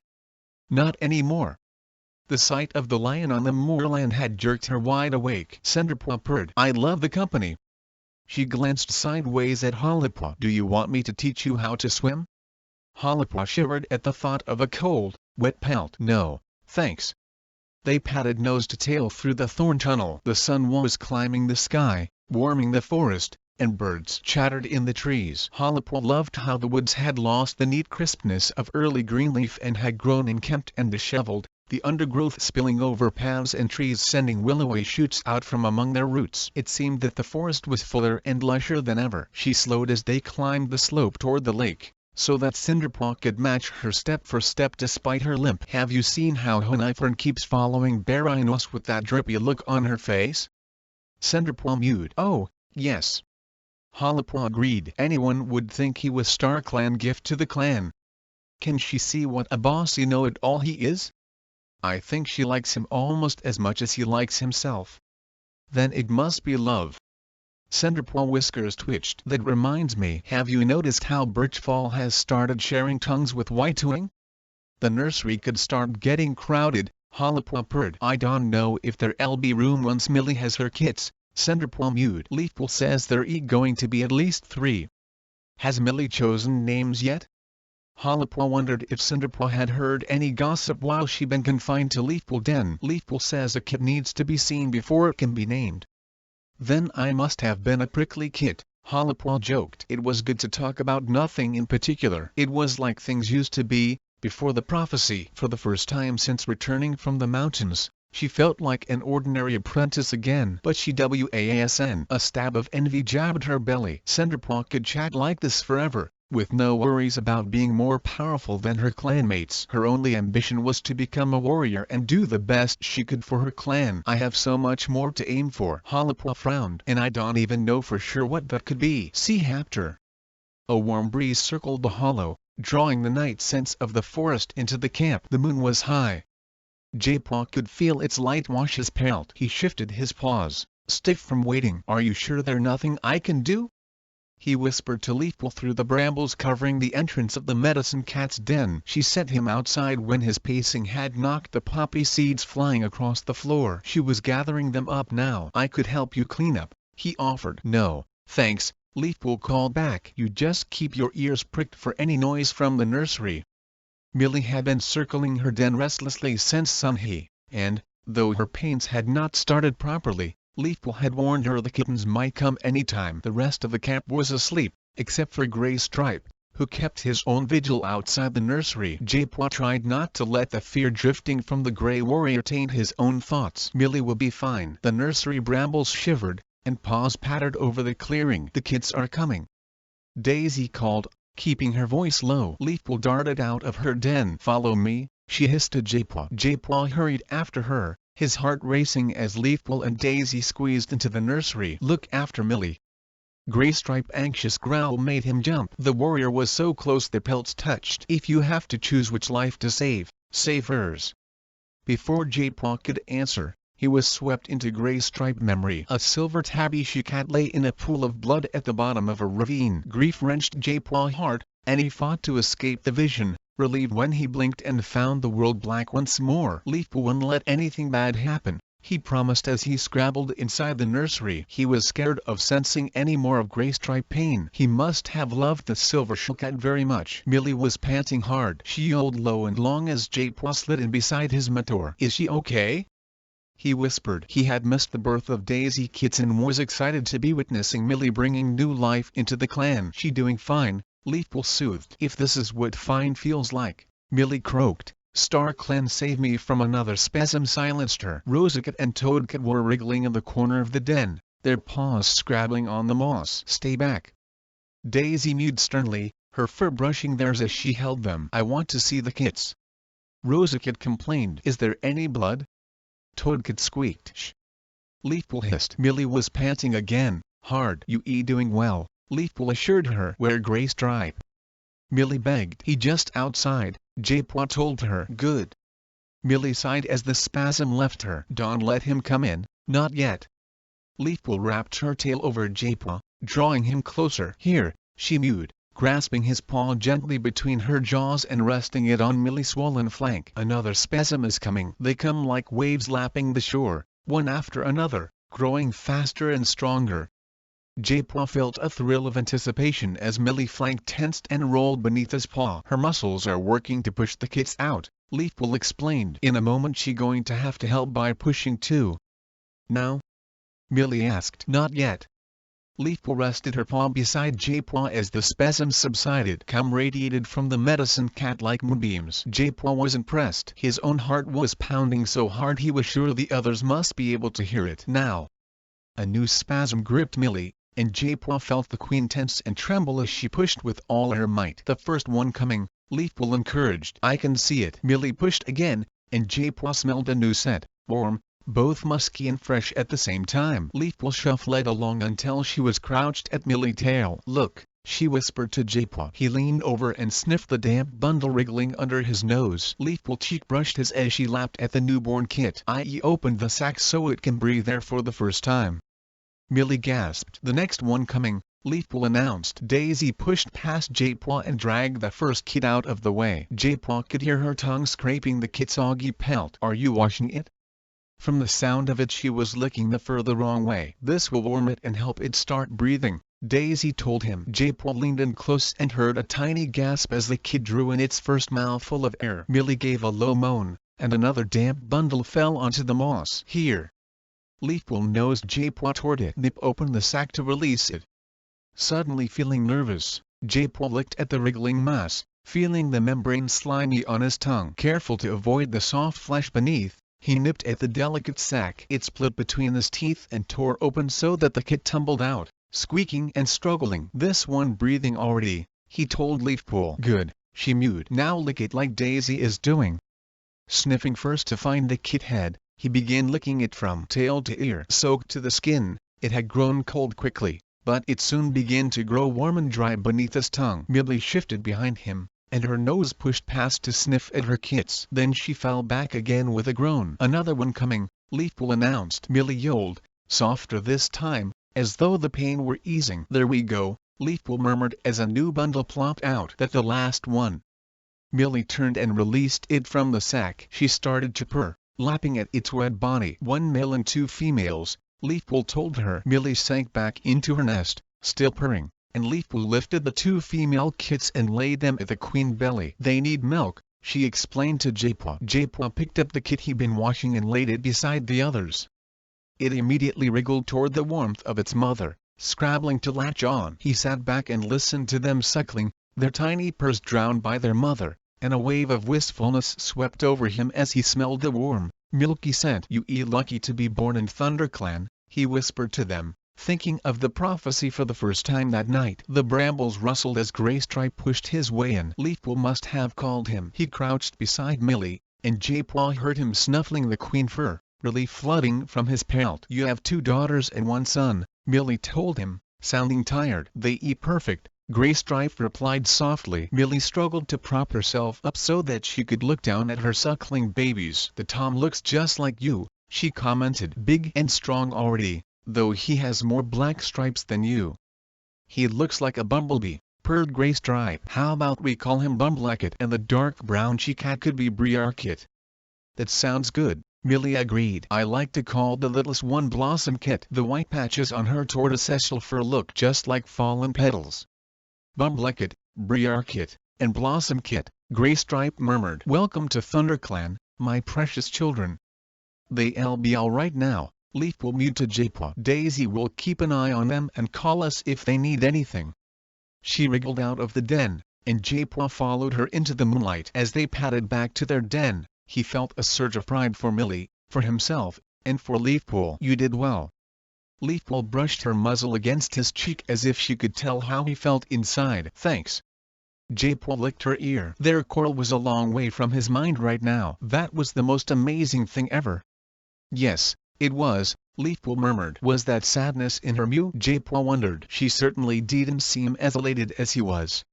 His paws felt lighter than the breeze, as if he could fly right out of the hollow and over the trees. Perhaps Leafpool had helped so many cats give birth that it didn't stir her anymore. Or perhaps she was envious of the way the tiny kits knew instantly who their mother was, and loved her fiercely from their very first breath. J-Paw's step slowed as he tried to imagine how Leafpool really felt watching new lives being born. Did she feel sorry that she would never have kits of her own? J-Paw slept late. When he finally padded out into the clearing, his thoughts bleary with sleep, hot sunshine warmed his back. The fresh kill pile smelled delicious, and, hungry after his night work, he dragged a mouse from the top and began to eat. "I heard you delivered your first kits."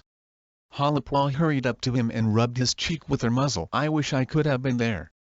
"It was great," J-Paw mewed between mouthfuls. Graystripe squeezed out of the nursery. Happiness shone from him warmer than the sun as he padded across the clearing. "Congratulations, Graystripe!" Longtail called. Cinderpaw paused from her washing as Graystripe passed the apprentice den. "Is Millie all right?" "She perfect," Graystripe answered. "And so are the kits. I can wait to see them." Icepaw was bouncing around the clearing. "We seen them already," Toadcat boasted. "Bumblecat is going to play with me when he a bit bigger. They really cute." Rosacat added. "Especially Blossomcat. She's so tiny." J-Paw could hear Graystripe nosing through the fresh kill pile. "Millie will be hungry," Mousefur called from outside the elder's den. "And she going to eat the best piece of prey I can find," Graystripe called back. Sorreltail kneaded the ground. "What do the kits look like?" Briar Kit is dark brown, Blossom Kit is tortoiseshell and white, Grey Stripe reported, and the Tom, Bumblecid, is grey with black stripes. Dustpelt was washing beside the half-rock. At least they all have proper warrior names, he muttered. He had clearly not forgotten that Millie had refused a clan name. Greystripe took no notice of the striped warrior. He returned to rummaging through the fresh kill pile until Firestar bounded down from Highledge. You chose fine clan names. The Thunder Clan leader sounded excited for his old friend, though J-Paw detected sorrow running like a spider web between the two warriors, as though they shared a sad memory. Was it connected with the silver tabby J-Paw had seen in his dream? You should have called Blossom Kit Squeal Kit, because that's all she does. Toadkit mewed. Don't be mean. Rosakit gasped. Fur brushed the dusty ground as the two kids tumbled into a fight. Stop it, you two. Spiderlig's stern mew echoed around the hollow as he separated his kits. We were just playing, Toadkit complained. Well, play something quieter. Spiderlig snapped. I don't envy you, Greystripe. 2 kits are hard enough. Then he yelped in pain. When I told you to play something else, Toadkit, I didn't mean attacking my tail. The thorn barrier rattled. J-Paw swallowed the last of his mouse and tasted the air. Brambleclaw, Ashfur, and Lionpaw were padding into the camp. They headed to the fresh kill pile and dropped their prey. Where the Dawn Patrol? Brambleclaw called. They should be back by now. Who was on it? Spiderlig asked. Thornclaw, Poppyfrost, and Birchfall.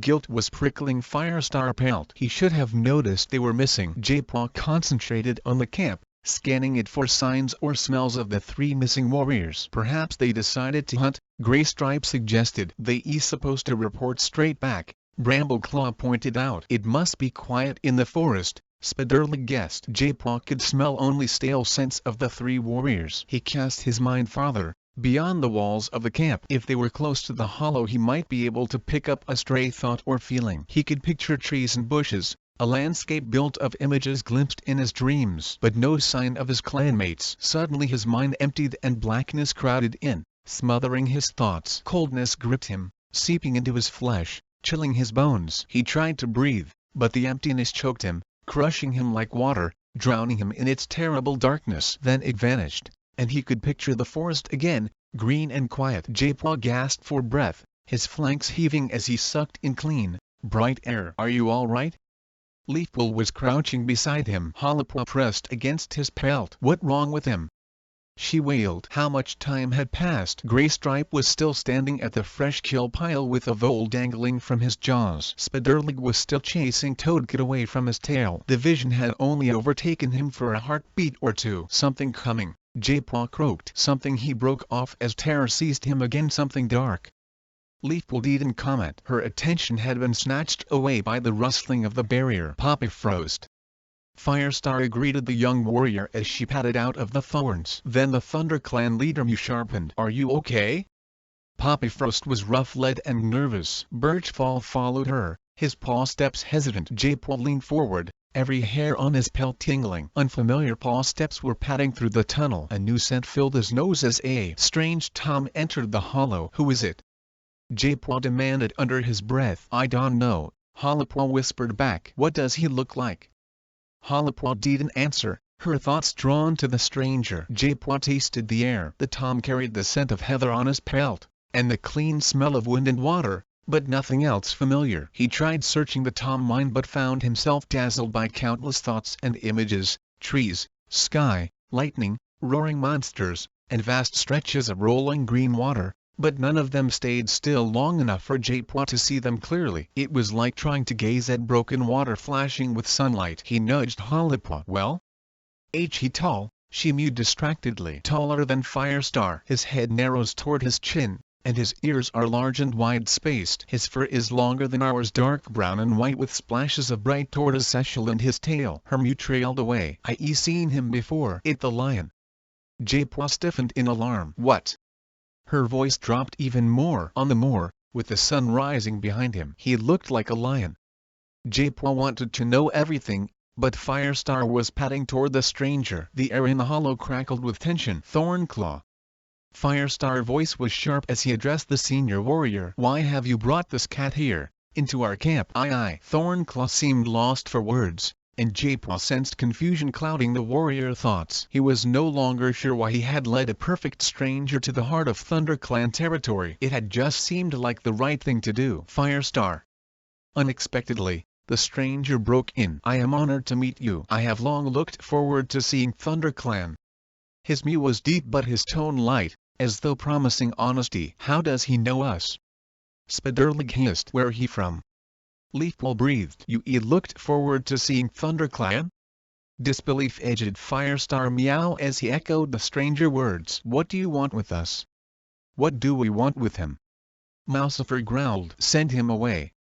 I want nothing from you. The stranger mew echoed around the hollow. Wariness flashed from Firestar. Then why are you here? I came because it was time. Time for what? Spiderlig called. Time to come, the stranger replied. J-Paw shivered. How did this cat make such simple words sound so powerful? Firestar shifted his paws. He talking nonsense, Mousifer muttered. Tell him to leave. But he just got here. Toadkit skipped excitedly across the clearing. Who are you? He asked, stopping in front of the stranger. A purr of amusement rumbled in the stranger's throat. I am Soul. Brambleclaw padded quickly forward. You and Rosicat should be resting in the nursery, he told Toadkit. You couldn't have gotten much sleep last night. There was trouble? Soul meowed. No. The ThunderClan deputy followed Rosicat and Toadkit as they padded, grumbling, to their den. He waited while they scrambled inside, then called to Thornclaw. Where did you find this stranger? On the WineClan border, Thornclaw explained. He was and stealing prey, or even trying to cross into our territory. He was just waiting. I was waiting for a patrol, Soul told them. How does a loner know about borders and patrols? Why? Firestar sounded baffled. So that they could escort me here. J-Paw focused on Soul, groping for a reason why he had come. But he still couldn't make any sense of the glittering shoal of thoughts. His clanmates seemed to have been lulled into a bewildered, rough-led silence. When no one spoke, Soul meowed again. I have intruded. The tip of his tail brushed the earth. I thought that ThunderClan above all would welcome me. His attention fixed on Firestar like a shaft of light. You like to help cats less fortunate, don't you? Firestar bristled. We don't turn away cats who are in need. He meowed carefully. But you say you need nothing. You want me to go, Soul concluded. But he made no move to leave. Instead, he sniffed as though tasting the air for more information. May I meet your clan first? I have traveled far, and alone, and I would be grateful to brush pelts with other cats for a few moments. Very well. Firestar padded across the clearing. This is Brambleclaw, my deputy. His tail swished the air. And that is Leafpool, our medicine cat. So you are the medicine cat. Soul sounded pleased. Why yes, Leafpool meowed, shifting her paws. This is Thornclaw, Greystripe, Sandstorm, and Dustpelt. Firestar meowed quickly. And I Icepaw.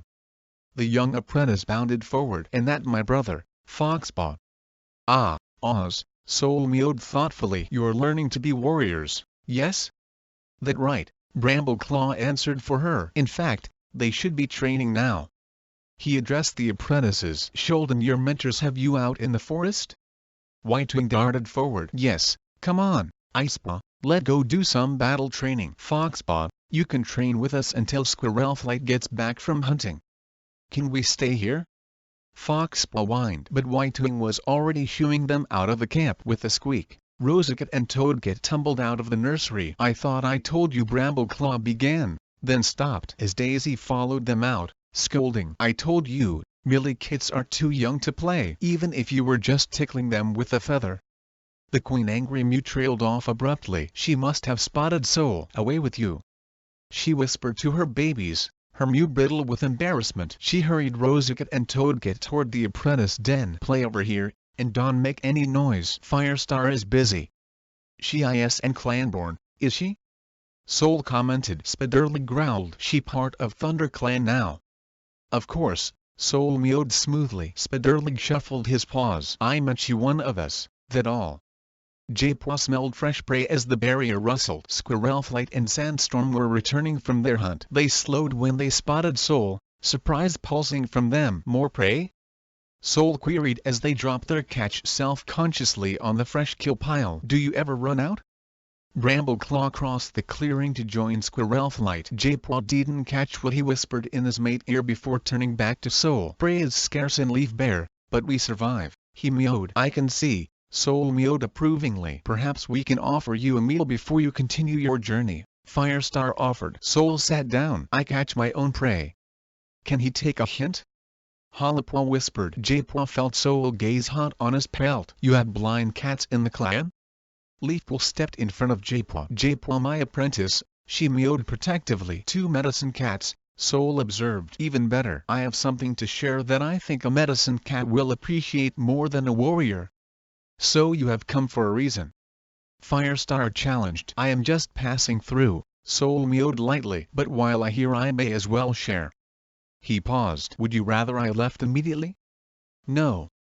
Leafpool darted forward. Let him share what he knows with me, she begged to Firestar. It is not for all ears, Soul warned. We can go into the forest, Leafpool suggested. She feels his power too. Why else would she be so eager to share with him? Firestar hesitated. Very well, the Thunder Clan leader agreed cautiously. But take J-Paw with you. Leafpool led Soul out of the camp, and J-Paw followed, padding in their paw steps until they reached a mossy clearing not far from the camp entrance. What is it that you want to tell us? Leafpool seemed determined not to be intimidated. Soul crouched, energy surging from his pelt. Darkness is coming, he hissed. J-Paw held his breath. The choking blackness. He pushed the memory away. He had to hear everything that this cat said. What do you mean? Leafpool was taught. A time of great emptiness lies ahead, Soul warned. Nothing will be the same again. Soul's voice was hypnotic, and his words seemed to echo with the wisdom of the ancient clans. J-Paw leaned closer as Soul's voice grew softer. The sun will go out. What does he mean? J-Paw struggled to see beyond the words, into Soul's thoughts, but it was like trying to catch fish too slippery to grip. Leafpool shifted her paws. Star Clan haven't given me any signs. Dear Leafpool. Soul sighed. Your faith is noble, but can Star Clan really know everything? But Leafpool tried to object, but Soul pressed on. They are only the spirits of ordinary cats like you and me, aren't they?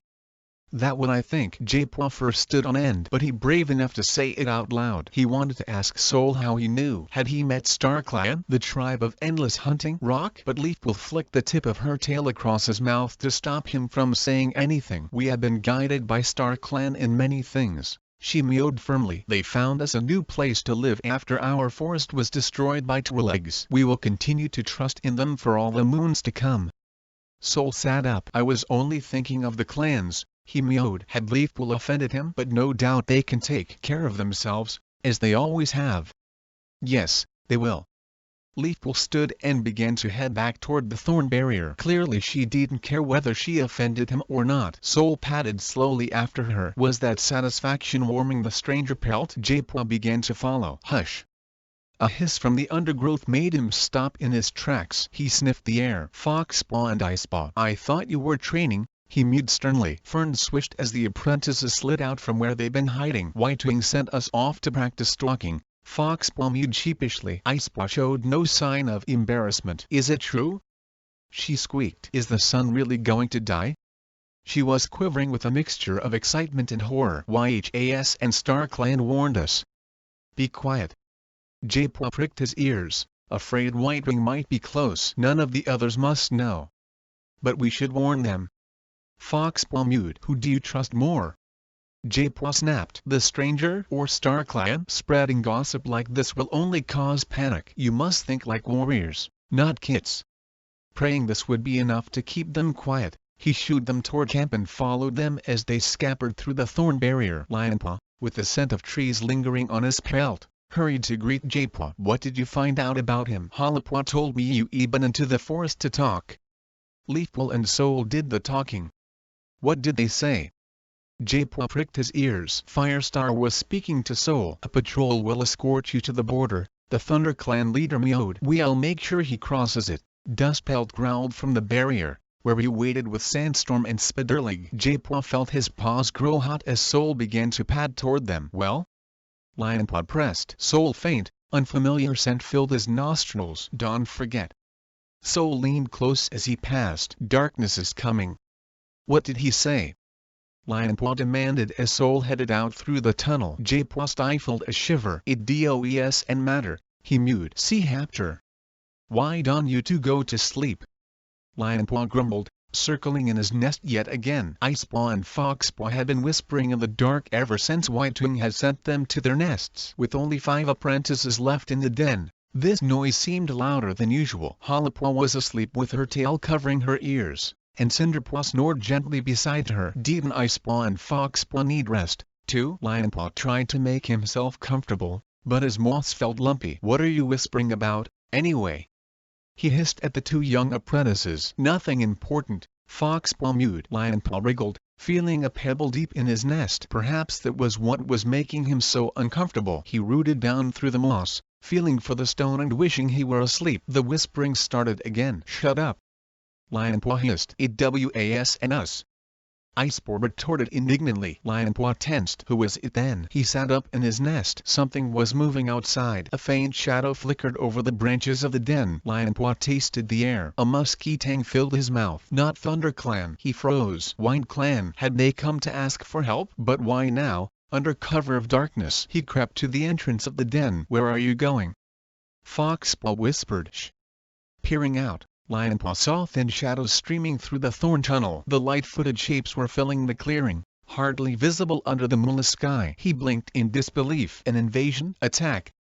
Lionpaw screeched the alarm and shot from the den. He slammed into a WindClan cat, surprised that the wraith-like warrior felt so real. Noise exploded around him as, snarling and hissing, the WindClan invaders turned on him. He lashed out at the barrage of paws, keeping his hind paws firmly planted against the onslaught. Then he dropped and crouched, letting the attackers fall in upon themselves, and wriggled out of the melee. ThunderClan warriors were streaming from their den, pelts bristling, eyes wide with shock. Hollowpaw raced into the clearing with Cinderpaw, Icepaw, and Foxpaw at her heels. Why are they attacking us? This was no time for questions. Circle the clearing and pick off the outsiders, Lionpaw ordered. He ducked as a WindClan warrior leaped for him, then arched his back. His attacker rolled clumsily over him, landing wrong-footed as Lionpaw spun and leaped for his throat. Only just in time, he re-aimed his attack, biting the WindClan warrior sharply behind the ear and rolling him to the ground. I nearly killed you. Lionpaw realized how close he come to tearing this warrior throat out. Get out of my camp! He hissed, hooking the warrior with his forepaws and raking his belly with his hind. Or I will kill you. The WindClan warrior wriggled from his grasp but didn't flee, only disappeared into the throng of cats fighting in the clearing. Lionpaw tried to follow him, but the WindClan warrior pelt disappeared into the gray, writhing mass. A flash of white Cloudtail was shouldering his way through the crowd. Sandstorm Pelt glowed at the far side of the battle. Close by, Lionpaw could make out the white-patched pelts of Sorreltail and Brightheart. Whitewing was outside the Elder's den, slashing side by side with her apprentice, Icepaw, at an advancing line of WindClan warriors. Graystripe reared up at the entrance to the nursery, battering a WindClan cat with such force that it scrambled backward, hissing, into the crowd. Brightheart rolled past him, grappling with a spitting WindClan Tom. Graystripe grabbed the Tom, hooking him away from his clanmate and tossing him aside like fresh kill. Get inside the nursery, he yelled. While Brightheart slid inside the nursery to defend the queens and kits, Graystripe planted his paws at the entrance, his glittering eyes daring any cat to come close. Lionpaw. Ash for Yule sounded from the Elder's den. Get over here. Lionpaw scooted around the edge of the battle, ducking past flailing paws. Whitewing and Icepaw were still fighting the oncoming WindClan warriors, their fur darkened with blood. We got to get Longtail and Mousefur onto high ledge, Ashfur growled. I'll help Whitewing and Icepaw hold this lot off. He rolled onto his back and shoved a WindClan warrior away with his hind paws. You guide Longtail and Mousefur up the rocks to the ledge. Lionpaw glanced at Icepaw, grappling with a young WindClan Tom. Her eyes shone with fury as she battered his ears with blow after blow. Get on with it. Ashfur screeched. Lionpaw darted into the Elder's den. Longtail and Mousefur were crouching at the back of the honeysuckle cave, fur bristling, claws unsheathed. You need to follow me to high ledge. We should be fighting, Mousefur spat. You may have to, Lionpaw told her. But for now, it'll be easier to chase WindClan off if we don't have to worry about you. He knew it was blunt, But there was no time for tact. All their lives were at stake. He checked the den entrance. Ashfur and Whitewing were pushing WindClan back. Icepaw, her muzzle glistening with fresh blood, had fought off the Tom. She narrowed her eyes, then lunged at the hind legs of the WindClan warrior battering Whitewing. They created a gap in front of the den big enough to guide the elders through. Lionpaw turned and nudged Mousifer out, then Longtail. He slid alongside them, shielding them from lashing tails and thrashing paws as they made their way to the tumble of rocks leading to High Ledge. Hurry up, he willed Mousifer on. Longtail was already climbing the rocks, but Mousifer was hobbling as though each step was a struggle. Leaning against her, Lionpaw took her weight and guided her upward. Stop! Firestar stood on the ledge above them, eyes blazing with rage. His yell rang like thunder around the walls of the hollow. Lionpaw halted and the cats grew still, all eyes turning to the Thunder Clan leader. How dare you! Firestar roared. The mass of cats parted to reveal Onestar in the midst. The WindClan leader had led the attack himself. Lionpaw stiffened. This was no raiding party. This was war. Starlight glittered in Onestar's eyes. We dare because we are true warriors, he mewed evenly. This battle has been too long coming. Thunder Clan must learn that they are not the most important clan in the forest. Firestar listened, still as rock. You watch the suffering of others, waiting to be begged for help like you belong to Star Clan. Onestar lashed his tail. We will not beg. We are warriors. We will fight for the prey and the territory we need to survive. Firestar's eyes grew wide. So you invade our camp? The Thunder Clan leader was outraged. We want to make sure you get the message, hissed Onestar. You think being a warrior means saving mountain cats and rescuing strays. We think it about taking care of our clan.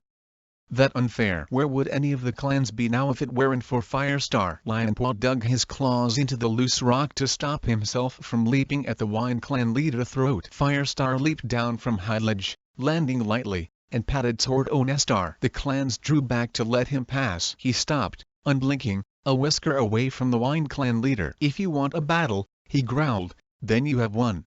Onestar flicked his tail and Lionpaw tense, ready to push Longtail and Mousifer up to safety when the camp exploded once more into battle. But, to his astonishment, the WindClan cats turned and swarmed out through the thorn tunnel, their paw steps fading into the forest as the barrier grew still. Ha! Icepaw bounded forward. They too scared to fight us. Dustpelt narrowed his eyes. It does and makes sense, he growled. Why go to the trouble of attacking at night and then leave? They had the advantage. We were totally unprepared. We not unprepared now, Foxpaw mewed, flicking his back legs out in a well-rehearsed battle move. I want a patrol to follow them, Firestar ordered. I want to be sure they left our territory.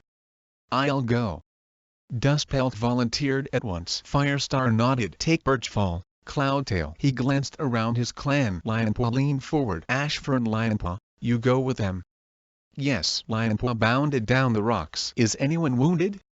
Firestar called. Leafpaw and Jaypaw were already weaving among the warriors, bundles of herbs in their jaws. Whitewing was licking the blood spatters from her pelt. Firestar looked at her anxiously. Whitewing? Just a few scratches, she mewed. Mostly WindClan blood. Good. Firestar nodded. I want you to lead a patrol to the Shadow Clan border to make sure all quiet there. Take Brackenfur and Sorreltail. Hollowpaw padded forward. Can I go? Yes, Firestar agreed. Icepaw, you go with them too. He looked at Graystripe, who was still guarding the nursery. Do you want me to go? Graystripe volunteered. No, Firestar answered. We need strong warriors to protect the camp in case WindClan return, and I can think of anyone who would defend the nursery more fiercely than you. Brambleclaw. He turned to his deputy. YWAS and the entrance guarded tonight. Brambleclaw gaze darkened. The extra patrols have stretched us to the limit. Guard it now, Firestar told him. From now on, it will be guarded day and night, patrols or no patrols. We shall just have to manage unless sleep till this danger passes. Mewling sounded from the nursery, and Graystripe stiffened. Brightheart popped her head out. The kids are frightened but they yell okay. Toadcat slid out beside her. I wanted to see the battle. Brightheart grabbed him by the scruff and scooped him back inside. Sandstorm. Firestar turned to his mate. The thorn barrier must be strengthened. We'll weave in all the extra brambles we can find. I want everyone working together. Sandstorm dipped her head. Lionpaw raced to the entrance, where Dustpelt was already waiting with Cloudtail. Ashfur and Birchfall joined them. Dustpelt flicked his tail. "Ready?" Cloudtail nodded. Birchfall needed the ground. Lionpaw could hardly keep his paws still. He wanted to watch WindClan as they fled like cowards over the border. "Come on!" Dustpelt turned and pounded into the forest, and Lionpaw followed, blood roaring in his ears. The woods smelled of WindClan, and Lionpaw wrinkled his nose. "Warriors? They were nothing but thieves and bullies. Perhaps we'll catch them before they reach the border." His paws itched for battle. He would beat WindClan just like he beaten the mountain cats. They were both scrawny bunches of prey stealers. Cloudtail raced into the lead, signaling for the patrol to slow down. He was the clan best tracker. No WindClan set would escape him. He led them straight for the border, stopping and sniffing at twigs and leaves before nodding and moving on to the next scent. As they neared WindClan part of the forest, he halted beside a low spreading yew. He sniffed it and then turned his head, ears pricking. Padding into a dip, he sniffed at a bramble and frowned. He jumped onto the bank, which led down to the border stream, and opened his mouth to draw in scent. Shaking his head, he glanced back at his clanmates. "What is it?" Dustpelt demanded. "They split up here," Cloudtail meowed. Dustpelt flattened his ears. "They did what?" Cloudtail flicked his tail toward the yew. "One group went that way, toward the old Thunderpath." An ominous feeling rumbled in Lionpaw's belly. "Another went that way." Cloudtail was pointing his nose toward the lake, and the other Birchfall cut him off. "The other?" Cloudtail was looking upstream. "The other group has gone deeper into the woods," he finished. Lionpaw gulped. "That was where the tunnel entrance lay." "Then none of them have crossed back over the border?" Ashfur circled his clanmates, pell bristling. "Not as far as I can tell," Cloudtail meowed. "This is as close to the border as the scents go." "And there any fresh scent on the border at all?" Cloudtail shook his head. Ashfur narrowed his eyes. "So they didn't come in this way either. They must have crossed the moorland border," Birchfall guessed. Lionpaw prayed it was true. But he could and forget the fox den he had found. Had WindClan found it too? Had they used it to invade ThunderClan territory? He fought down the urge to race to the thicket and check for WindClan scents. How would he explain his suspicions to the others? "We should get back to camp," Birchfall warned. "WindClan are still on our land." Eyes round with worry, he glanced at his clanmates before bounding away. Lionpaw raced after him, Cloudtail and Dustpelt on his heels. The forest floor blurred beneath his paws as they sped for home. "Firestar!" Dustpelt exploded through the thorn tunnel and called to the ThunderClan leader. Lionpaw saw with relief that the camp was the same as when they had left. Foxpaw and Icepaw were passing up brambles to Brightheart, who stretched up to weave them into the thorn barrier. Spiderlig was dragging more branches out from behind the medicine den, while Barinos and Henifern pressed mud and leaves around the bottom of the barrier to root it more firmly into place. Greystripe paced outside the nursery, the fur bristling along his spine. Mousefur and Longtail crouched on Highledge. Firestar looked up sharply. "Have they left?" He had been talking with Brambleclaw in the middle of the moonlit clearing. Dustpelt shook his head. "What?" Firestar dug his claws into the soft earth. "They split up into 3 groups and disappeared." Greystripe hurried from the nursery. "Split up? They must be trying to weaken us by dividing us up," Brambleclaw growled. "The attack on the camp was just to get our attention," Firestar concluded. "They want to draw us out into the forest."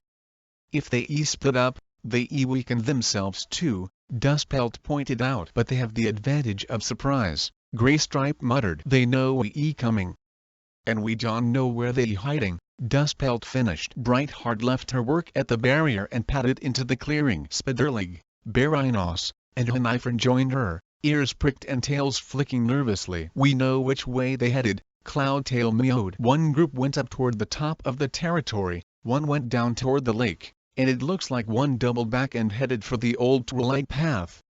"How in the name of StarClan did they know which way to go?" Dustpelt wondered. Firestar frowned. "It looks like they know our territory better than we imagined." "That impossible," Brambleclaw insisted. "Our patrols have kept them from crossing the border." Lionpaw listened silently, his belly churning as he pictured WindClan warriors creeping night after night from the foxhole, past the patrols, and into the very heart of ThunderClan territory to scout for places to fight. The thorn barrier shook as Whitewing charged into the camp. No sign of trouble on the ShadowClan border. Brackenfur and Hollowpaw raced in after her, Icepaw and Sorreltail on their heels. Firestar faced them. Wind Clan have split up and are still on our territory. Hollowpaw eyes widened. They didn't leave? Sorreltail gasped. No. Firestar paced the clearing. We need 3 battle patrols to go out and find them. A 4th patrol will stay behind to defend the camp. He swung his head toward his old friend. Graystripe, that will be your duty. Graystripe nodded. I'll lead 1 patrol. Brambleclaw, you lead the 2nd, and Dustpelt will lead the 3rd. By now the whole clan was gathered around their leader. Leafpaw and Jaypaw listened from outside the medicine den. Firestar scanned the anxious faces. ThunderClan will defend its territory, he promised. Ashfur, Lionpaw, Barinos, Spiderlig, Poppyfrost, you'll follow me. He turned to Brambleclaw and Dustpelt. Pick your own warriors. Leafpaw and Jaypaw will stay in camp with the queens and elders. Brightheart and Whitening, you stay with them. Cinderpaw, Ferncloud, and Icepaw, you stay too. Cinderpaw looked ready to argue, but held her tongue. Icepaw was and so wise. But she began to complain. Firestar glared at her. Do you think kids and elders aren't worth defending? Of course. Icepaw backed away. Dustpelt and Brambleclaw began to gather the patrols, choosing cats with a flick of their tail. The clan divided like water around rocks, pooling behind the 2 warriors. Are we ready? Firestar asked. Brambleclaw, Beck and Mousewhisker and Hazeltail, then nodded. What about me? Foxpaw mewed. You'll be with us, of course, Squirrelflight called from beside Dustpelt. The apprentice hurried to his mentor. I'll head into the woods near the border, Firestar declared. Lionpaw pricked his ears. Would he have a chance to check out the foxhole? He might even be able to seal it up. Brambleclaw, Firestar went on, you go to the Shadow Clan border. Check the abandoned Twi'lek nest. And Dustpelt, the tabby warrior, leaned forward. You head for the lake. Lionpaw darted to Hollowpaw's side. You'll be careful? I'll do what I have to, she answered. Jaypaw Great Pelt shimmered in the moonlight as he hurried from the medicine den. You must both come back, he told them. His blind blue gaze sparked with fear. The prophecy was that all he cared about? Their territory was at stake. Of course we'll come back, Hollowpaw promised, her voice catching in her throat. She brushed her cheek against Jaypaw. Lionpaw felt a prickle of guilt. Perhaps he was just worried about them. At the entrance to the nursery, Millie pressed her muzzle into Graystripe Pelt. She looked weary, but as she stepped back Lionpaw could see her eyes glittering with determination. She would die to save her kits. Daisy squeezed out behind her and called across the clearing, take care, Spiderlig. But the warrior was talking to Barinos and didn't turn. Had he heard? Ferncloud weaved around Dustpelt, then nodded a brisk farewell to her mate before turning to Foxpaw. Be strong and brave, and do exactly as you ordered. Of course. Foxpaw nodded. Ferncloud opened her mouth to say more but turned away, her eyes clouding for an instant. She had watched her mate, Dustpelt, leave for battle many times, but it was harder to say goodbye to one of her kits. Icepaw scampered to her mother's side. I'll be strong and brave too.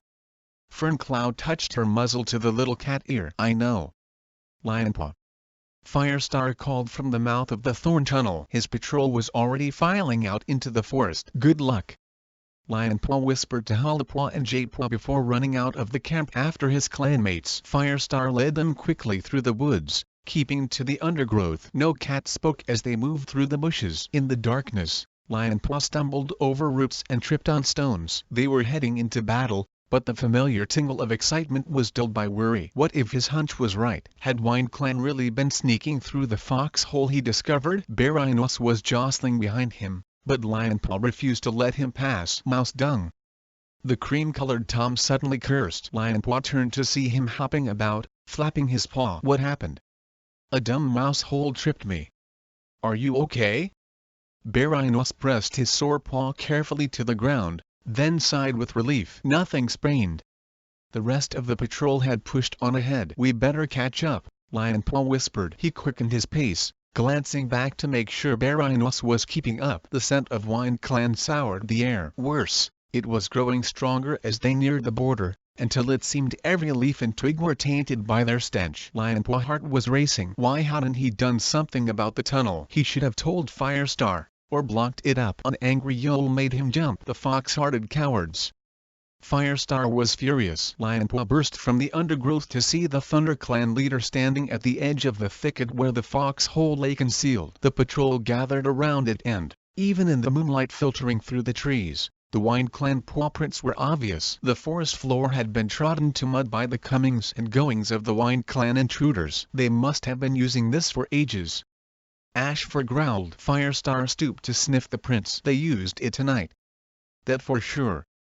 Spiderleg was squeezing out of the thicket, using the same gap Lionpaw had wriggled through days earlier. There's a tunnel in here, he confirmed. I didn't go down too far, but it stinks of Wind Clan, and leads toward their territory. Then we must block it up, Firestar ordered. No more Wind Clan warriors will be coming in this way. Or leaving, Ashfur hissed. Poppyfrost glanced around nervously. But they're here already. Then we'll deal with them next, Firestar promised. He grabbed a dead branch in his jaws and rammed it into the gap in the thicket. We can seal off the entrance to the tunnel later, he mewed. Blocking this opening should be enough for now. Ashfur turned and began kicking mud against the gap in the brambles. The others followed suit. Lionpaw grabbed the broken branch and shoved it in beside Firestar, churned up earth spattering his F-length. Why hadn't he done this days ago? Firestar nudged him out of the way. You and Poppyfrost stand guard. He nodded to the others. We'll continue checking the border. He led them away from the thicket in silence, each cat prowling now as if hunting for prey. Wind Clan prey standing by the heap of branches blocking the way into the thicket. Lionpaw scanned the forest, whiskers stiff. Poppyfrost paced a little ways from him, nose twitching. He glanced at her. Any sign? She opened her mouth to answer, but a bush rustled a few tail lengths ahead of them. She froze. A shadow streaked toward her. Night cloud. Lionpaw warning was cut off as Hairspring shot from beneath a bramble and slammed him to the ground. Struggling to his paws, Lionpaw screeched again as Wind Clan warriors swarmed from the shadows on every side. See Haptor. A rising wind stirred the forest. Branches rattled and leaves showered down onto the patrol as Halapaw followed her clanmates through the woods. It's so dark. She glanced up. No starlight glittered through the leaves, and clouds had hidden the moon. Bracken Furtail brushed her cheek. He was only a few paw steps ahead of her, but she could hardly see him. Stay close, he whispered. The patrol was moving slowly, picking its way through the forest. Wind Clan might be hiding anywhere, waiting for them to pass by. Oh! Mousewhisker muted yelp from behind made Halapaw jump. Are you all right? She hissed over her shoulder. Scratched my eye on a bramble. Halapaw stopped and peered through the darkness at Mousewhisker. Cut. Blood was welling around his eye and it was already puffed up. Mousewhisker brushed away the drips with his paw. I'll be okay, he mewed. Keep up. Brackenfur called to them. Falling in beside Mousewhisker to guide him, Halapaw quickened her pace. It was like running blind. Her paws fell on leaves, then mud, then tangled roots. She sniffed the air, her heart racing as she tried to picture where she was. This was how Japaw must feel all the time. Only when her paws scraped against stone did she realize they had reached the old twilight path. It was dotted with tufts of weeds, and she had to be careful not to trip. Stay close together, Brambleclaw warned. Halapaw could only just make out his shadow in the darkness. It'll be easy for Wind Clan to surprise us. What do Wind Clan want? The question whirled in Halapaw's mind. All of our territory. But where would we go? We don't deserve this. Only Thunder Clan had tried to help when other clans refused. Daisy, Millie, Stormfur, and Brook would have had to survive as loners if Thunder Clan hadn't welcomed them. And Firestar would never have been able to save Thunder Clan to save all the clans if Bluestar hadn't taken him in as a Katipit all those moons ago. Why did the other clans make such a fuss about it? Because the warrior code rejects Katipits, loners, and rogues. As the grim answer flashed in Halapaw's mind, the ground seemed to rock beneath her paws. Her clan had been ignoring the warrior code forever. Glancing ahead, she could just make out the abandoned Twi'lek nest looming darkly against the black sky. It seemed to sway in front of her. Ambush! Brambleclaw snapped her back to alertness and she realized the nest was not swaying, but swarming with the shadows of Wind Clan warriors. They streamed from the openings, their night-grayed pelts ghostly in the darkness. Spread out! Brambleclaw ordered. Where? Halapaw tried to make out the signal he must be making with his tail, but it was too dark. Then Wind Clan were on him, and he disappeared altogether in a mass of shadowy pelts. She stared in terror as two warriors Weaselfur and Emberfoot streaked from the gloom, heading straight for her. Their eyes gleamed with hunger for blood. Her paws felt frozen. Then she was tumbling to the ground while claws raked her side like fire in her flesh. "Remember your training." Anger shot through her like lightning, and she leaped to her paws, claws unsheathed, and lashed out at her attackers. She caught Weaselfur across the muzzle and felt his blood spatter her fur. Mouse Whisker appeared beside her, his injured eye half closed, and lunged for Emberfoot, while Hollipaw swiped again at Weaselfur. She had to jump back as Brackenfur rolled past, grappling with Tornir. Weaselfur saw his chance and leaped for her, sending her staggering back with a heavy blow to her cheek. Her paws skidded on the stone path, and she fell. The Wind Clan warrior eyes flashed with triumph as he dropped on her, lips drawn back in a snarl. Blood roared in Hollipaw ears as she fought panic. She twisted just in time to avoid the warrior's sharp teeth, and pushed out with her hind legs. Yes, she caught him in the belly and sent him lurching backward. Leaping onto her paws, she ducked forward and sank her teeth into his hind leg. Well done.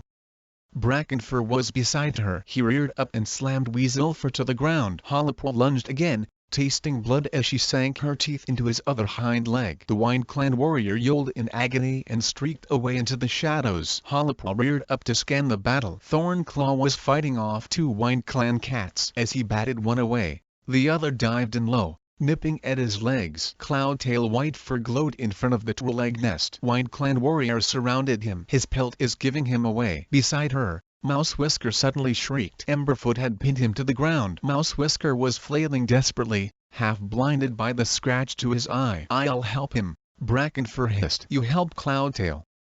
Hollipaw pelted forward, but Brambleclaw was already beside the White Warrior. The Thunder Clan deputy dragged two Wind Clan cats from Cloudtail back and flung them away like dead leaves. His eyes sparkled as he spotted Hollipaw. "We outnumbered," he hissed. "You'll have to ask Blackstar for help."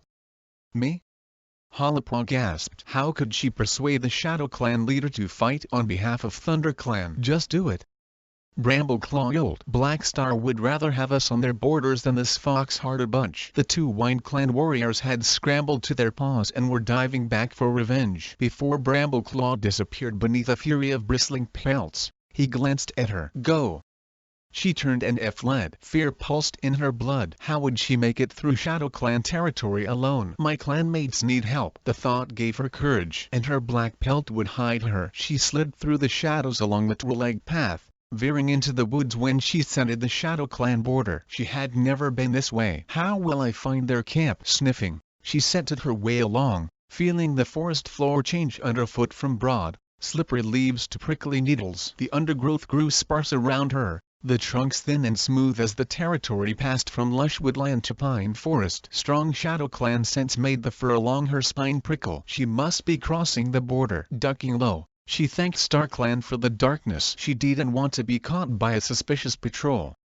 She wanted to get right into the camp to speak directly to Blackstar. She weaved through the woods, staying close to the trees, praying that their shadows would be enough to hide her. Where the camp? Her heart pounded harder. She tasted the air. Shadow Clan scent flooded her mouth. Hope fluttered in her belly as she ducked to sniff at the forest floor. A trail. Countless Shadow Clan paws had passed here. It must lead to the camp. She followed the scent trail on trembling paws and, glancing up, saw a shadow looming ahead. A swath of brambles blocked the path. Could this be the camp? She slowed, pricking her ears. She could hear muffled mewing. A kid cried and the bramble leaves rustled. This must be the camp. She padded closer, skirting the brambles, wondering how she could find the entrance. Who there?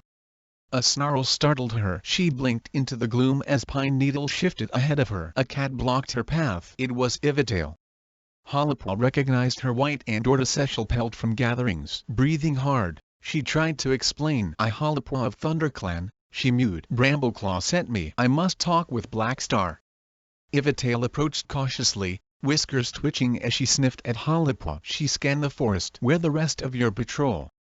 "They're only me." Hollipaw spotted a gap in the wall of brambles. The entrance? Was Ivatail guarding it? No warriors would send an apprentice into enemy territory alone. Ivatail growled. Hollipaw dug her claws into the needle-strewn ground. "I must talk to Blackstar," she repeated. "My clanmates are being torn to shreds." "Are you planning to distract him while your clanmates attack?" Ivatail sneered. "How stupid do you think we are? Halapua patient snapped. She shouldered past the Shadow Clan warrior and darted for the gap in the brambles. Ivatail raced after her as she tore through the tunnel and burst into the Shadow Clan camp. What in the name of Star Clan? A large tabby Tom spun around to face Halapua as she skidded to a halt in the clearing. Where Black Star? She demanded. The Tom bristled, his eyes round with surprise. Halapua. A familiar voice sounded beside her. Halapua turned, relieved to see Tawny Pelt. You got to help me. Her mew was choked with desperation. Slow down, Tawny Pelt soothed. There's no time to slow down, Halapua panted. White Clan are attacking, and Brambleclawed Patrol is outnumbered. He sent me to get help. Tawny Pelt stiffened. Come with me. She led Halapua across the clearing and beckoned her to follow her through a gap in the brambles. Inside, Halapua blinked, trying to see in the gloom. Black Star. Tawny Pelt addressed a shadow at the back of the den. Thunder Clan need our help. She brushed Halapua's flank with her tail and Halapua guessed she was inviting her to speak. Black Star. She dipped her head low. I'm sorry for breaking into your camp, but it's a matter of life and death. White Clan have invaded our territory. They all over our forest, and we outnumbered. You have to help us or they'll drive us away. Black Star stepped from the shadows, his eyes wide with worry. Fetch Rusetfer, he whispered to Tawny Pelt. The Shadow Clan she-cat slipped from the den, leaving Halapua alone with Black Star. How many White Clan warriors? He asked. It seems like all of them, except the elders and kits. Where are they? Brambleclaw fighting a patrol at the abandoned Twi'lek nest. Halapua tried to stop her voice from shaking. Firestar followed some to the border, and Dustpelt went to follow another patrol by the lake. A voice sounded at the entrance. It sounds like a well-planned invasion. Rusetfer slid into the den, Tawny Pelt at her side. Halapua turned to face the Shadow Clan deputy. It is. We were totally unprepared. Rusetfer whiskers twitched. Thunder Clan caught off guard. Eh? Was that amusement in her mew? Halapua bristled with rage. My clanmates might be dying while you talk. Rusetfer blinked. Yes. She sat down beside her leader. This is serious. We can let one clan be driven out. Halapua stared at Black Star. Wasn't going to say anything? Rusetfer went on. There have always been 4 clans. Onestar seems to have forgotten that. We will all be more vulnerable if one disappears. She narrowed her eyes. But should Shadow Clan risk its warriors to fight Thunder Clan battle? Yes. Halapua stared at Black Star. Oh, please say yes. Black Star stood up. We will come. Relief flooded Halapua. Rusetfer will organize the patrol. Don't be long. Halapua longed to beg him to hurry, but Tawny Pelt brushed her lips with the tip of her tail. I'll go with Halapua now, she suggested, and give what help I can till the others arrive. Black Star narrowed his eyes. Did he suspect that Tawny Pelt was just worried about her brother, Brambleclaw, and her former clanmates? Who cares? Let's just go. Black Star nodded. Very well. Tawny Pelt dipped her head and backed out of the den. Thank you so much. Halapua burst out before scooting after the she-cat. She almost tripped over the kids tumbling around. Tawny Pelt paused just outside Black Star den. Dawnkit, Flamekit, stay out of the way. Tawny Pelt scolded. A third kid stomped up and down in front of her. We want to go to the battle. He squeaked. Tigerkit, have you been eavesdropping again? Tawny Pelt glared at her dark tabby kit, but it was easy to see the fondness in her gaze. Halapua felt a purr rumble in her throat at the sight of their short, fluffy tails. Sorry about my kits, Tawny Pelt apologized. They can wait to become warriors. I remember feeling just the same way, Halapua mewed. Tawny Pelt hustled the kits toward a yew bush. A white queen waited at the entrance. Look after them, Snowbird, Tawny Pelt mewed as the queen swished them into the den with her tail. Make sure they don't leave camp. Snowbird nodded. I know all their tricks, she promised. Bye, Tawny Pelt. Dawnkit mew was muff led by Snowbird fur. I'll be back before you know it, Tawny Pelt promised. She glanced at Halapua and added under her breath, Star Clan willing. She darted out of the camp like a shadow. Halapua paused, glancing up at the sky. The clouds were thinning, scudding across the moon. Star Clan help us, she whispered. Tawny Pelt was waiting outside the camp. Follow me. She led Halapua through the woods and into a sloping field. A stream cut through it. This was the land Thunder Clan had given to Shadow Clan moons ago. Twi'leks lived here in strange, flapping nests, but only in green leaf. Keep low, Tawnypelt warned. She ducked and streaked across the grass, leaping the stream where it narrowed near the top of the field. A few twig nests rustled in the breeze, but there was no sign of life apart from a gentle growling from inside. They were in the ThunderClan forest within heartbeats. Tawnypelt clearly knew the territory well. She headed straight for the twig path and followed it, her paws almost silent on the stone. Halapua pricked her ears, suddenly terrified. Had she been gone too long? Had WindClan chased off her clanmates already? A screech told her that the battle still raged. Tawnypelt began to run, and Halapua hurried after her. The twig nest loomed ahead of them, yolls splitting the air. Cloudtail Whitepelt was stained and ragged as he struggled with the shadowy shapes of two WindClan warriors. Brackenfur screeched in fury as he threw a tabby tom from his back. Brambleclaw and Mousewhisker fought side by side, driving a line of WindClan cats back against the stone side of the twig nest. With a battle cry, Tawnypelt flung herself into the fray. Halapua stared. Would this battle never end? Unsheathing her claws, she raced to defend her clanmates. See Hapter. I can stand hearing it and doing nothing. Ferncloud crouched in the clearing beside Japaw. Distant wails and screeches echoed from the forest. We need you here in case the camp is attacked again, Japaw pointed out. Waiting is worse than fighting, Ferncloud growled. Concentrate on noises inside the camp. What noises? Ferncloud stiffened beside him as she strained to listen. Could and she hear the murmuring and shuffling from inside Firestar Den? Longtail and Mousefur were sheltering there with Millie, Daisy, and the kits. From the sound of it, they were having trouble finding room. Where am I supposed to sit? Longtail complained. Just stay where you are, Mousefur croaked. If you move, you might tread on another kit. Another bout of mewling started, followed by Millie's soothing mew. It all right, little ones. And it fun to be in the leader den? I want to be outside fighting. Toadkit squeaked. Not stuck in this hole. You'll turn your mother for white with talk like that, Mousefur scolded. You too young to fight. Stop complaining and make yourself useful, like Rosakit. Rosakit was mewling softly to the younger kits, helping to quiet them. Do you think they'll attack the camp again? Daisy fretted. Whatever happens, no cat going to harm our kits, Millie growled. But Japaw could hear fear in her mew. There was nothing she could do to help her clanmates fighting out in the forest. Greystripe, Whitewing, and Icepaw paced outside the barrier, guarding the entrance. They were too busy listening for danger to speak. Icepaw scuffed against the forest floor from time to time, and her paws scrabbled on the fallen leaves. She must be practicing battle moves. Inside the hollow, Brightheart restlessly circled the camp. Occasionally she stopped, and Japaw guessed she was scanning the ledges along the steep rock walls in case any WindClan warriors were trying to sneak down in a stealth attack. Japaw trusted her senses. Her one eye made her hearing and sense of smell almost as good as his own. No cat could steal past her, and even if they did, Cinderpaw was prowling the clearing, every hair on her pelt bristling. Are you sure your leg okay? Japaw was worried she'd been pacing on it too long. It much stronger with all the swimming, Cinderpaw promised. Just rest a while, Japaw advised. I'll rest on Highledge.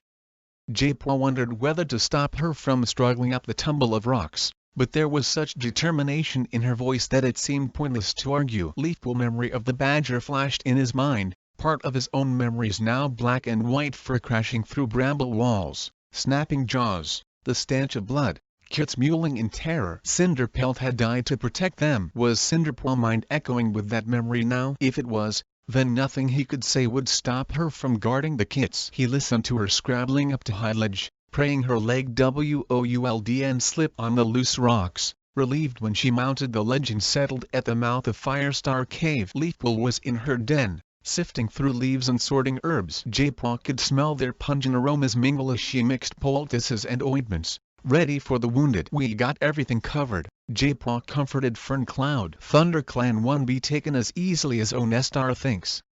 Ferncloud shifted on her paws. Now tell me what you really think. What do you mean? It was and like Ferncloud to be skeptical. It's your duty to encourage your clanmates, but what has StarClan told you about this battle? Japaw shook his head. How could he tell her that they had no warning? Yet he would and lied to defend his ancestors. Why had they let ThunderClan down? StarClan didn't tell us anything, he murmured. Nothing at all? No.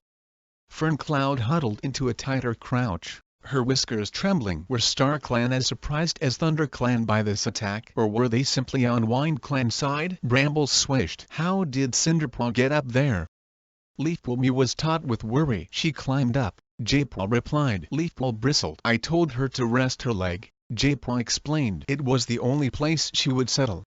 Hadn't he proved already that he knew what was best for Cinderpaw? Cold, and Leafpool believed that Cinderpaw's leg was healing. Leafpool called up to Cinderpaw. Don't try to climb down without help. I don't need help. Cinderpaw mewed. My leg fine. She's smart enough to be careful, J-Paw pointed out. She worked hard to recover, and she knows better than both of us what she can and can manage. He pressed on. Don't forget that she wants to become a warrior. She's not going to do anything that will threaten that. Leafpool didn't reply. Just trust her, J-Paw urged. And trust me. Leafpool sighed. Can you tell what's going on in the forest? Relieved to change the subject, J-Paw cast his hearing beyond the confines of the hollow, concentrating on the faraway shrieking, and gradually began to recognize yells and screeches. Dustpelt Patrol is fighting by the lakeside, he told her. Firestar Patrol has been ambushed near the Wind Clan border. Brambleclawed Patrol is under attack near the Twillegg Nest. He wished she hadn't asked him. Now his mind swirled with images of cat fighting cat, of blood-soaked pelts, of flesh ripping between teeth. He shivered. Let me go out there, he begged. Leafpool stiffened. No way. Our clanmates are getting injured, he protested. I could bring them back to the hollow. He had to do something to help his clan. He was no use here, even if Wind Clan attacked. But a dark, Leafpool argued. Do you think that makes a difference to me? J-Paw let his wide, blank gaze rest on her. In fact, it'll help. I'll be able to hear cats when they can see me. He sensed Leafpool soften. You will be careful, though? I'm not going to get myself hurt. I'm too important to let that happen. It would be good to start treating the wounded as soon as we can. J-Paw sensed a tremor beneath her mew. There had never been a battle like this before, fought in so many places within a single territory. He reached into her mind and found her thoughts swathed not in fog, but in darkness. They were all flailing around in the unknown. J-Paw stood up. The sooner I get going, the better. Leafpool leaned forward and pressed her muzzle to his cheek. Be careful, she whispered. Outside the thorn tunnel, J-Paw sensed Grey Stripe tense with surprise. Where are you going? The Grey Warrior demanded. Leafpool says I can go look for wounded cats. Grey Stripe hesitated. Do you want an escort? Whitewing offered. It'll be easier to stay hidden if I on my own, J-Paw reasoned. Keep low, Grey Stripe advised. If you hear trouble, head away from it. I will, J-Paw promised. He padded away from the hollow. Star Clan be with you, Whitewing called as he weaved through the trees, picking his way over roots and around trailing bushes. J-Paw wondered if any cats were with him. What about Fallen Leaves' ancestors? Or the tribe? He paused. Which battle was closest? Pricking his ears, he heard a wail from the shore. The lake. He checked there first. With all that screeching, there were bound to be injuries. He headed toward the scent of water, his paws slipping on the slope as it steepened toward the top of a low ridge. As he neared the crest he heard a grunt on the other side. A body smacked onto the ground. J-Paw tasted the air, recognizing the scents of sorrel-tail and honeyfern. Honeyfern hissed, and claws scraped fur. A yell split the air, and paws scrabbled against the leafy forest floor. Who are they fighting? He tasted the air again, expecting to smell Wind Clan. But the scent was different. Watery, with a hint of fish. River Clan. Two of them, by the smell of it. What in Star Clan name are they doing here? Ducking low, he crept forward,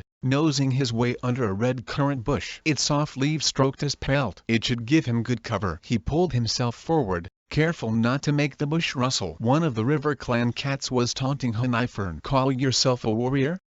Call yourself a cat? Honeyfern retorted. Pelt brushed pelt, and the two cats rolled, tussling on the ground. This is too easy, the other River Clan cat hissed. Sorrel-tail yelped in pain. Fresh air bathed J-Paw muzzle. Then a strong smell of fish as a River Clan pelt brushed his nose. Screeching a battle cry, he shot forward with his claws unsheathed and sank them into the glossy pelt in front of him. The River Clan Tom screeched in surprise. Thanks, J-Paw, Sorrel-tail called. J-Paw ducked back as his clanmates fell upon their attackers. Paws scrabbled in sudden desperation. The River Clan cats were on the defensive now. Thought we were easy prey, didn't you? Hunifern growl was followed by a yell of pain from one of the River Clan warriors. They running away. Sorreltail cheered. Let chase them home. Hunifern yelled. Her paws thrummed the earth as she hurried in pursuit of the fleeing warriors. Arg! Sorreltail squealed as she tried to give chase and stumbled to a clumsy halt. J-Paw darted out from the bush. What wrong? I twisted my paw. He sniffed at the forepaw she held gingerly out. It was hot but not swollen. Gently he grasped it between his jaws and lifted it. Then he gave it a soft shake. Sorreltail gasped but didn't screech. Placing it carefully down, J-Paw told her, "It's sprained, not broken. But I need to get you back to camp." "I can go now." Sorreltail gasped. River Clan have joined the attack. There are more of them down on the shore. They attacked us from behind while we were fighting Wine Clan. Hermie was filled with outrage. What did we ever do but help them? Why are they trying to drive us out of our home? J-Paw could answer. He didn't know why any of this was happening, and Star Clan was and giving any answers. Is Hunifern alright? He asked. Just a few scratches, Sorreltail replied. Once she's seen those two off, she'll rejoin the patrol. She turned to go. I should get back to them too. J-Paw darted in front of her, ready to block her path, but it was unnecessary. She gasped in pain when she tried to put weight on her sprained paw. Let get that scene too, he mewed. He pressed against her shoulder and began to guide her up the slope back toward camp. With a pang, he remembered helping Cinderpaw this way after her accident in her warrior assessment. It seemed months ago now. Panting, they neared camp, J-Paw stumbling under her weight. He was relieved when he heard Graystripe pounding toward him. Here, let me take over. The Grey Warrior nosed him out of the way and supported Sorreltail for the last few paw steps into camp. Leafpool hurried across the clearing to meet them, comfrey leaves bundled between her jaws. Lay her here, she ordered, dropping the comfrey. She in safe paws now. J-Paw turned, preparing to go out again. Wait! Graystripe blocked his path. What it like out there? River Clan are fighting with Wine Clan, J-Paw told him. I'll try to find out how far they gotten into our territory. He padded past Graystripe, feeling the warrior tail touch his back. Try to reach Firestar, Graystripe mewed. Warn him about River Clan, but don't take any risks. J-Paw pushed his way out through the thorn barrier once more and headed inland, toward the border, where he could hear Firestar Patrol battling the Wine Clan ambush. Ash for Yule rang through the trees, desperate but determined. They hadn't been beaten yet. J-Paw weaved through the trees, feeling his way with his whiskers, keeping low. His pelt bristled as he remained alert for any sound other than the distant cries of battle. Stupid brambles! A sudden unfamiliar mew sent J-Paw scooting backward into a clump of ferns. They swallowed him and he froze, relieved to be hidden. Did you hear that? The mew was only a few tail lengths away. J-Paw tasted the air. River Clan again. Hear what? That rustling. Everything rustles in this dumb place. 4 River Clan cats were making clumsy progress through the woods. One of them tripped, setting a whole bramble bush rattling. Could you make any more noise, Reed Whisker? Shut up, Mossbelt. You the one that yelped like a kid when you fell down that rabbit hole. J-Paw whiskers twitched like fish out of water. He waited for them to pass. They heading for the Wine Clan border. Firestar Patrol. He had to get there first. He backed out from the ferns as quietly as he could and darted along a fox trail. He knew it led directly to the border stream. For once he was grateful for the stench of fox. It made it easy to follow the trail and would hide his own scent. The sound of battle grew louder. J-Paw smelled blood and sensed fear and pain flooding the forest. He slowed as he heard scuffling ahead and tasted the air. Lionpaw. The scent of his brother was strong. He pricked his ears. Lionpaw was fighting 2 Wine Clan warriors single-pawed. J-Paw unsheathed his claws, wishing he could help. But Lionpaw sounded as though he was doing okay by himself. One of the Wine Clan warriors was already hopping on 3 legs, and the other was scrabbling on the ground, backing away in a hurry. Run home, cowards! Lionpaw sneered as the bushes beside J-Paw exploded and the 2 Wine Clan warriors pelted past him. Lionpaw? J-Paw hissed. J-Paw, is that you? Lionpaw darted toward him. Are you okay?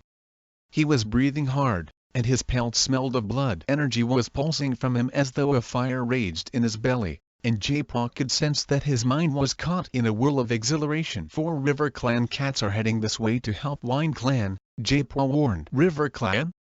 Lionpaw sounded shocked for a moment. Then his mew hardened. I'll sort them out.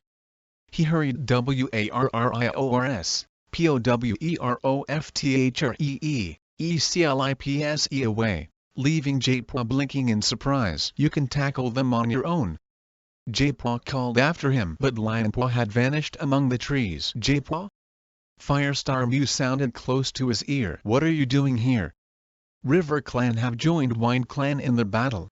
Firestar drew in a sharp breath. Fear flickered from his pelt for an instant. Go tell Brambleclaw. The Thunder Clan leader Mew was grim. Can you find the way? J-Paw nodded. We outnumbered here, Firestar went on. We may need to retreat to the hollow and defend ourselves there. J-Paw heart lurched. That would give Wind Clan control of the rest of the territory. It would no longer be a question of protecting their borders. They would be fighting for their lives. He longed for Firestar to tell him it would be alright, but the Thunder Clan leader had plunged away, back into battle. J-Paw lifted his muzzle, finding his bearings. The lake breeze was blowing from behind him. The sound of Brambleclaw patrol screeched somewhere ahead. He pushed on through the undergrowth, heading for the noise, whiskers twitching, paws feeling gingerly ahead with each step. He could and risk tripping and hurting himself. He had to warn the clan deputy about Wind Clan River Clan allies. Birds were stirring in the trees, chattering anxiously as the sound of battle unsettled the forest. The air began to taste warm. Dawn must be on its way. J-Paw forepaws slipped as the ground dipped down steeply in front of him. Unsheathing his claws, he skittered down the slope, half running, half falling into a soft swath of ferns at the bottom. Only tail lengths ahead, claws scraped against stone. Cats hissed and yowled, and the air smelled of blood and of fish. River Clan were here already. He found Brambleclaw patrol too late. J-Paw trembled as he sensed exhaustion effluting from his clanmates. They couldn't hold out much longer. J-Paw? Hollipaw was backing through the ferns toward him. I thought I smelled you. Her words were slurred, and her pelt was sticky with blood. She was as close to being beaten as he ever known, and yet determination still stiffened her battered body. I should have brought traveling herbs to give her strength. What are you doing here? She panted. I came to warn you that River Clan have come to help Wind Clan. Thanks, but we know, she mewed grimly. Suddenly she pushed him back. Stay out of the way. Paws were padding toward them. J-Paw smelled a River Clan Tom advancing. A growl rumbled in Hollipaw's throat. J-Paw sensed the power and energy rippling beneath the River Clan warrior pelt. It was an unfair match. Hollipaw was exhausted. He had to help her. Crouching beside her, he faced the Tom and ripped at the ground with his claws. Then he froze. Another scent was tainting the air. Shadow Clan. Tawnypelt was fighting close to Brambleclaw. Was Shadow Clan battling them too? Paws pounded up the twilight path. More Shadow Clan. J-Paw felt a wave of despair break over him. How could they possibly fight three clans? Had Star Clan given up on them entirely? He stumbled back into the ferns. There was nothing he could do now to save his clan. Fur brushed his pelt. Tawnypelt was beside him. What are you doing here? She demanded. J-Paw lashed out with a forepaw, aiming for her muzzle, rage burning in his belly. How can you attack your own kin? She blocked his blow with her paw. We come to help, she hissed. Hollipaw fetched us. She shoved him farther back into the ferns. Get back to the hollow and stay out of trouble. What about Hollipaw? Snockatail and Scorchpaw will help her. J-Paw tasted the air. Two Shadow Clan warriors were fighting alongside Hollipaw now, their scents mingling with the tang of fish foul blood spraying from her River Clan attacker. Her paws scrabbled against the path as she leaped forward and, with a yowl of rage and pain, the River Clan cat pounded away into the forest. Go now. Tawnypelt urged. She turned to head back into the fight, but J-Paw pressed his paw to her flank. Firestar outnumbered by the Wind Clan border, and Dustpelt struggling beside the lake. I'll send warriors to help them, Tawnypelt promised. The ferns rustled as she hesitated. Wait, she hissed. Take Mouse Whisker with you. His eye hurt. She leaped away and returned a moment later with the young warrior. I want to stay and fight, Mouse Whisker was protesting. Not with that eye, Tawnypelt told him. I can see out of the other. That not good enough. J-Paw smelled blood. You can come back when I cleaned it up, and fight even better, he promised. Mouse Whisker hesitated. Okay, he agreed. But we have to be quick. Tawnypelt plunged back into battle. Come on, Mouse Whisker prompted. Side by side, they ran along the edge of the twilight path, back toward camp. Mouse Whisker pressed against him, steering him through the undergrowth spilling from the edge of the forest. J-Paw's head was full of the sounds of horror and spilling blood. The whole forest seemed alive with wailing and clawing and the ripping of fur. All 4 clans were fighting, and Star Clan had told him nothing. See Hapter.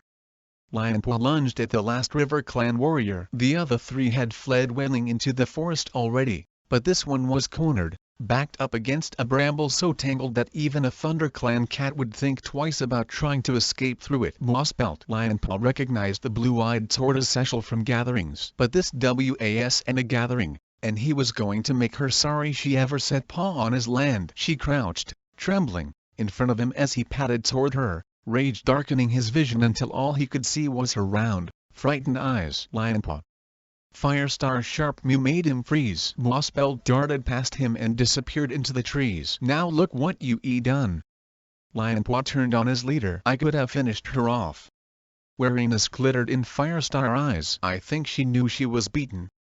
Lionpaw glanced down at his fur, clumped with blood, some fresh, some drying. What had he done? In the heat of battle he wasn't always sure how he fought. He simply smelled blood and felt flesh tear beneath his claws. What about Wind Clan? Lionpaw wondered if the rest of the invaders had been beaten yet. We'd just seen the last one back over the border, Firestar told him. Ashfur and Barinoss slid from the undergrowth, Spiderlig and Poppyfrost beside them. Ashfur was sticky with blood. One of Barinoss' ears was shredded at the tip. Spiderlig was limping badly, and Poppyfrost, ruffled and bleeding, was round-eyed with shock. What about the other patrols? Lionpaw insisted. We should go help them now that we finished here. Firestar flicked his tail. Spiderlig got a bad belly wound. We need to get him back to camp before we check the rest of the territory. Spiderlig was lying down, phalanx heaving and blood oozing onto the forest floor. Ashfur dug his nose under his den-maid's shoulder and pushed him to his paws. Come on, he encouraged. We'll get you back to Leafpool. Barinoss pressed against Spiderlig's other flank, and, between them, the 2 warriors began to half-guide, half-carry their injured clanmate back toward the hollow. I'll go see if I can help the other patrols while you take Spiderlig back. Lionpaw wasn't ready to return home. He could hear the other battles raging in the distance. He ought to be there, fighting. I can let you go into the forest alone, Firestar told him. Was that fear in his eyes? Frustrated, Lionpaw joined his clanmates as they headed for home. He tried to hurry them on by padding ahead, but Firestar kept calling him back. Spiderlig was panting, groaning with each step. Hurry up. At last they headed down the slope toward the thorn barrier. Lionpaw halted at the entrance to let Ashfur and Barinoss help Spiderlig through. Firestar followed them in, but Lionpaw hesitated. He could hear rustling in the bushes behind him. He stared in surprise. J-Paw? His brother was trotting out of the trees with Mouse Whisker. Are you okay? J-Paw called. His nose was twitching. I can smell blood. Lionpaw shrugged. It not mine. Mouse Whisker was closed and swollen to the size of an apple. Is he okay? Lionpaw asked. The cut just needs cleaning, J-Paw told him. Apart from a few scratches, it's my only injury, Mouse Whisker mewed proudly. J-Paw guided the injured warrior into camp, and Lionpaw trailed after them. His claws itched to be fighting again. Our Ivor Clan have come to help Wind Clan, J-Paw was reporting to Firestar. But Blackstar has sent some cats to help us. Surprise lit Firestar eyes. Blackstar helping us? He sent a whole patrol. Firestar drew in a deep breath. Then all 4 clans are fighting on our territory. J-Paw nodded. You better help Leafpool treat the injured. Leafpool was already crouching over Spiderlig, pressing leaves to his belly to staunch the bleeding. Firestar turned back to the entrance, signaling to his patrol with his tail. At last Lionpaw flexed his claws and followed his leader through the barrier, refusing to step aside when he felt Ashfur pressing on his heels. His mentor slid past him as they emerged from the tunnel. You should clean yourself up, he mewed, glancing at Lionpaw's sticky pelt. There'll be plenty of time for that after the battle, Lionpaw replied. Ashfur veered away from the patrol, shadowing its flank, his dark pelt rippling as he slid through the undergrowth. The sun was up now, rising above the trees into a pale, empty sky. Ashfur paused, pricking his ears, and Firestar signaled for the rest of the patrol to halt. Cats approaching from Wind Clan direction, Ashfur hissed. Lionpaw tasted the air. Wind Clan, a whole patrol. He stiffened, tasting the air again to be sure. Heatherpaw. He bolted toward the approaching patrol, ignoring Firestar's cry for him to stop. As he darted like a bird through the undergrowth, his paws skimmed the ground. The sunlight glittered golden through the trees, making it easy to spot the Wind Clan patrol slinging like weasels through the forest. They were heading for the lake, hoping to finish off Dustpelt patrol. No doubt Lionpaw could hear his clanmates' paws thrumming after him. They exploded from the bushes around him as he reached the Wind Clan cats. The enemy patrol scattered in panic, but not quickly enough. Ashfur knocked a brown tabby warrior to the ground, while Firestar flung himself at a black tom. Lionpaw charged through 2 Wind Clan apprentices, shoving them aside. Behind them Heatherpaw reared up on her hind legs, her blue eyes wide with shock. Lionpaw lunged at her and grasped her scruff between his teeth. She struggled, wailing, as he dragged her through a wall of ferns and flung her to the ground in the small clearing beyond. Enclosed in the pale green cave, he pinned her down, letting his paws prick her skin. "You told them about the tunnels," he hissed. "I can believe you betrayed me. I thought I could trust you to keep your mouth shut." "It was and me." Rage surged beneath his pelt. "So why is my forest filled with your clan?" Heatherpaw struggled to escape from his grasp, twisting and biting him hard on the foreleg. "I don't lie," she growled. "It was and me." "It was Sadgekit." "Why would he do that?"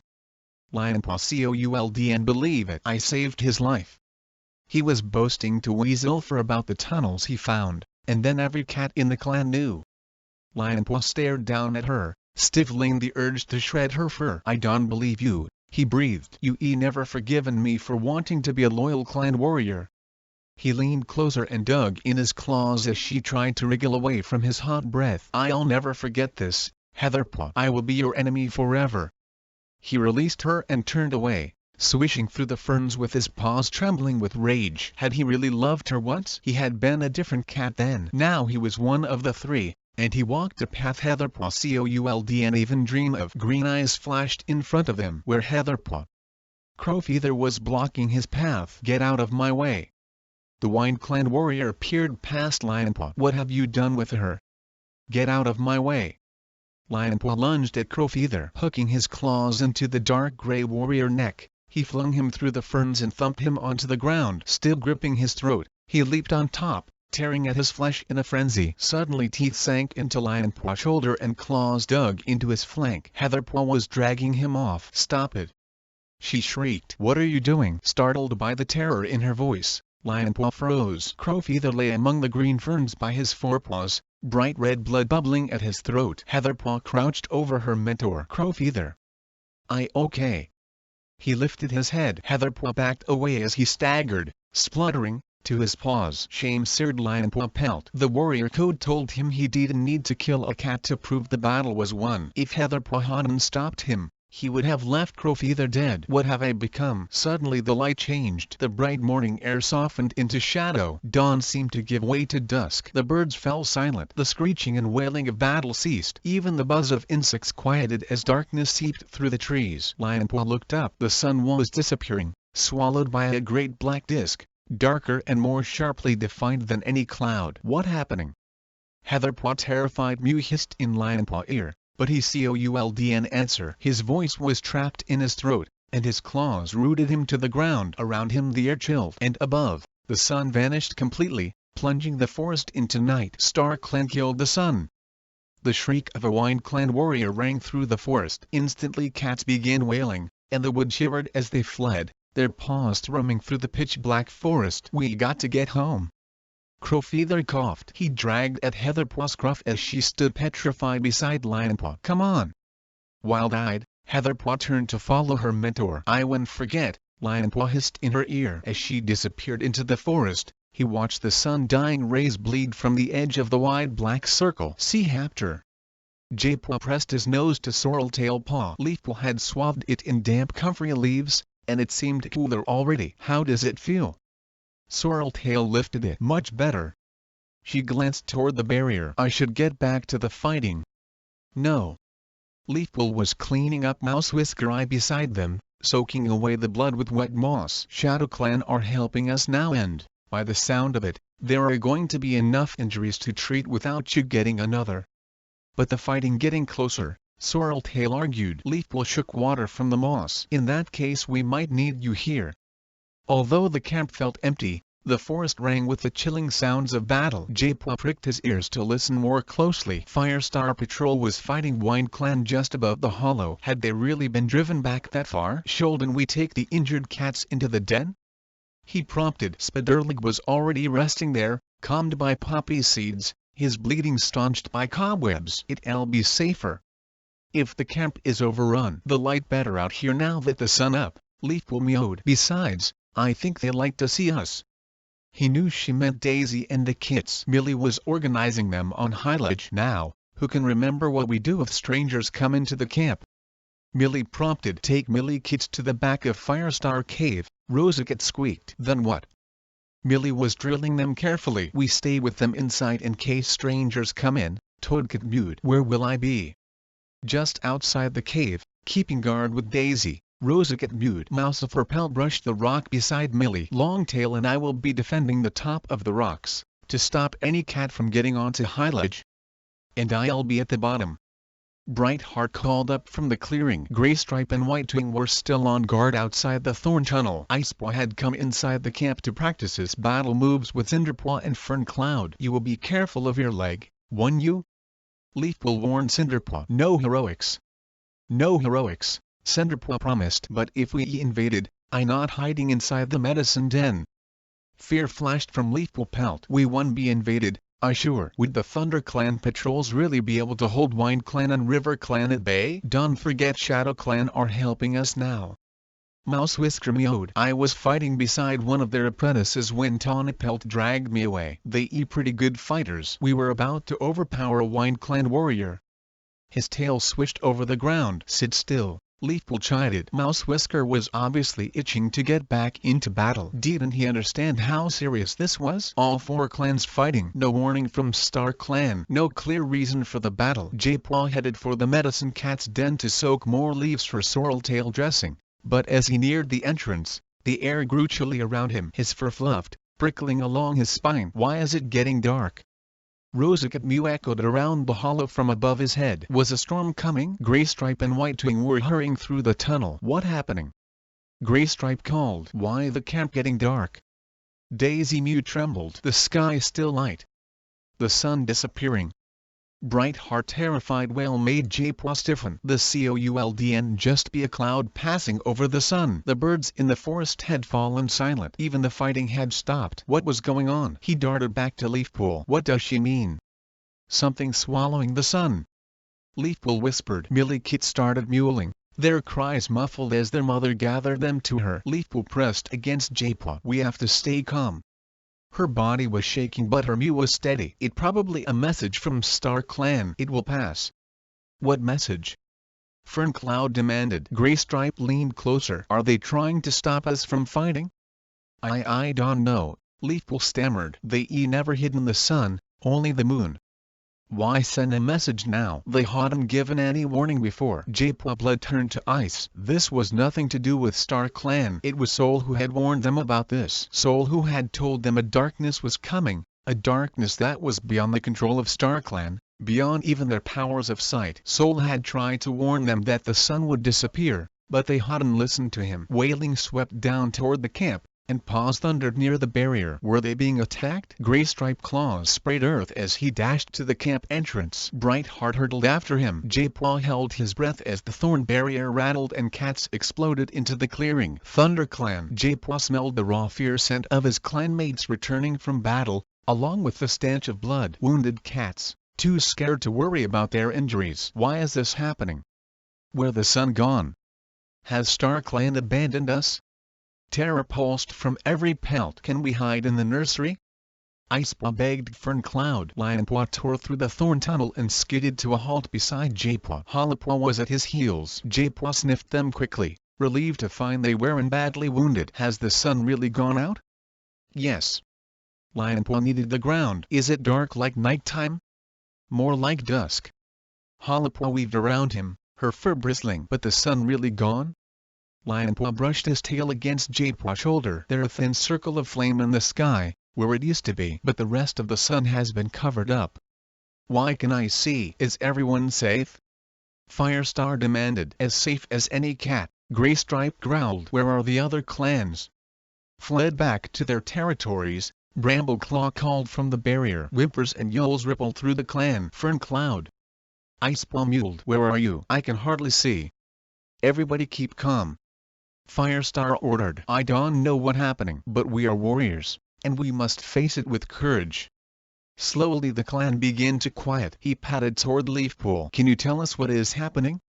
Will she mention soul warning? Star Clan has and spoken to me directly, she mewed. Japaw flexed his claws. Because they didn't know. This must be an omen. Leafpool continued to stop the battle. But the battle was and our fault. Hazeltail wailed. White Clan started it, hissed Whitewing. Why do we have to suffer? Fern Cloud yelled. Leafpool tail stirred the air. But it has ended the battle. That must be what Star Clan intended.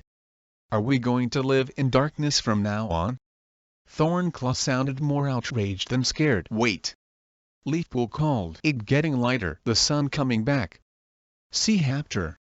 Hollowpaw gazed at the trees above the hollow as the sun bleached away the half-light. The sky paled to blue and the air began to warm. Beside her, Lionpaw shifted on his paws, and Japaw tasted the air. The birds began to sing again. Late-season bees began to rise sleepily from the grass around the edge of the camp and buzzed away on heavy wings. But, despite the sun on her pelt, Hollowpaw was still shivering, her scratched and aching body trembling beyond her control. What just happened? She turned to ask Japaw. If Star Clan had hidden the sun, surely he must know something. But he was hurrying away to join Leafpool as she weaved among the anxious and wounded cats. Can you stretch out your forepaws? Leafpool asked Brackenfur. The Golden Tom winced as he tried. Shoulder wrench. Leafpool concluded. Go and wait by the half-rock. I won't be long. She moved on to Whitewing. The warrior's snowy pelt was darkened by patches of blood. Any sprains or wrenches? Just scratches, Whitewing answered. Then wait beside the warrior's den, Leafpool ordered. We'll bring you ointment as soon as we can. Thornclaw sprained a hind paw. Japaw called. Help him over to the far end of the clearing and let him rest below Highledge, Leafpool told him. She moved on, sending Hazeltail and Poppyfrost to wait with Whitewing. Hazeltail dropped into a crouch beside Whitewing. How could the sun disappear? The sky was clear blue, so it couldn't have been a cloud, Poppyfrost breathed. Clouds never make it dark and cold like that, Whitewing added. Leafpool looked at them sharply. You should be licking those scratches, not chattering like finches. She nudged Birchfall and then Barrinos toward Thornclaw. Wait over there. Birchfall limped across the clearing, keeping his swollen forepaw off the ground. I don't see why Star Clan should hide the sun from us. He mewed indignantly. Barrinos hopped alongside him, a hind paw held out gingerly behind him. White Clan should never have started the battle. It serves them right if Star Clan are angry with them. Hollowpaw glanced at her brother. He was watching the clan. Are you okay? Fine, he mewed. Didn't he want to talk about the vanishing sun? Very quiet. Yeah. Lionpaw glanced up at Highledge, where Millie was picking her way down the tumble of rocks. Briarkit swung from her jaws. Daisy followed, holding Toadkit. Let help them, Lionpaw suggested. He darted away toward Highledge. How did he have so much energy left? Hollowpaw felt weighted with exhaustion, and the scratches and bites that covered her body, though not deep, were stinging. Sighing, she followed. I could have walked down myself.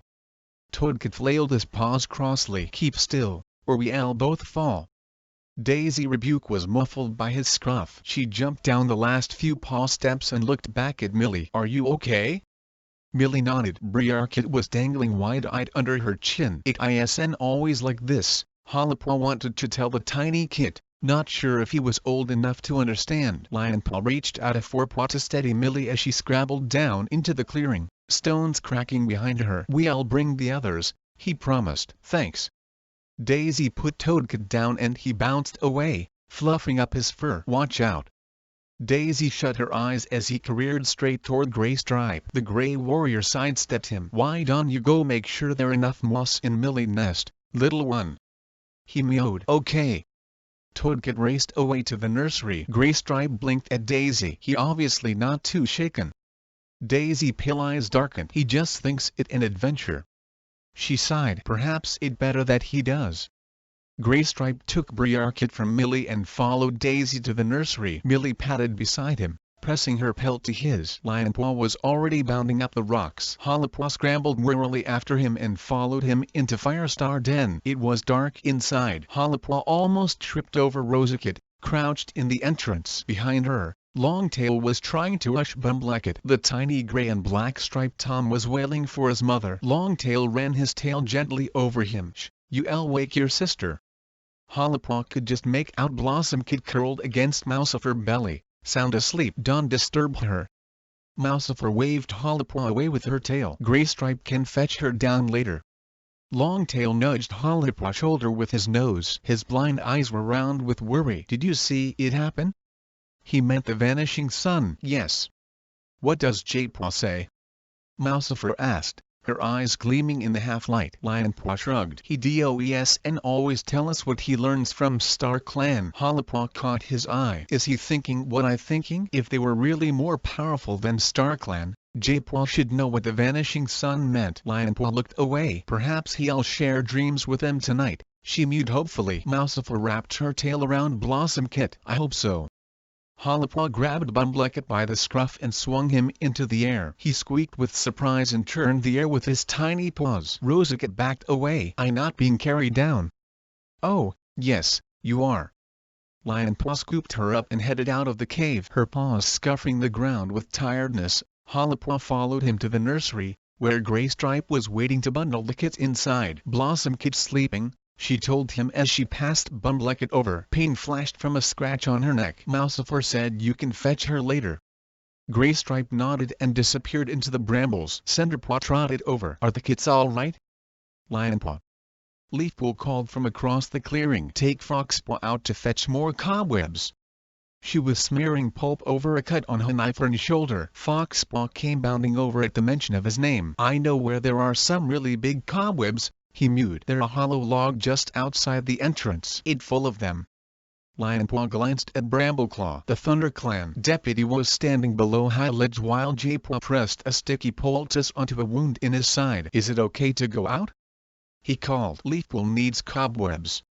"Yes, but be careful," Brambleclaw warned. As Lionpaw and Foxpaw headed away, Leafpool turned to Hollipaw. "There are herbs piled beside the pool in my den," she mewed. "Take them to Whitewing and the others." "You had enough training to show them how to chew them up and lick them into their scratches." "I know how to do that." Cinderpaw mewed suddenly. Hollipaw blinked. "How? You not a medicine cat apprentice?" Leafpool stopped wrapping cobwebs her Hunifern wound. "She spent so long in the medicine den, she must have picked it up." She waved Cinderpaw away. "Go with Hollipaw and help her. Just be careful of your leg." "I will." As they headed for the medicine cat den, Hollipaw noticed that Cinderpaw was hardly lipping. "How your leg?" she asked. "Much better," Cinderpaw mewed. "I don't think I could do every battle move yet, but it won't be long till I can." The swimming helped just in time, she added somberly. They padded past Squirrelflight. The dark orange she-cat was sitting awkwardly at the edge of the clearing, her haunches drawn up, with one hind paw jutting out. Hollipaw nodded a greeting, but Squirrelflight only stared dully back. Hollipaw felt uneasy. "Has Leafpool checked you?" "Not yet." Squirrelflight was taught. "Something wrong?" Hollipaw glanced down and saw that the sand around Squirrelflight was stained dark red. "Blood. You hurt." Her tiredness forgotten, she darted to her mother's side and sniffed at her pelt. Fresh blood was oozing from below her chest. Squirrelflight's forepaws trembled, and she dropped into a crouch, a groan jerking from her as she moved. Paws pattered behind Hollipaw. "What wrong?" Sandstorm was pressing in beside her. "She bleeding," Hollipaw whispered, feeling her paws go numb with alarm. Groaning again, Squirrelflight rolled onto her side, revealing her blood-soaked belly. Sandstorm gasped. "YHAS and this been seen too." She flicked Hollipaw with her tail. "Fetch Leafpool." Hollipaw stared at her mother. Squirrelflight was panting, her flanks fluttering unevenly. "Now." Sandstorm shoved Hollipaw away. Leafpool was squatting down at the far side of the clearing, chewing herbs. Squirrelflight hurt. Hollipaw didn't have to say any more. Leafpool was already on her paws and racing toward the she-cat. Hollipaw chased after her, skidding to a halt as Leafpool crouched and rolled Squirrelflight over with one paw. With her other she carefully parted the dark orange belly fur. A deep claw gash ran from Squirrelflight's chest to the top of her hind leg. Blood was effluting from it, pooling on the sand beneath her flanks. Hollypaw pressed her muzzle against Squirrelflight's cheek. She hardly breathing. Her mother eyes were beginning to close. "Stay awake," Hollypaw begged. She spotted Lionpaw and Foxpaw returning with wads of cobweb hanging from their jaws. "Thanks, Star Clan. Over here." Lionpaw darted to his mother's side. "Give me those." Leafpool dragged the cobwebs from his mouth and began patting Squirrelflight's wound. She beckoned Foxpaw over, taking his cobwebs too. "Go to the pool in my den," she told him, not looking up. "Fetch soaked moss quick as you can." Lionpaw was staring at his mother in horror. "You too?" Leafpool growled. "Quickly." Lionpaw and Foxpaw darted away. Jaypaw must have heard the commotion. He left Brambleclaw, his paws still wet with ointment, and began weaving his way through the wounded warriors. Brambleclaw watched him go, surprise lighting his eyes, then looked past him and saw Squirrelflight. He charged around the clearing, Jaypaw poultice crumbling from his flank as he ran. He stopped beside Hollypaw. "What wrong?" "Belly wound," Hollypaw whispered. "How it happened?"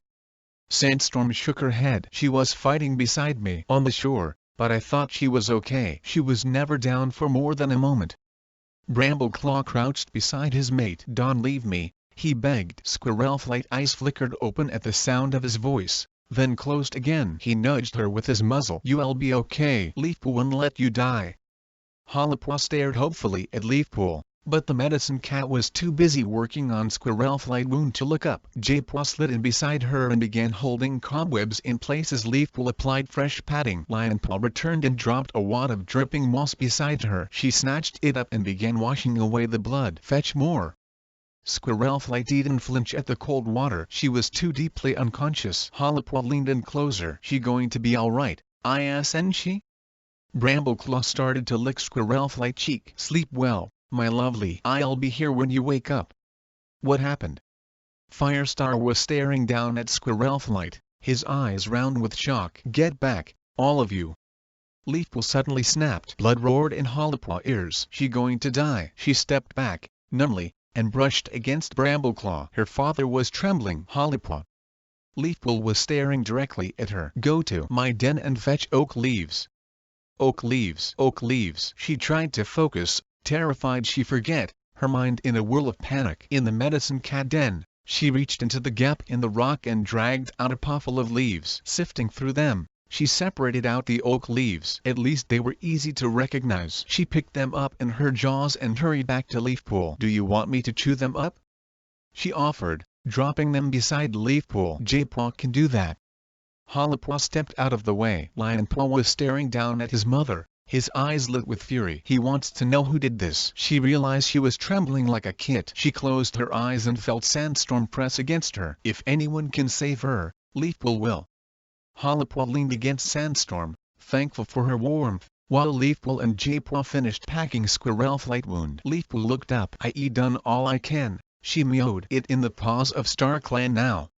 She picked up a wad of moss and held it to Squirrelflight's lips, letting the water drip into her mouth. After a few moments, Squirrelflight swallowed. "Was that a good sign?" "She needs a warm nest," Leafpool explained. "But I daren't move her yet in case her wound opens up again." She gazed at Hollypaw and Lionpaw. "Can I rely on you to build a nest around her?" Hollypaw nodded. "Of course they would." "Fern, moss, feathers, whatever you can find," Leafpool went on. "She needs to stay warm and still." She got to her paws. "Jaypaw, watch her, and report to me if there's any change. I have to see to the other wounded cats." She looked at Brightheart, who was moving among the warriors with a bundle of herbs in her mouth. "Brightheart can manage all this alone."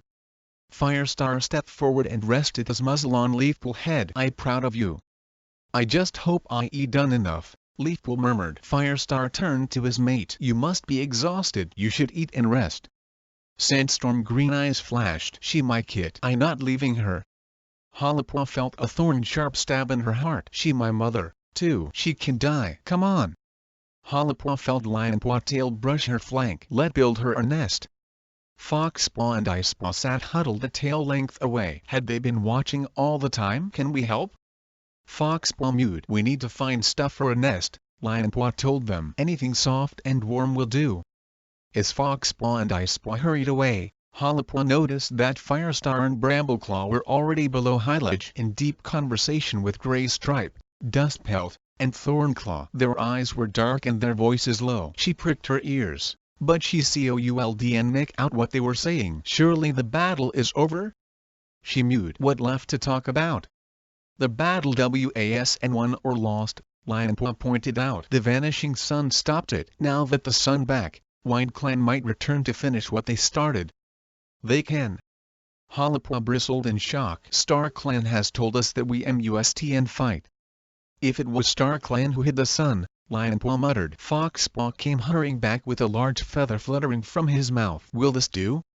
He sneezed, and the feather shot into the air and drifted onto the ground. It is start, Lionpaw mewed. But I think we should look outside the camp. We'll need a lot of bedding. Harper glanced at Squirrelflight, lying on her side. Her flanks were hardly moving, and she looked small and cold. Japaw was pressed close to her, his muzzle resting beside hers as though he were listening to her breathing. Come on, Lionpaw urged. He led the way through the entrance and out into the forest. Harper gazed around in surprise. It's so peaceful. As if nothing happened. The sun streamed through the branches, and birds sang in the trees. A few leaves drifted down. Leaf fall drew closer by the day. Many of the ferns were browning into bracken, too brittle and hard for a nest. She padded after Lionpaw, her exhaustion returning. Here and there a flattened clump of grass or a scrap of fur caught on bramble reminded her of the battle just fought, and the sting of her wounds began to prick her once more. These wounds are soft. Lionpaw stopped beside a green swath of ferns. He began to tug at a frond with his teeth, hauling it out of the ground. Harper grabbed another in her jaws and heaved it out of the clump. They worked steadily until they gathered a thick pile. Foxpaw, Lionpaw called to their denmate. We coming. The undergrowth rustled, and Foxpaw and Icepaw appeared with great wads of moss hanging from their jaws. I think we got enough, Lionpaw decided. He hooked his paw over the pile of ferns and began to drag them back toward camp. Harper followed, shoving the fronds together when the pile began to loosen and scatter. She was so tired that the edges of her vision blurred, and the forest seemed to sway about her. We would have won anyway, Lionpaw puffed as they neared the barrier. Really? Harper wasn't so sure. Swerving warily to avoid a thin trail of blood, she felt as though all four clans had lost something, though she wasn't sure what. Squirrelflight hadn't moved when they reached her. Japaw was still curled beside her. He looked up as they neared, then stood and stretched. Put the moss underneath her, he instructed. The ground very hard. Harper pushed one bundle under Squirrelflight's shoulders, another under her haunches, then gently patted a swath around her belly. Her mother fur was stiff with dried blood and smelled of herbs. Daisy had brought feathers from the nursery, and, while Lionpaw bunched ferns around Squirrelflight, Harper laid the feathers over her to keep her warm. When they finished, Japaw settled beside her again, resting his chin on her shoulder. Come and eat. Brambleclaw called them over to the fresh kill pile. Only a few morsels remained. There hadn't been time for hunting today. Lionpaw padded away, but Harper stayed where she was. She was too tired to eat, her belly hard with grief. She wasn't going to leave her mother's side again. She curled up beside Squirrelflight's head and, breathing softly against her mother's cool ear, closed her eyes. Please don't let this battle take her away from me. See Hapter. Lionpaw swallowed his last mouthful. He had hardly tasted the mouse, but it had quieted his rumbling belly. He glanced up at the sun shining high in the clear blue sky. Would it disappear again? What happening? Heatherpaw terrified mew echoed in his mind. He could not trust her. He could not trust the sun. He could only trust himself and his clan. The clearing was slowly emptying as Firestar moved from cat to cat, sending them to their dens to rest. Squirrelflight lay in her makeshift nest with Harper and Japaw curled beside her. Leafpool was checking her again. You must rest, Firestar urged the medicine cat. Leafpool was swaying on her paws. What about the other injuries? Brightheart will see to them and fetch you if you needed. Firestar looked at the one-eyed she-cat who was prowling from den to den, peering in to check on the cats inside. She'll need rest too, Leafpool argued. And she'll get it, once you had some sleep. Leafpool blinked, her whiskers trembling as she stifled a yawn. Okay, she agreed. But wake me if there's any problem. She was looking at Squirrelflight. Harper nuzzled closer to her mother, pressing her nose against Squirrelflight's ear as though she could make her better by wishing it so. Lionpaw's shoulders tense, and he dug his claws into the soft earth. If he could fight Squirrelflight battle for her, He knew he would win. Frustration stung his paws. This was a battle she must fight alone. Firestar muzzle brushed his ear. Shouldn't you be resting too? I not tired. He stared into Firestar's clear green gaze. Firestar blinked first. Come on, then. We need to decide what happens now. Lionpaw followed him to where Dustpelt, Ashfur, and Brambleclaw were sharing a rabbit with Cloudtail and Sandstorm. Sandstorm looked up as they approached, and nudged a mouthful of the prey toward Firestar. You must be hungry.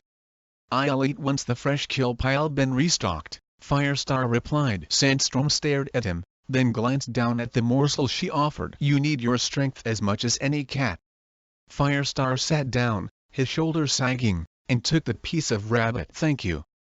Brambleclaw was sitting uncomfortably, the thorn stab in the side clearly hurting. Lionpaw swallowed the growl rising in his throat. No other cat was going to suffer because of Heatherpaw betrayal. He sat down. Now they would plan revenge on Wind Clan and River Clan. The cowards. Their sneaky attack was and worthy of true warriors. Thunder Clan would make them pay for what they done. Do you think it'll disappear again?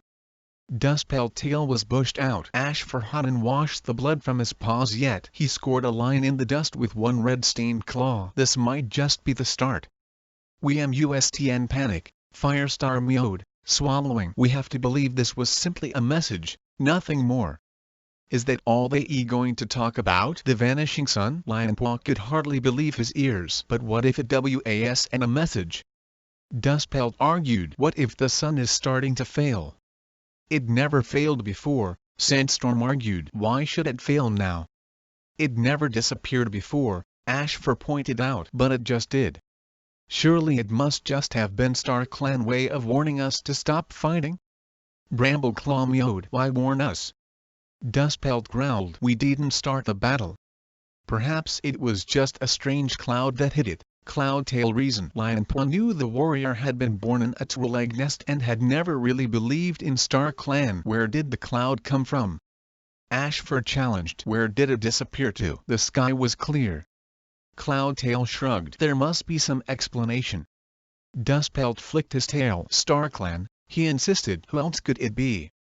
What does it matter? Lionpaw belly turned with fury. The battle with Wind Clan hadn't been won. It had to be finished once and for all if they were ever to sleep soundly in their dens. The sun didn't matter. Enemies had to be dealt with. He scraped the ground with his claws. Have you got something to say? Lionpaw realized that Brambleclaw was staring at him. I got plenty to say. He got to his paws. We need to teach Wind Clan a lesson, he declared. They can invade us without suffering the consequences. Brambleclaw shook his head. Enough blood has been spilled, Lionpaw. The battle finished, Firestar agreed. We need to find out what the vanishing sun means. Will go to the moonpool and share tongues with Star Clan? Sandstorm asked. Firestar glanced at Squirrelflight on the far side of the clearing. Once our wounded cats are well enough to manage without her. I hope that soon, Dustpelt muttered. Ashfur Pelt smoothed. The sooner the better. Lionpaw pawed the ground. Why wait to find out if their ancestors knew the answer? This was and the time for questions. This was the time for action. There was a battle to be fought, a betrayal to avenge. Why can we just... He stopped. He interrupted Sandstorm. She was staring at him with her mouth open. Sorry. Lionpaw backed away, suddenly conscious that he was only an apprentice. Perhaps you should rest, Firestar suggested gently. Lionpaw nodded and turned away, leaving the circle of warriors to fret and worry without his interruptions. He kicked sand out behind him with every paw step. One day they listened to him. Hollowpaw and Squirrelflight were sleeping. He stopped beside them, watching their flanks rise and fall together as though they shared a single breath. Jaypaw had gone. The ferns beside Squirrelflight were crumpled where he slept. As though summoned by Lionpaw thoughts, Jaypaw emerged from the medicine cat den. He was carrying dripping moss. Lionpaw watched him pick his way from the den to his mother's side and press the wet moss to Squirrelflight's lips. Will she live? Lionpaw whispered. I think so. Jaypaw didn't look up. There's no sign of infection. Did Star Clan warn you she'd be injured? Did they warn you about any of this? Lionpaw's heart quickened as he waited for an answer. Jaypaw put down the moss. No. He smoothed down a frond of fern curling near Squirrelflight's nose. And before you ask, they said nothing about the vanishing sun or the battle, either. Lionpaw narrowed his eyes. He knew when his brother had something on his mind. You don't think this has anything to do with StarClan, do you? J-Paw sat down. No. Well, why did J-Paw have to be so mysterious about everything? I think J-Paw began tentatively. What? He looked up. I think I know someone who can give us answers. The fur-long Lionpaw's spine lifted. J-Paw's pale blue eyes seemed to be watching him, as though he could actually see. We need to find Soul, J-Paw meowed. He predicted that the sun would vanish. He told Leafpool a great darkness was coming, and the sun would disappear. I think he would have told us more, but Firestar sent him away. Disappointment flooded Lionpaw. J-Paw was no better than the warriors. Why are you all obsessing over the sun? He lashed his tail. It does and matter. It back now, and we okay. But we still have to deal with Wind Clan. They going to come back if we don't show them they can. J-Paw cut him off. It does matter, he growled. Wind Clan are nothing more than a thorn in our flesh. We can pull it out anytime we want. But the sun disappeared, and Soul knew it would happen. StarClan didn't. Don't you realize what that means? Lionpaw didn't, but he was and going to admit that. What can we do about it? We have to find Soul. Lionpaw leaned back in surprise. Don't be silly. He left yesterday. He could be anywhere by now. And Firestar not going to let us wander off to look for him. There's been a battle. Half the warriors are injured, and who knows when there'll be another invasion. J-Paw flattened his ears. Remember the prophecy? He snapped. We have the power of the stars in our paws. That makes us more powerful than Firestar, more powerful than StarClan. If Soul knows why the sun vanished, we have to find him. See Hapter. J-Paw wanted to claw his brother's ears to make him listen. Please understand. We have to find Soul. Squirrelflight stirred beside him. Who? She breathed. She awake. J-Paw leaned down and pressed his nose to his mother pelt. She felt warmer. Not hot, though. No infection. He laid his pad on her flank. Her breathing was steadier, not too fast. She was recovering from the shock of her injury. How, Lionpaw?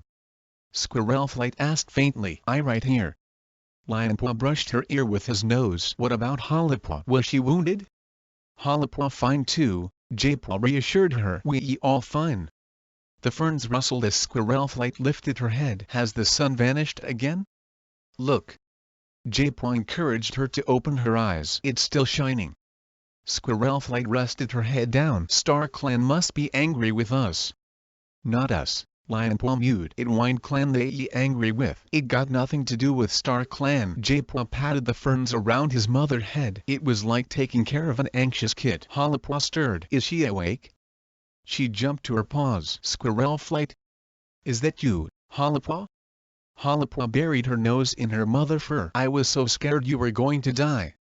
Squirrelflight managed a soft purr. I'll never leave you, little one, she promised. Paw stepped scuffed toward them, and J-Paw scented Brightheart. I saw her move. The one-eyed warrior Mew was filled with hope. She awake, J-Paw told her. No sign of fever, and her breathing strong. Shall I fetch Leafpool? Brightheart offered. J-Paw shook his head. She's sleeping. I think we should wake her only if the bleeding starts again or Squirrelflight starts to get restless. How did these feathers get here? Squirrelflight was sniffing at the soft blanket covering her. She pawed weakly at her bedding. And the ferns? We built a nest around you, Hollypaw told her. Thank you. Pride warmed Squirrelflight. Mew. I have such brave, kind kits. You should rest, Squirrelflight, Brightheart warned. You lost a lot of blood. Yes, Squirrelflight breathed, the ferns rustling around her. She closing her eyes. Hollypaw whispered. We should leave her to sleep.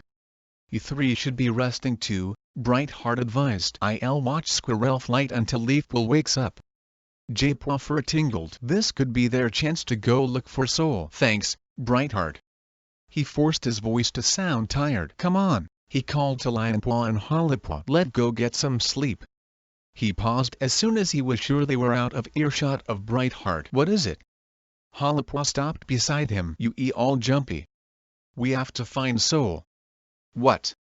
Lionpaw sighed. J-Paw got it into his head that this stranger knows why the sun vanished. How? Hollypaw breath stirred J-Paw whiskers. Because he warned us it was going to happen. J-Paw didn't wait for another of Hollypaw dumb questions. We got to go now, while the clan thinks we sleeping. Lionpaw patted around his sister. We have to go with him, he warned. He'll only go by himself if we done. He stopped and looked at her. Are you fit enough? Yes. Lionpaw nodded. My rest did me good. But wait. She hurried away and returned a few moments later with a stale shrew. J-Paw wrinkled his nose. You not going to eat that? I starving, aren't you? No.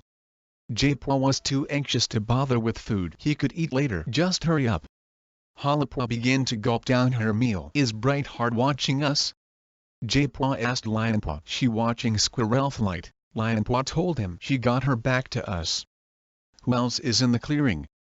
No one else, Lionpaw told him. They all in their dens. He paused. Firestar on High Ledge? But he's sleeping. Surprise bristled from Lionpaw pelt. How did you know? I can hear his breathing. J-Paw sniffed the air. Graystripe was guarding the camp entrance. We'll have to sneak out through the dirt place tunnel. Not again. Lionpaw sighed. Are you sure we really need to find this soul? J-Paw clawed the ground. He could hold the answer to everything. Lionpaw leaned closer. You mean the prophecy, don't you?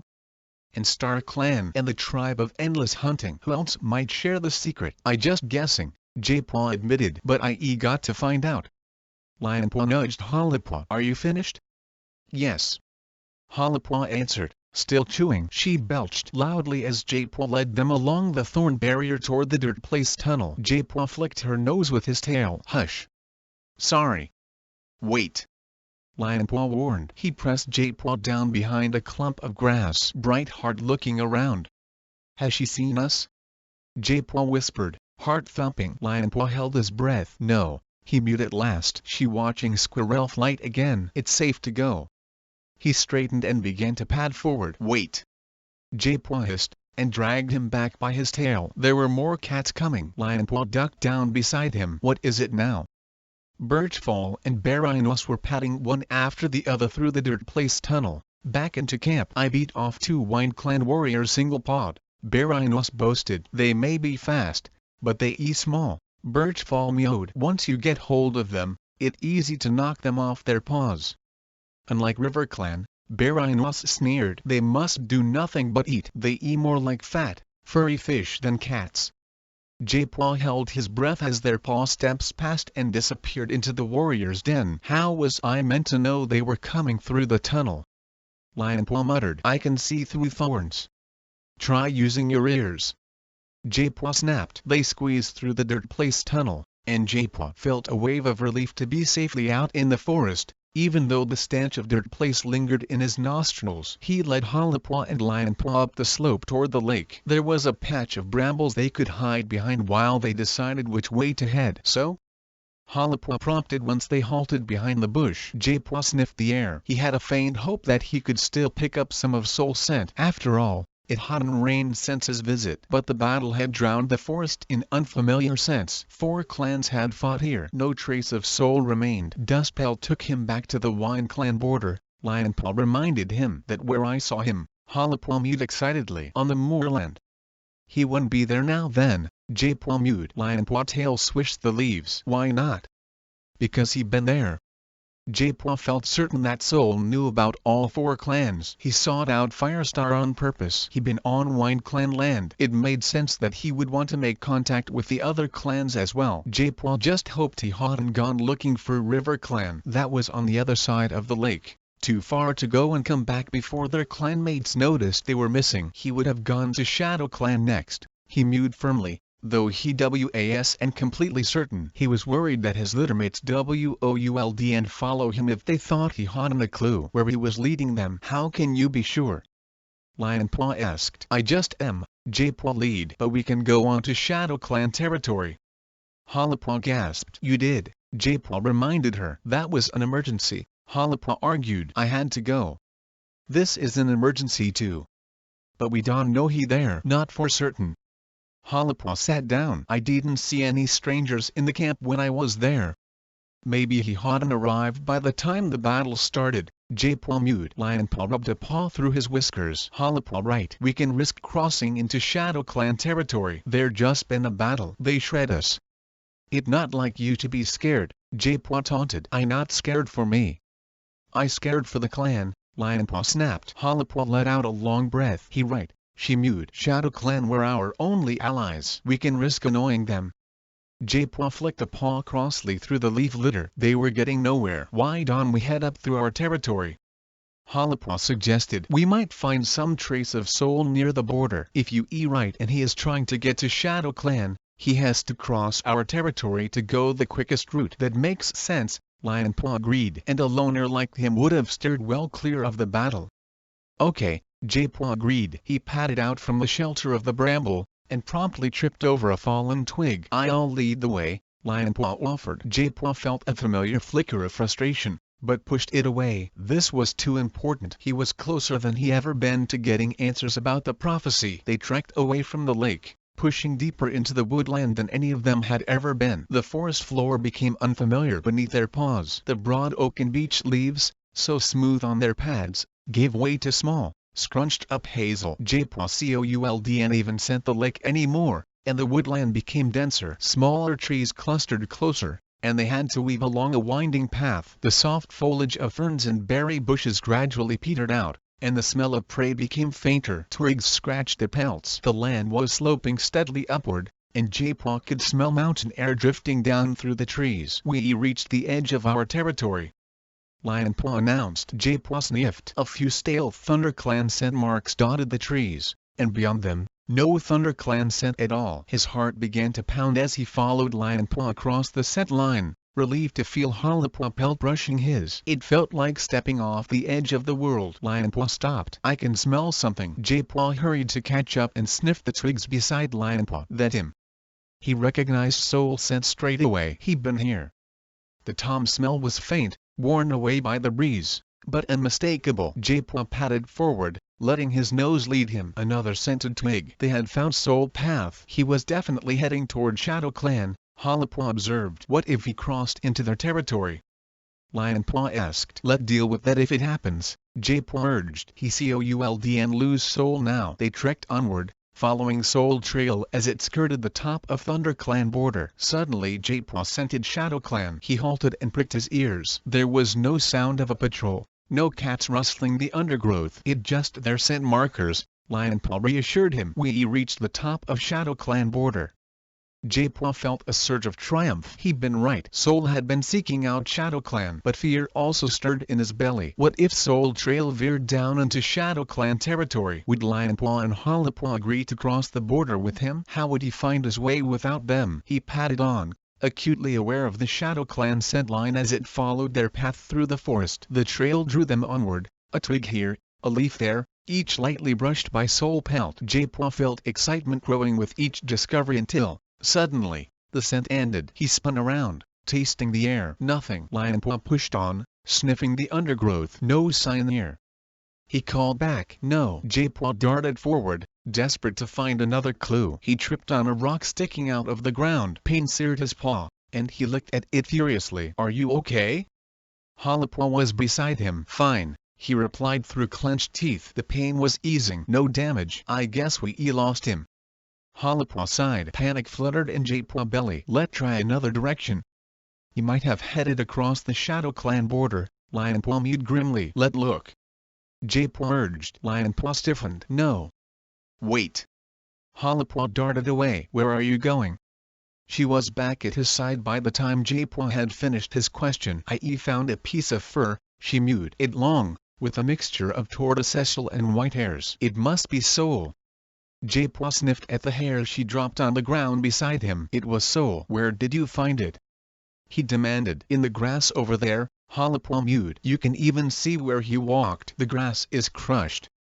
But the path leads away from Shadow Clan border, Lionpaw pointed out. I thought you said he'd be heading for their camp. I must have been wrong.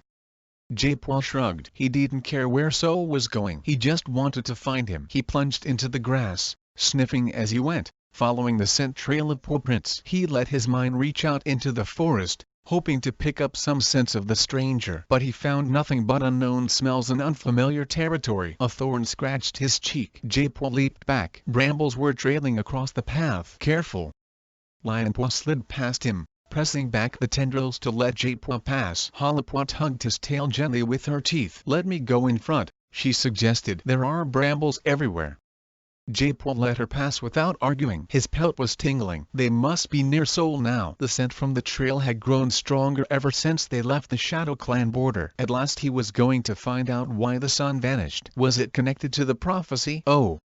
Halapaw yelped, and jumped backward, crashing into J-Paw. Lion-Paw stumbled behind them. Watch where you going. A thorn scratched my nose, Halapaw whimpered. J-Paw could smell blood. Are you okay? Yes, she mewed. I just didn't see it. It getting dark. J-Paw suddenly realized how late it must be. He thought the air had chilled because they were closer to the mountains here. But the sun must be sinking in the sky. He felt a jolt of guilt as he detected waves of exhaustion flooding from Halapaw. She fought a battle already today, and now they traveled far from the hollow. He focused on Lion-Paw, who had pushed on ahead. His brother seemed as strong as ever, untouched by tiredness. Perhaps we should stop for a while, J-Paw called, so Halapaw can rest. For the first time he noticed how weary he felt too. His paws ached, their pads raw from walking, and his muscles were tender from being tense for so long. So much for being more powerful than Star Clan. He felt like any other apprentice, rooted to the earth by the need for sleep and food. Lion-Paw? He called again, suddenly anxious. He turned to Halapaw. Can you see him? He only a few tail lengths ahead, she mewed. He crouching down. Her voice trailed away. What is it? J-Paw heart leaped. Had Lion-Paw found something? Halapaw lowered her voice. A two-leg nest, she hissed through the trees. I can just make it out. J-Paw hurried to catch up to Lion-Paw, Halapaw matching him step for step. It abandoned, Lion-Paw reported as they crouched beside him. Like the one in our territory. He sniffed. Half the walls are down, and there's no roof at all. Halapaw bristled. I can smell two legs. J-Paw wrinkled his nose. The stench was stale and old. They not been here in a while, he mewed. Come on, Lion-Paw urged. He began to creep forward, keeping low. Stay close.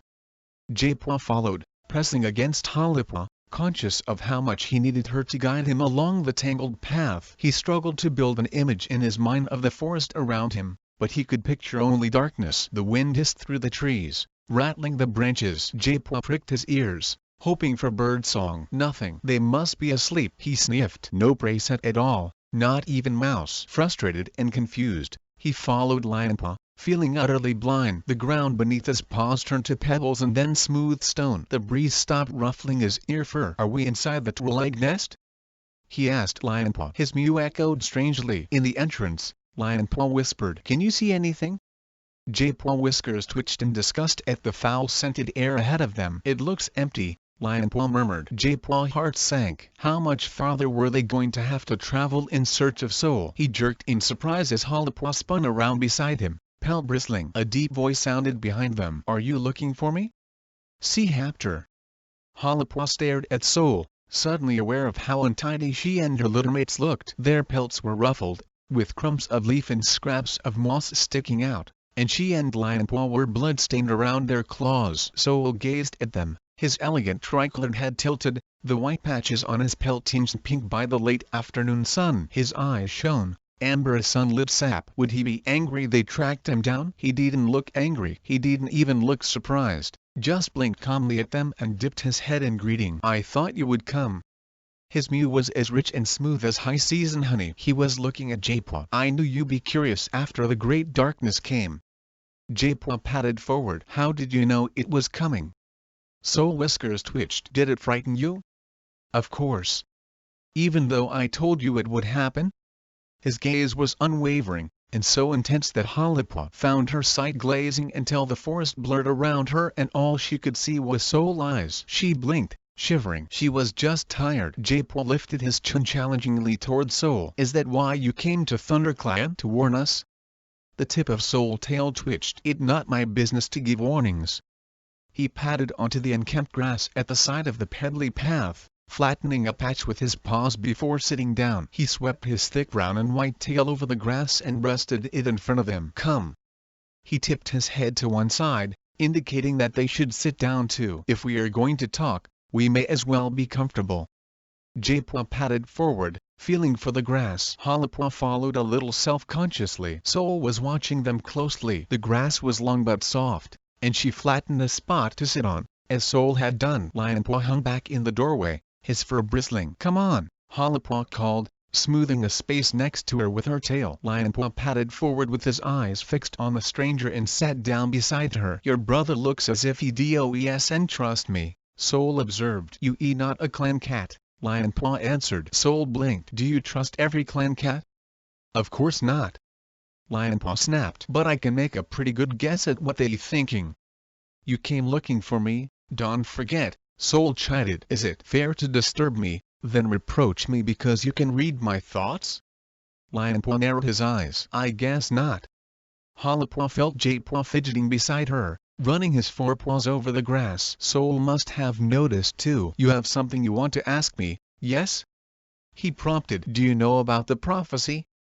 Japaw burst out. Hollipaw stretched her eyes wide. No cat knew about the prophecy except Firestar, and he didn't know that they knew. Beside her, Lionpaw ears were twitching. Why was Japaw sharing their deepest secret with a complete stranger? But he had known the sun would vanish. Soul flicked the tip of his tail. "It concerns all three of you, does it?" Japaw nodded. "Here will be three, kin of your kin, who hold the power of the stars in their paws."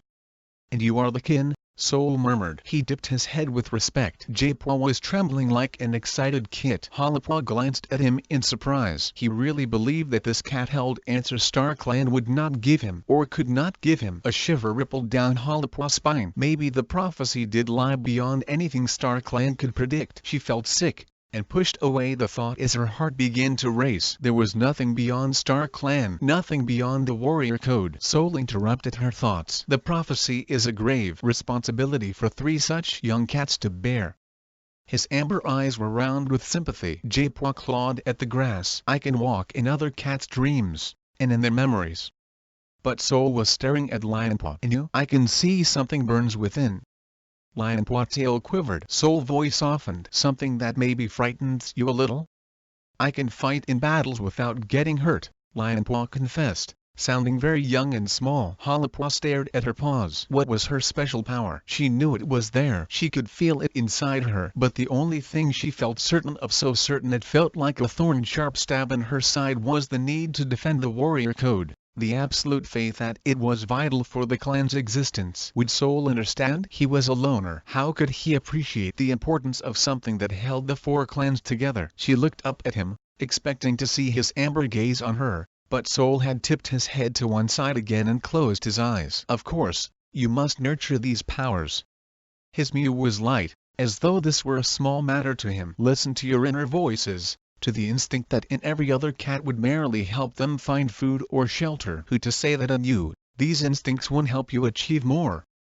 Japaw flicked a mosquito from his nose. "Did the vanishing sun have anything to do with us?" Hollipaw blinked. It hadn't occurred to her that the prophecy and the sun's terrifying disappearance might be connected. She leaned forward, paws prickling. "Maybe it did."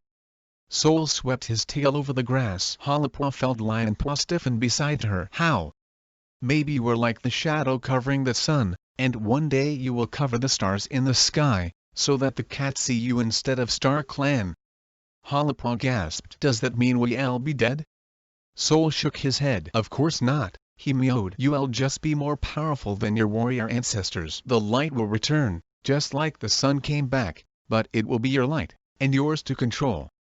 "Our light?" Japaw looked like a startled mouse, his tail sticking straight out behind him. "But if we control the light?" Hollipaw searched for the words to describe the fear rising inside her. Nothing made sense right now. It was all upside down. "If we control the light." Soul leaned forward, as though willing her to speak. "What about the warrior code?"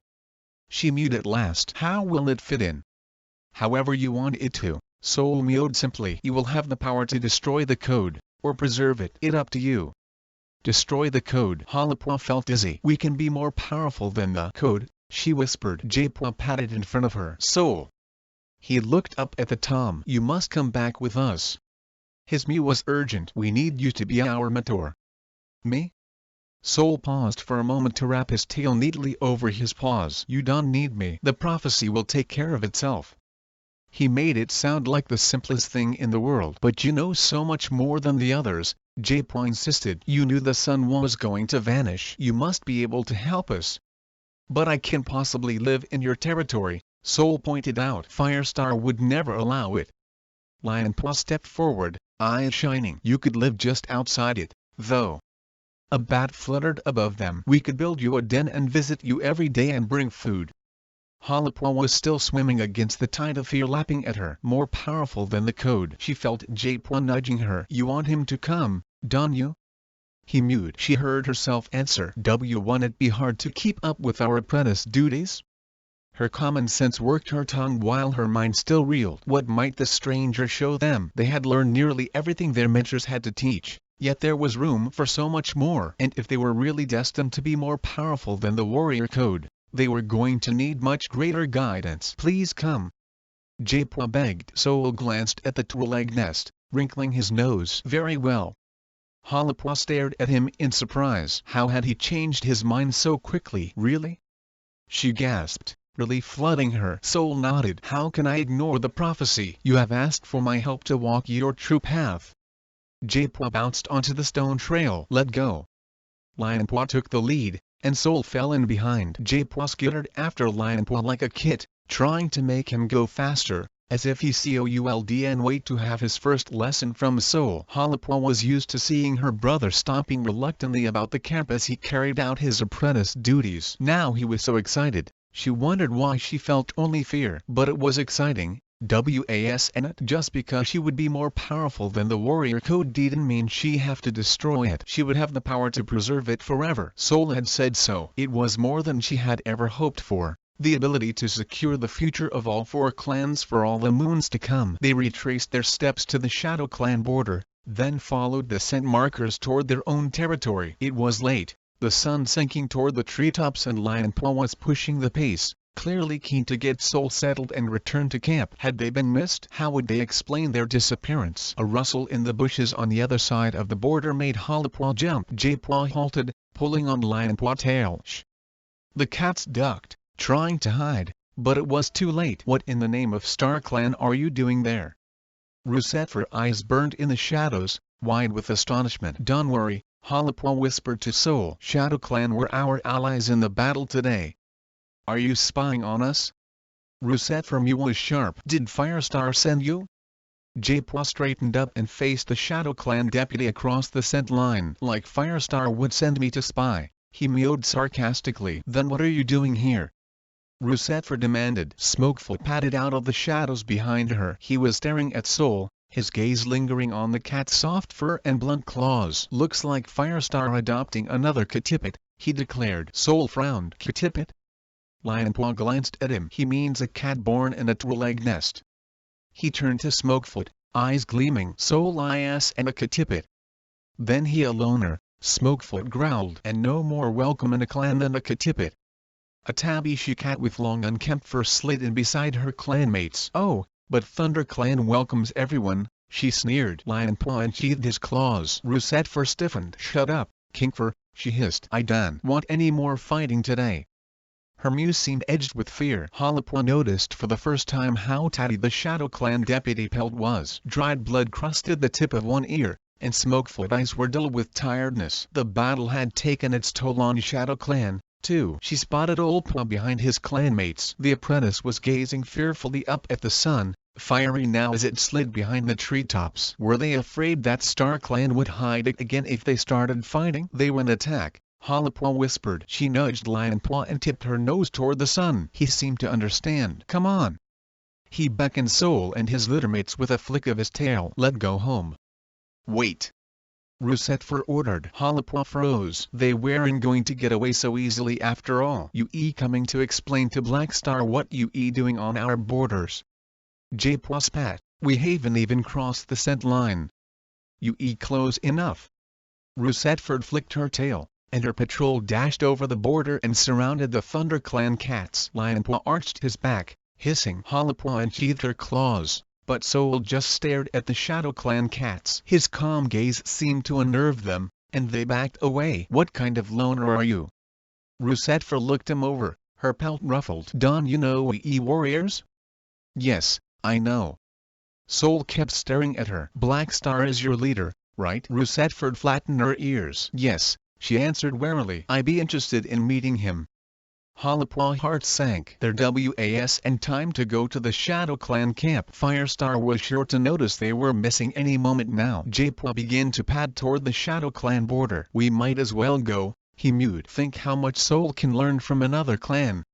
He can teach us Shadow Clan secrets. Perhaps this wasn't such a bad idea after all. And compared with what they could learn about another clan, Firestar anger didn't seem so important. Halapaw followed Jaipwa, enjoying the puzzlement clouding the eyes of their Shadow Clan captors. She guided her brother through the unfamiliar woods, pressing against his shoulder to keep him on the faint path. Lionpaw walked a few paces ahead, calling out every time there was a twig to trip on or a prey hole to stumble into. Soul padded alongside them, gazing around the forest with fascination. Russetford didn't take her eyes off the stranger. Was she regretting bringing him into the heart of her territory? After a while, Halapaw began to recognize the landscape. A slope led up to a small ridge. She had followed this path when she had come to beg Blackstar for help. A few more paw steps through the trees, and she spotted the great bramble wall of the Shadow Clan camp. Rowanclaw was guarding the entrance this time, his dark ginger pelt the only color in the darkening forest. He stared in surprise at the approaching patrol, but Russetford simply swept past him with her prisoners. Ivatail and Toadfoot leaped to their paws as the Thunder Clan cats entered the camp. A half-eaten mouse lay between them. Snackatail and Scorchpaw stood in the middle of the clearing, staring in unconcealed shock at Soul. Who is he? Scorchpaw whispered. Snackatail tasted the air. Not a clan cat, that for sure. Where is everyone? Lionpaw hissed in Halapaw's ear. Halapaw looked around the camp. It was strangely empty. They must be resting after the battle, she guessed. Wait there, Russetford ordered, and disappeared into Blackstar Den. The brambles rustled at one side of the camp. Halapaw recognized the nursery entrance, where Snowbird had gathered Tawny-pelt kits. Flamecket, Downkit, and Tigerkit were tumbling out now, their eyes bright with excitement. Halapaw.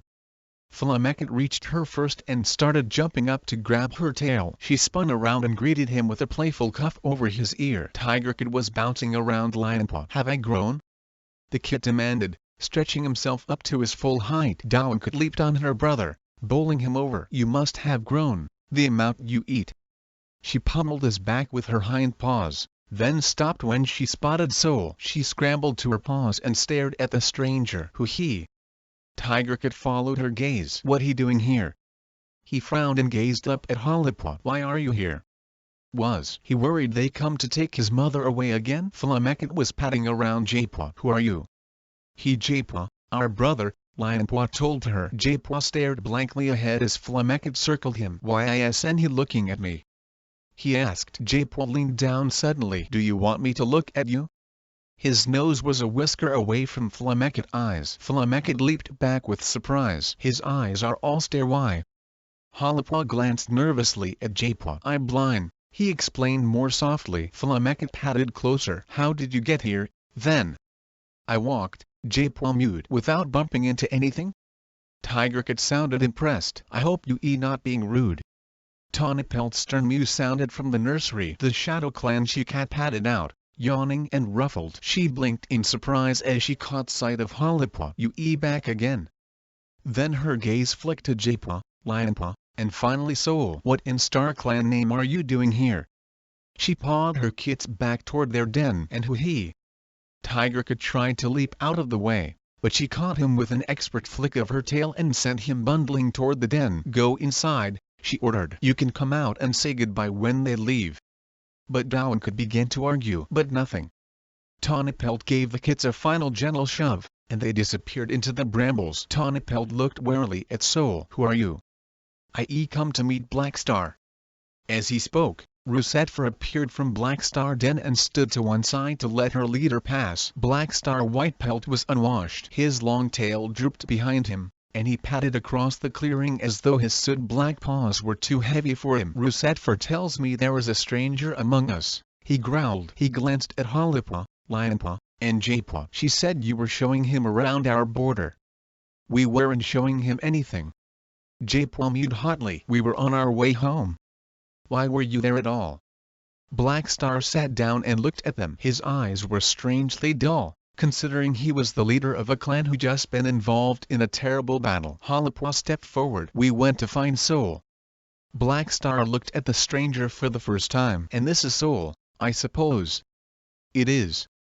Soul dipped his head. I honored to meet the leader of Shadow Clan. You know about Shadow Clan? A glimmer of interest sparked in Black Star's eyes. I have heard much about you. Black Star tilted his head. From these 3 trespassers? We never crossed your border. Jaipua growled. He stared toward Rusetfur as though challenging her to deny it. Lionpaw moved closer to his brother. We were looking for Soul. So you said. But why? He just a loner, I asked. And he? A traveler, Soul corrected him. Black Star blinked. Why would 3 apprentices be so interested in a traveler? Jaipua flicked his tail. Because he told us the sun was going to disappear, and it did. Rusetfur Pelt bristled. Behind her, Ivatail and Toadfoot stared wide-eyed. Tawny Pelt shifted on her paws. You knew it would happen? Soul nodded. I saw a great darkness fall over the clans. Did Star Clan tell you? Shadow Clan Medicine Cat, Little Cloud, had come out of his den and was staring at Soul. Soul swung his head around to face the Medicine Cat. The great darkness had nothing to do with Star Clan. Silence gripped the camp as the setting sun turned the brambles to liquid ember. Then who made the sun disappear? Black Star growled. Soul padded across the clearing and turned so that his tail swept a rainbow shape on the needle-strewn ground. It was a sign. He lifted his chin, the dark patches on his fur shining in the last rays of sunshine. Lean, hard muscles rippled under the thick furred pelt on his shoulders. A sign of change that will come whether you want it or not. Are we part of that change? Halapaw glanced at Lionpaw, anxiety stirring in her belly. Lionpaw gave a small shake of his head. She understood. Say nothing about the prophecy. Black Star padded toward Soul, his eyes gleaming. What sort of change? Do you want change? Soul lowered his voice to barely a whisper. Black Star stepped closer. I'm not sure the clans should be here, he confessed. Halapaw wondered if the Shadow Clan leader had forgotten where he was. Should he be sharing his fears so openly? But Black Star's eyes were brimming with hope as he gazed at Soul as though here was someone who finally understood. Could Star Clan have made a mistake by telling us to settle by the lake? Smokefoot shot an astonished glance at Ivatail, who shrugged. Little Cloud was leaning forward, as if he were finding it hard to hear or finding it hard to believe what he was hearing. Or perhaps he was simply waiting for Soul's answer. Halapaw's heart began to race. Were Shadow Clan about to reject Star Clan and the warrior code? Change is not necessarily a bad thing, Soul murmured. Yes, it is. She dug her claws deep into the ground, desperate to root herself in something solid. Soul's voice chanted on, soft, yet loud enough to reach to the edges of the clearing, especially if we anticipate what coming and prepare for it. Black Star was nodding as Soul continued. There is more than one path to tread in this life. There must be an easier one than this, Black Star agreed. Life here is so hard. There is great hunger in Leaf Bear, and in Greenleaf the two legs drive us farther and farther from our hunting grounds. Soul closed his eyes as Black Star went on, as if he were picturing Black Star's description of life in Shadow Clan new home. We are plagued by battle after battle, and even the moon he trekked to the gatherings is longer and harder than in the forest. You are greatly troubled, Soul sympathized without opening his eyes. My troubles are endless, Black Star told him. Tawny Pelt stepped forward. Night is falling, she mewed briskly. The Thunder Clan apprentices should be on their way home. She flashed a knowing look at Halapaw. Their clanmates will be wondering where they are. She guessed we shouldn't be out of camp. Halapaw stared at her paws, feeling hot and guilty. And she does and want us to hear what Black Star is saying. Black Star turned from Soul, blinking as if he were surprised to find them still there. Of course. He beckoned Smokefoot and Ivatail with his tail. Take them to the border. Lionpaw tipped his head to one side. What about Soul? I must stay here. Soul's answer was soft but firm. He gazed at the Shadow Clan leader. That is, if Black Star will have me. Black Star did not hesitate. Of course. Halapaw stared at him. But he was coming with us. They had so much to learn from him. He was going to be their mentor, not Black Star. Why did a clan leader need a mentor? Outrage shot through her. Soul knew about the prophecy. He promised he'd come with us. Jaipua stepped forward. You promised. Lionpaw cut him off. Let go, before we get into more trouble, he hissed into Jaipua's ear. Kits. Tawny Pelt called to the nursery and Flemekit, Dowankit, and Tigerkit charged out. I promised you could say goodbye. Dowankit held her muzzle up to Halapaw, purring when Halapaw ran her cheek along the top of her head. Goodbye. Tiger Cat arched his back and bounced toward Lionpaw. Next time we meet, I'll be even bigger. Flamecat approached J-Paw a little cautiously. Bye. Ivatail marched past, sweeping the kits out of the way. Go play with your own clanmates, she growled. As Halapaw followed her escort through the tunnel, she glanced back into the clearing. Black Star and Soul were sitting with their heads close together, talking too quietly to hear. See Hapter. Stop.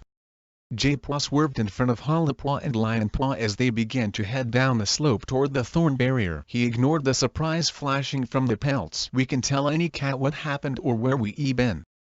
Of course not, Lionpaw agreed. Not about Soul, or being in Shadow Clan camp. Not anything. He had to know that they understood. IWAS and going to. Halapaw mewed. He could sense her puzzlement and her directed not at him, but at Soul. The stranger had abandoned them. J-Paw was confused by Soul's change of heart too, but he refused to let Soul behavior change what he believed. IWAS and Black Star, who was more powerful than Star Clan. They were. Evening shrouded the camp as they padded through the entrance. J-Paw was relieved to hear the clan only just beginning to stir. The warrior's den rustled as Brambleclaw and Greystripe padded out. Kits mewed inside the nursery, and Icepaw and Foxpaw were nosing through the few remaining morsels on the fresh kill pile. Where you been? Foxpaw called out. Lionpaw replied. Did you bring back any prey? J-Paw could hear Foxpaw belly rumbling. Afraid not. Greystripe padded, yawning, across the clearing toward them. Have you been out long? He asked sleepily. No, J-Paw lead. He hoped no one noticed their nests hadn't been slept in. Any sign of prey out there? Brambleclaw put in. J-Paw shrugged. He had been too lost in his own thoughts to notice. Lionpaw. Ashfur was stretching outside the warrior's den. I think we should hunt for our clan, don't you? Halapaw? Why don't you go wake Brackenfur? You might as well come with us. J-Paw sensed Halapaw's heart sink. He felt sorry for his littermates. They managed to sneak out of camp unnoticed, but it seemed they were going to be punished anyway. You'll soon be in your nests, he whispered to them. Not soon enough, Halapaw hissed back. J-Paw padded to his den, feeling a twinge of guilt. He was the one who made them leave camp, after all. He nosed through the brambles, breathing in the comforting smells of home leaf scent, herbs, the damp rock where water dripped into the pool. Spiderleg was snoring in Cinderpaw's old nest, and another cat scent drifted from the back of the den. J-Paw, is that you? Squirrelflight. We moved her inside. Leafpool padded from beside the pool. It was too cold to leave her out all night. J-Paw stiffened. What about her wound? We moved her slowly, Leafpool reassured him. There was a little fresh bleeding, but I treated it once we got her settled. Ferns rustled around Squirrelflight. Have you eaten, J-Paw? Not yet. He was starving. Make sure you do. Squirrelflight mew sounded a little stronger. Leafpool tail brushed the ground. I know how to take care of my apprentice. J-Paw was surprised. There was a sharp edge to his mentor Mew. She was never bad-tempered with her patients, but he was too tired and hungry to figure out what was bothering her. His mother sounded better, and that was all he cared about right now. He padded to the fresh kill pile and gulped down a dry sparrow, coughing as the feathers caught in his throat. Swallowing, he returned to the den. He padded to his mother nest and pressed his nose to her pelt. See you later, Squirrelflight. I'll be right here if you need anything. She stirred sleepily. Okay, J-Paw. J-Paw crawled into his nest and closed his eyes. J-Paw. A harsh mew woke him. Branches crisscrossed overhead, glimmering silver in the starlight. Star Clan hunting grounds. He got to his paws, feeling soft, moon-washed grass caress his pads. You been looking for answers again, haven't you? Yellowfang was sitting beside him. Her eyes gleamed accusingly. J-Paw stretched and yawned. IWOULDN be much of a medicine cat if I didn't. Her paw clouded his ear. Oh. I still your elder. Yellowfang glared at him. And I trying to teach you something important. J-Paw rubbed his ear, indignant. What? Be patient. She shook out her disheveled fur. Answers will come to you in time. Why shouldn't I know what's going on? J-Paw dug his claws into the grass. It's not fair if I can even be curious.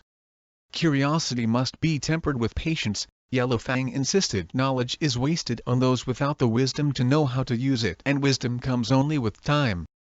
The same old excuses. Frustration welled in Jaipur's belly. You think you know everything, but one day I'll be more powerful than you. He stared at the battered old she-cat, the words ready on his tongue. She stared back, her chin high, her gaze unflinching. Jaipur let his fur lie flat. He could and bring himself to tell her about the prophecy now. Yellowfang leaned closer, and Jaipur had to force himself not to duck away from her foul breath. Serve your clan, she murmured. Trust StarClan, and everything will be revealed in good time.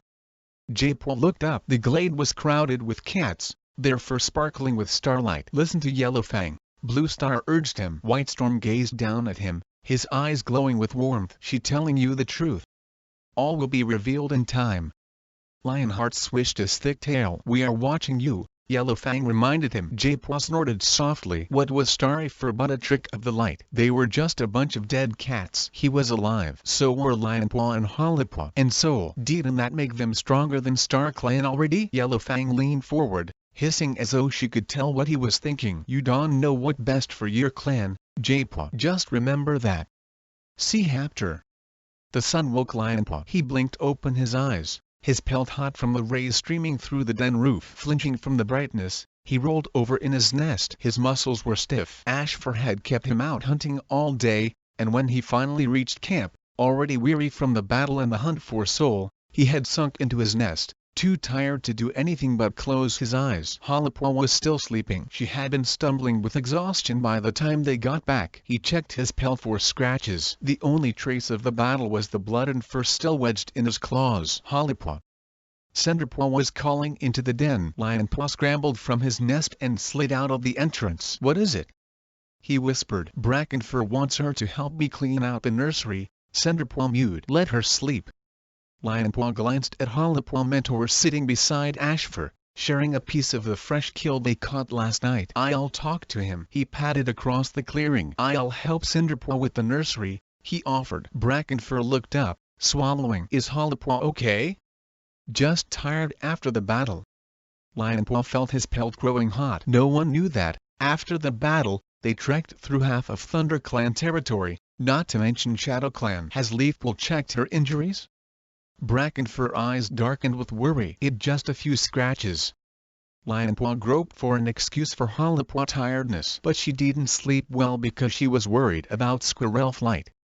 Brackenfur nodded. Well, let her sleep now. You can help Cinderpaw instead. Ashfur twitched his tail. But Don Dawdle, we going on the next border patrol. Okay. Lionpaw hurried back to Cinderpaw. You go and find fresh moss, he mewed. I'll start clearing out the old bedding. He glanced at her injured leg. Can you manage by yourself? Cinderpaw rolled her eyes. Of course. She turned to the entrance, muttering under her breath. I wish everyone would stop treating me like a three-legged cat. Foxpaw was outside the nursery showing Icepaw battle move. He rolled onto his back and kicked out with his hind legs. Then a River Clan warrior tried to leap on top of me, but I rolled out of the way. He jumped to his paws and I gave him a real nip on his hind leg. I bet he can still feel it. Icepaw looked impressed. I wish I'd been in the battle. Someone had to guard the camp, Foxpaw mewed kindly. Lionpaw squeezed through the nursery entrance, the prickers scraping his pelt. Daisy looked up, her eyes flashing with worry. It only you. She sighed as she recognized Lionpaw. Toadcat and Rosicat tumbled toward him. Will you teach us some battle moves? Toadcat begged. Rosicat churned her paws as though she were fighting off an enemy. We need to be ready if Wind Clan invades again. Daisy Fur bushed out. They won, will they? Not after the sun vanished like that. I doubt it. Millie was lying on her side while her kits fed. A cough shook her body, startling the kits away. Briarkit mewed angrily and squirmed back for more milk. Bumblecate sat up and yawned, his eyes hardly open, while Blossomkit snuggled into the moss and fell asleep. You should see Leafpool, Daisy advised. You've been coughing all night. It just something tickling my throat, Millie mewed. I probably swallowed a feather. Daisy leaned forward and sniffed at Millie's muzzle. You feel a bit feverish. I'll fetch Leafpool once I cleaned out your bedding, Lionpaw offered. Toadcat looked crestfallen. I thought you were going to teach us battle moves. Sorry, Toadcat. I got to go on patrol after I finished here. It not fair, Rosicat complained. You get to do all the fun things, while we stuck in here. Lionpaw sighed, cleaning out dens and patrolling borders was and fun. He wished he were back in the battle, fighting for his clan with the power of the stars pulsing in his paws. Why don't you ask Foxpaw to teach you? He glanced at Daisy. I need to clean out your bedding anyway. Daisy got to her paws slowly, as though reluctant to leave the nursery. I suppose we all need some fresh air. She glanced at Millie, who was coughing again. You should stay inside. Millie nodded. I am rather tired. She curled around her kits and closed her eyes. As Daisy followed Toadcat and Rosacat out of the den, Lionpaw began picking through her bedding, pulling out stale scraps of moss. Millie's breathing was hoarse, and the air around her smelled sour. Lionpaw pawed together the dirty moss and gathered it in his jaws. Then he wriggled backward out of the nursery and dropped it outside. Cinderpaw was trotting through the thorn tunnel, fresh moss dangling from her jaws. I haven't done Millie nest yet, Lionpaw called. I think she's sick. Graystripe, sunning himself beneath high ledge, scrambled to his paws. What wrong? She has a cough, Lionpaw mewed. I was just going to fetch Leafpool. Graystripe was already hurrying toward the nursery. Be quick, he ordered, his tail bushing out. Lionpaw padded to the medicine cat's den. A strong smell of herbs drifted through the brambles. He nosed his way in, blinking to adjust his eyes to the gloom. Leafpool? The medicine cat was crouching beside Spiderlig, her paws green with ointment. What is it? I think Millie's sick. Leafpool rubbed her paws on the moss of Spiderlig nest. I'll put some more on later, she promised the warrior. I feeling much better, Spiderlig assured her. Good, Leafpool meowed. But stay in your nest. You healing quickly, but I want to be sure you completely healed before you go back to the warrior's den. She turned back to Lionpaw. Are the kits okay? They seem fine. Leafpool was rinsing her paws in the pool when Jaypaw padded into the nursery with a bunch of leaves in his jaws. Sort them out for drying, Leafpool told him. I have to check on Millie. The medicine cat pushed her way out through the brambles. Jaypaw began to lay out the leaves beside a gap in the cave wall. Did you sleep okay? Lionpaw whispered. He wondered if StarClan had told Jaypaw anything about the vanishing sun. You mean, did I dream? Jaypaw snapped. Why can you just say what you thinking? Lionpaw blinked, surprised by Jaypaw's tone. Have you got a thistle stuck in your tail? Sorry, Jaypaw mewed. It's been a busy night. Lionpaw glanced at Squirrelflight sleeping in her nest at the back of the den. Is she better? She getting there, Jaypaw mewed. But I have to change the dressing a lot to stop infection. Do you want me to fetch some more cobwebs? Lionpaw offered. Cinderpaw brought back plenty this morning, thanks. While I was sleeping, Lionpaw pelt prickled with guilt. He should be doing more to help his clan. He padded to his mother nest and sniffed at her fur, comforted by her familiar scent. Lionpaw? Squirrelflight opened her eyes. A purr caught in her throat. How are you? Fine, Lionpaw mewed. Firestar said you fought like a warrior in the battle. Squirrelflight lifted her head to look at him through sleep-misted eyes. You don't seem to have a scratch on you. Lionpaw shrugged. Just lucky, I guess. His belly rumbled. You should have something to eat, Squirrelflight murmured, resting her head down again. I will. Lionpaw licked her ear gently as she closed her eyes. Jaypaw was still sorting through the leaves he brought back. Had StarClan really not shared anything with him? Or was he just keeping it to himself? Are you hungry? Lionpaw asked. Perhaps they could share some prey. It might make him more talkative. Jaypaw didn't look up. I already eaten. Sighing, Lionpaw headed out of the den. Hollowpaw was stretching outside the apprentice's den. When she spotted Lionpaw, her whiskers twitched. Why didn't you wake me? She demanded, trotting toward him. You seem so tired. No more tired than you. Lionpaw snorted. I was trying to help. Why were his littermates so snappy with him? If you so desperate to clean out the nursery, then go ahead. He stopped to the fresh kill pile and picked a shrew from the top. Crouching to gulp it down, he heard Dust Pelt. We haven't had a battle like that in moons.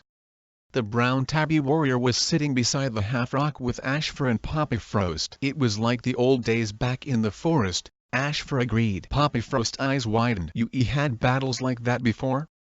Worse, Dustpelt meowed. Do you remember the battle against Blood Clan, Ashfur? Ashfur tail twitched. Now, that was a battle. Did the sun go out then? Poppyfrost mewed. Dustpelt sighed. No. I hope this was the worst battle I'll ever see, Papa Frost went on. I was fighting 2 warriors at a time. I know we covered it in training, but I never imagined I have to do it. You fought well, Ashfur purred. Not as well as Lionpaw, Papa Frost breathed. Did you see him? And there's not a scratch on him. Ashfur stopped purring. He ready to become a warrior? Lionpaw glanced up from his shrew. Ashfur was staring at him. They're little elves. I can teach him. The pale gray warrior got to his paws. Lionpaw, are you ready for the patrol? Lionpaw swallowed and sat up. Yes. Ashfur signaled to Sorreltail and Whitewing, who were sharing tongues outside the warrior's den. They leaped to their paws and followed Ashfur to the thorn tunnel. Lionpaw hurried after them. The forest was brighter now that the leaves were beginning to fall. Sunlight streamed through the branches and pooled on the forest floor. As they padded toward the Wine Clan border, Lionpaw dropped back. Was he really ready to become a warrior? Since he was a kid, he had dreamed of being the greatest warrior ThunderClan had ever known. But back then it had been a dream. Now the battles were real. He remembered with a shiver the blood pulsing from Crowfeather Neck and Heatherpaw Terror. He had done that, possessed by some strength he seemed unable to control. Was that what being a warrior meant? Would he ever learn to control the power he felt in his paws? Lionpaw shivered as the woods darkened. Clouds had covered the sun. He could hear his clanmates rustling through the undergrowth ahead. But something moved in the ferns nearer. He paused. A shape rippled between the trees beside him. A dark striped pelt. Tiger Star. The warrior growled from the shadows. I watched the battle. Tiger Star shouldered his way through the bushes and stepped onto the path in front of Lionpaw. You fought well. You are a credit to your ancestors. His amber eyes gleamed. Lionpaw looked past Tiger Star, searching for Hawkfrost. I came alone, Tiger Star told him. I have no patience for Hawkfrost sneering. He thinks you actually believe this prophecy. But I know you too smart to believe Firestar mouse-brain dreams. Lionpaw shifted his paws, uncomfortable under Tiger Star's unblinking gaze. Did you see the sun vanish? It seems the clans have displeased Star Clan. Tiger Star whiskers twitched. Those starry-eyed fools never had the heart for battle. Unlike you. Ashfur says I'm ready to be a warrior. Really? Tiger Star circled him. You think you have learned all there is to learn? I learned all Ashfur has to teach. You still have plenty to learn from me. Lionpaw narrowed his eyes. Did Tiger Star really know more? Does he guide my paws in battle? Was it only Tiger Star training that helped him beat every enemy and leave the fight unscathed? Tiger Star breath felt hot on his muzzle as the warrior leaned closer. You have plenty to learn from me, right? Lionpaw shifted on his paws. The dark warrior wanted an answer. You can teach me more battle skills, I suppose. Lionpaw lifted his chin. But what the point when I proved I can beat any cat? Tiger Star eyes blazed like fire. You think you invincible? A growl rumbled in his throat. Hawkfrost is right. You do believe this prophecy? Yes. Lionpaw dug his claws into the ground. You saw me fight in the battle. Could you have fought better and come out unharmed? He flicked his tail. You were killed in battle. He turned to leave. He didn't need the guidance of this dead cat. A roar split the air. Lionpaw spun around. Too late. Claws pierced his shoulders as Tiger Star knocked him to the ground. Lionpaw struggled, but Tiger Star held him down, his massive shoulders rippling with the effort. You think you don't need me anymore, is that it? Tiger Star hissed in his ear. You a fool. You just been lucky, nothing more. Firestar prophecy is blinding you. You like a kid who still believes in nursery tales. He shoved Lionpaw down harder, pressing his face into the leaves. You powerful because of me, and you will only grow more powerful by learning what I teach you. He gave Lionpaw another shake before jumping back. Lionpaw scrambled to his paws and turned on him, anger flaring in his belly. But Tiger Star was fading, his shape dissolving in front of him. Not finished with you yet. With a final hiss, Tiger Star vanished. Lionpaw was trembling with fury. Why was Tiger Star so determined to ignore the prophecy? Lionpaw. Ashfur was calling him from the bushes ahead. He hurried to catch up, his shoulders stinging where Tiger Star claws had dug in. He glanced behind him. Was Tiger Star still watching? What did the Dark Warrior want from him, if he didn't want the power of the stars? See Hapter. Hollypaw paused from washing herself. Are you going to the gathering? Jaypaw heard her tongue scrape along her foreleg. Yes. He rolled onto his side, feeling full. Me too. Lionpaw kicked the remains of the squirrel away and stretched out. The fresh kill pile had been restocked in the days following the battle, and they had eaten well. Now they lay beside the half-rock enjoying the last of the evening sun. Harper yawned. Do you think the other clans will turn up? No one had seen any sign of Wind Clan since the battle, but tension was still high, with continual patrols along the Wind Clan border. They'll be scared of upsetting Star Clan if they dawn. J-Paw mewed. Lionpaw claws scratched the half-rock. I hope Wind Clan are there. Don't forget the truce, Harper reminded him. Like I would. Lionpaw snorted. I just want Wind Clan to see that we as strong as we ever were, and ready to fight them again if we have to. Thunder Clan warriors and apprentices were steadily recovering from their battle wounds. Even Spiderlig was taking walks around the clearing. Squirrelflight was still in her nest in the medicine cat's den, though increasingly impatient at being confined there. But Leafpool Wouldn't let her move, fearful the wound would reopen before it had a chance to heal properly. J-Paw suspected that his mother injury was the reason Leafpool wasn't coming with him to the gathering. She didn't trust any other cat to keep Squirrelflight in her nest. She hadn't even been to the Moonpool to share with Star Clan yet. If Star Clan have something to share with me, they'll share it, she had told Firestar. J-Paw lifted his head as Graystripe padded out of the nursery. The Grey Warrior pelt was prickling with worry. Leafpool. Graystripe called through the brambles at the entrance to the medicine cat's den. She coughing again. I coming. Leafpool hurried out, smelling of tansy. Millie had white cough. Daisy had moved herself and her kits into the apprentice's den to avoid catching the sickness, and Rosecat and Toadcat had been strutting around the camp as if they were already apprentices. Millie was eating well, but her endless coughing was keeping the kits awake and making it hard for them to feed. Hopefully the tansy would help. J-Paw laid his head back down and closed his eyes. He must have dozed, because a moment later Harper was shaking him awake. The moon up, she mewed. Everyone getting ready to leave. Not everyone.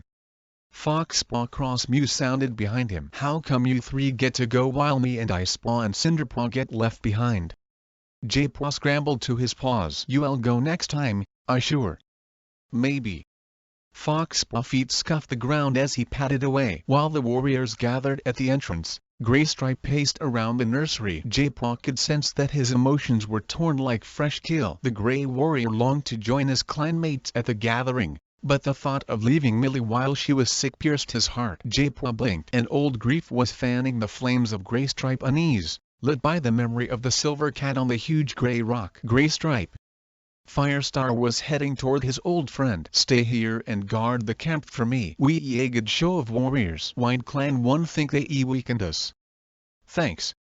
Graystripe sounded relieved. Firestar headed for the barrier, where Poppyfrost and Honeyfern could hardly keep their paws still. Looking forward to it? Dustpelt asked them. Oh, yes. Poppyfrost mewed. This would be their first gathering as warriors. Sandstorm paced restlessly around Brackenfur. I wonder what Wind Clan will have to say for themselves? They'll come up with some excuse, Brackenfur muttered. Hurry up. Harper nudged J-Paw. Lionpaw was already waiting beside Ashfur. Firestar stood at the camp entrance. We must show Wind Clan and River Clan that we are as strong as ever, he reminded his clanmates. The moon is bright tonight, and that means Star Clan is no longer angry. I bet they's still angry with Wind Clan, Spiderlig called from outside the medicine cat's den. We were only defending our borders. Star Clan would not punish us for that, Firestar answered. I should hope not. Sorreltail was sitting outside the warrior's den, her tail swishing over the ground. The vanishing sun frightened us all, Firestar went on. But we must take it as a sign that the battle was wrong. The sun came back when the battle ended. We should have learned by now that the clans need one another to survive. J-Paw tipped his head. The Thunder Clan leader confident words hadn't come from anything Leafpool had said to him. The medicine cat was still baffled and frightened by the vanishing sun, and the silence from Star Clan had made her more nervous. But she kept her worries to herself, carrying on as usual, and only J-Paw could detect the anxiety fluttering beneath her pelt. Let go. Firestar led his clanmates out of the hollow. Leaves crunched beneath their paws. J-Paw shivered, feeling the first chill of leaf fall. He pressed closer to Harper as they headed for Wind Clan territory, following the familiar route down to the lake. They had to cross Wind Clan part of the shore to reach the island. If they kept within 2 tail lengths of the water, Wind Clan had no right to challenge them. Yet the warriors fell silent as they crossed the border and hurried over the shingle. Any sign of Wind Clan? J-Paw whispered. Not yet. Halapua pelt felt spiky against his. Water suddenly lapped Japua legs. He stumbled in surprise. They didn't usually skirt the leg this closely. Don't worry, Halapua soothed Firestar, just being careful that no cat can accuse us of straying onto Wind Clan land. The warrior splashed through the shallows, and Japua gritted his teeth, hating the feel of the water on his paws. He tasted the air. Fresh Wind Clan scents were blowing down from the moorland. "They coming," Halapua warned. Japua tensed. "Toward us?" "No, they far up the hillside and heading toward the island." At the tree bridge, Halapua jumped onto the fallen trunk first and let her tail dangle down. Japua reached up with his paws, feeling for it. He felt the soft tip brush his pads and knew instantly where to jump. "Thanks," he puffed, scrambling through the leafless fallen branches. The trunk was slippery, its bark shredded and peeling away. Japua padded after Halapua, putting one paw carefully in front of the other until his nose brushed his sister's tail. She had stopped where the trunk splayed out in tangled roots. The shingle crunched as she jumped down onto the shore. This was the hardest part. Japua took a breath and leaped after her. As always, the shingle hit his paw suddenly, but this time he didn't need to stumble to regain his balance. "Nice landing," Halapua purred. Their clanmates were streaming through the undergrowth, making it swish as they disappeared into the trees. Japua nosed his way through and followed Halapua through the soft swaths of fern. As they emerged on the other side, a barrage of scents hit his nose. Wind Clan and River Clan were already here. He wrinkled his nose. No sign of Shadow Clan. The Thunder Clan cats padded to one side of the clearing, keeping close together. "Everyone keeping to themselves," Halapua observed. Japua tasted the air. She was right. There was no mingling of scents. River Clan sat upwind in a tight group. Wind Clan paced restlessly near them, but didn't break ranks. "I surprised our River Clan and Wind Clan aren't sharing tongues," Lionpaw muttered. His muscles were tight as though ready for battle. "Where are Shadow Clan?" Poppyfrost mewed anxiously. "I hope they come soon," fretted Honeyfern. A growl suddenly rumbled in Lionpaw's throat. "Quiet!" Ashfur snapped. Lionpaw fell silent, but Japua could sense rage pulsing from his brother pelt, hot as the sun. He narrowed his eyes, focusing his other senses on Lionpaw. He sensed hatred shooting from his brother like a shaft of light, and, concentrating harder, he realized he could follow its path into the defensive cluster of Wind Clan cats. It ended at Heatherpaw. Japua recognized the tone of her mew and her faint honey scent. He flicked his tail in surprise. Lionpaw hatred was so strong he was surprised Heatherpaw could and feel it burning her pelt. But the Wind Clan apprentice certainly sensed something. She was weaving self-consciously among her clanmates, betraying unease with every step. Bushes rustled at the far edge of the clearing. Shadow Clan must be arriving. Japua tasted the air, and was startled by the scent. This was and a full-size gathering patrol. It was just Black Star and Soul. Halapua mew was barely more than a whisper. "Where are the rest of them?" hissed a Wind Clan cat from the far side of the clearing. "And who in Star Clan name is that?" came a murmur from the River Clan cats. All the clans shifted anxiously as the Shadow Clan leader padded to the center of the clearing. Soul followed, trotting lightly over the sandy earth. Japua was surprised by the sense of calm flowing from Black Star pelt. The Shadow Clan leader had seemed so lost and worried when they seen him in the camp. What had happened? "I bring news," Black Star began. "I hope Shadow Clan all right," Halapua whispered. "Shh." Brackenfur silenced her as Black Star went on. "Shadow Clan will no longer attend gatherings." An astonished silence fell on the clearing. Whatever the other cats had been expecting, this was and it. "We no longer believe that Star Clan hold all the answers." It was living cats who found the lake. It is living cats that hunt prey to keep themselves alive, and it was a living cat who predicted that the sun would vanish. "He means Soul." Onestar was stunned. "He predicted the sun would disappear?" Amazement flooded through the cats like water washing through grass. "I did no more than warn it would happen." Soul Mew was humble. "How did you know?" Leopard Star demanded. "How did you not know?" Soul answered. "You, after all, are the ones who share with Star Clan." Barkface stepped forward. "They didn't warn us." "And they didn't warn me," Soul mewed. "I merely followed my instinct and listened to my own voice of experience." "You, of course, are entitled to believe in whatever you want." "What he's saying?" Halapua gasped. "Does he think beliefs can be chosen like prey from the fresh kill pile?" Her pelt seared Japua where they touched. He flinched from her, lost in his own disappointment. Soul was meant to be helping us. What is he doing with Shadow Clan? There was the sound of soft paw steps padding over the dry ground. They leaving. Lionpaw sighed. I guess that means Soul is and going to help us after all. As Black Star and Soul swished away through the ferns, frightened whispers broke out among the clans. Who was he? Where did he come from? Can it be true? Jaipua felt his own clan move restlessly around him, their pelts sparking with fear as they brushed against one another. Firestar had padded to the middle of the clearing. We must stay calm, he called to all of them. Calm? Onestar Mew was filled with contempt. Even you can change this, Firestar. Firestar bristled with anger. I never said I could. We mustn't quarrel. Leopard Star stepped in. This is too important. We are 3 clans now. 3 clans. Ashfoot gasped. The Wine Clan deputy paced around the leaders. But there have always been 4. If Shadow Clan rejects Star Clan, Mistyfoot ventured, does that mean they can no longer be warriors? Have they given up the warrior code?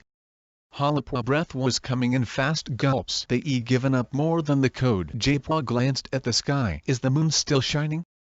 It bright and clear, Lionpaw assured him. What is Star Clan doing? Don't they care what has happened? These are troubling times, Leopard Star mewed. We cannot even trust the sun to shine. Is it so surprising that Black Star has lost faith in Star Clan? Her words seemed to fill the clearing with an icy chill. No cat challenged her, tried to say that she was wrong, that their faith was worth fighting for. Soul warned that the sun would disappear, and it did. Where did that leave Star Clan? Whispering to one another in frightened mews, the cats began to melt into the undergrowth. Come on! Lionpaw was nudging Halapua. Thunder Clan was leaving. Halapua stumbled forward as if she had forgotten how to walk. Jaipua pressed against her, guiding her path through the ferns. Are Shadow Clan really not warriors anymore? Poppy Frost asked. I suppose that for Star Clan to decide, Birchfall told her. As Jaipua waited for his turn to cross the tree bridge, he tried not to let the urgent mews of his clanmates unsettle him. He had to think this through. But they chattered on, crowding his thoughts. If Star Clan hid the sun when we fought, Dustpelt growled, what will they do now that Black Star has turned their back on them? The haven covered the moon, Brackenfur pointed out. Thornclaw leaped onto the bridge. Perhaps they'll turn their backs on us all. As Jaipua crossed the fallen tree, the warrior words buzzed like bees in his mind. Star Clan had said nothing about the sun, or soul. Perhaps they had given up on watching over the clans below. Jaipua felt Lionpaw tail touch his shoulder as they padded along the Wine Clan shoreline. Slow down, he whispered. Jaipua eased his pace and let his clanmates push on ahead until they were out of earshot. Halapua hung back with him, her paws dragging over the shingle. I thought Soul had come to help, Lionpaw hissed. But he just made things worse. Halapua was still in shock. He stopped Black Star from believing in the warrior code. She mumbled tonelessly. Perhaps Black Star would have stopped anyway, Jaipua suggested. No, it was Soul. Lionpaw was adamant. He said something to convince Black Star that Star Clan are worthless. Halapua kicked suddenly at the shingle. I don't care what Soul says. Her mew was shrill. They can stop believing in Star Clan. That what clans do. The warrior code brought us here. It gives us food and shelter. Her fear had turned to rage. It keeps us safe. But Soul predicted the vanishing sun, Lionpaw reminded her. Star Clan Eden. Does that mean you going to give up Star Clan too? Fury flashed from Halapua so fiercely that Jaipua wondered for an instant if she were going to lunge at Lionpaw. But she only stalked ahead, her breath rasping with emotion. Lionpaw hurried after her. That's not what I meant. Jaipua let them go. The shingle was soft here, dimpling around his paws. The lake whispered on the shore. A cool breeze blew off the water, and Jaipua turned his head, feeling it ruffled his whiskers. Broken moonlight shimmered on the surface of the lake. He could see it. I must be dreaming. The shingle shifted beside him. A cat was walking with him. Yellowfang. Her breath fouled the air, but Jaipua was pleased she had come. Did you see what happened? He mewed. Of course. Jaipua's heart quickened. What are you going to do?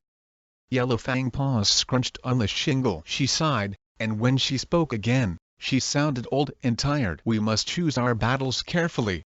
Was Star Clan admitting defeat without even trying to fight for Shadow Clan? Jaipua turned to her, panic coming in waves. But Yellowfang had faded from his sight. Everything had clouded over, and soon the world was black once more. He could hear the voices of his clanmates ahead, and pushed on after them. His thoughts whirled and collided like leaves caught in a storm. At last Yellowfang had told him what he needed to know. StarClan has surrendered. Their end is drawing near. Japaw, Lionpaw, and Hollowpaw would fulfill their destiny at last. See Hapter. Lionpaw was dreaming. Blood flooded over him, around him, washing through his fur, thick and warm, filling his nostrils, tumbling him onward until he was buffeted against rough stone walls. Help! He fought the crimson tide, churning his paws, his muscles screaming as he struggled against the weight of the flood. His lungs were bursting, and the iron tang of blood filled his mouth. The wave dragged him across jagged rocks, then swept on without him, leaving him soaked and gasping for breath. He blinked open his eyes and saw a stone roof arching high above him. Silvery light filtered through a crack, dimly lighting the stone walls of the cave. Lionpaw struggled to his paws, his autumn pelt heavy. He stared at the blood pooled in the cracks and crevices of the wide stone floor and glimpsed a shape, a body lying awkwardly on the stone floor, paws twisted, tail limp, head thrown back, blood dripping from its whiskers. Heatherpaw. Lionpaw stumbled toward her, rage surging beneath his pelt. Growling, he pawed at her, but she lay heavy and motionless. She was already dead. He glared at her, satisfaction welling in his belly. You deserve it. She had caused the battle that had made the sun vanish. And now the clans were falling apart, turning away from StarClan as StarClan turned away from them. His claws slid out, curling from his paws, longer and sharper than blackthorns. They scraped the cave floor, gouging furrows in the stone. Blood pounded in his ears, heat surging through him as though he were in battle. No enemy could beat him.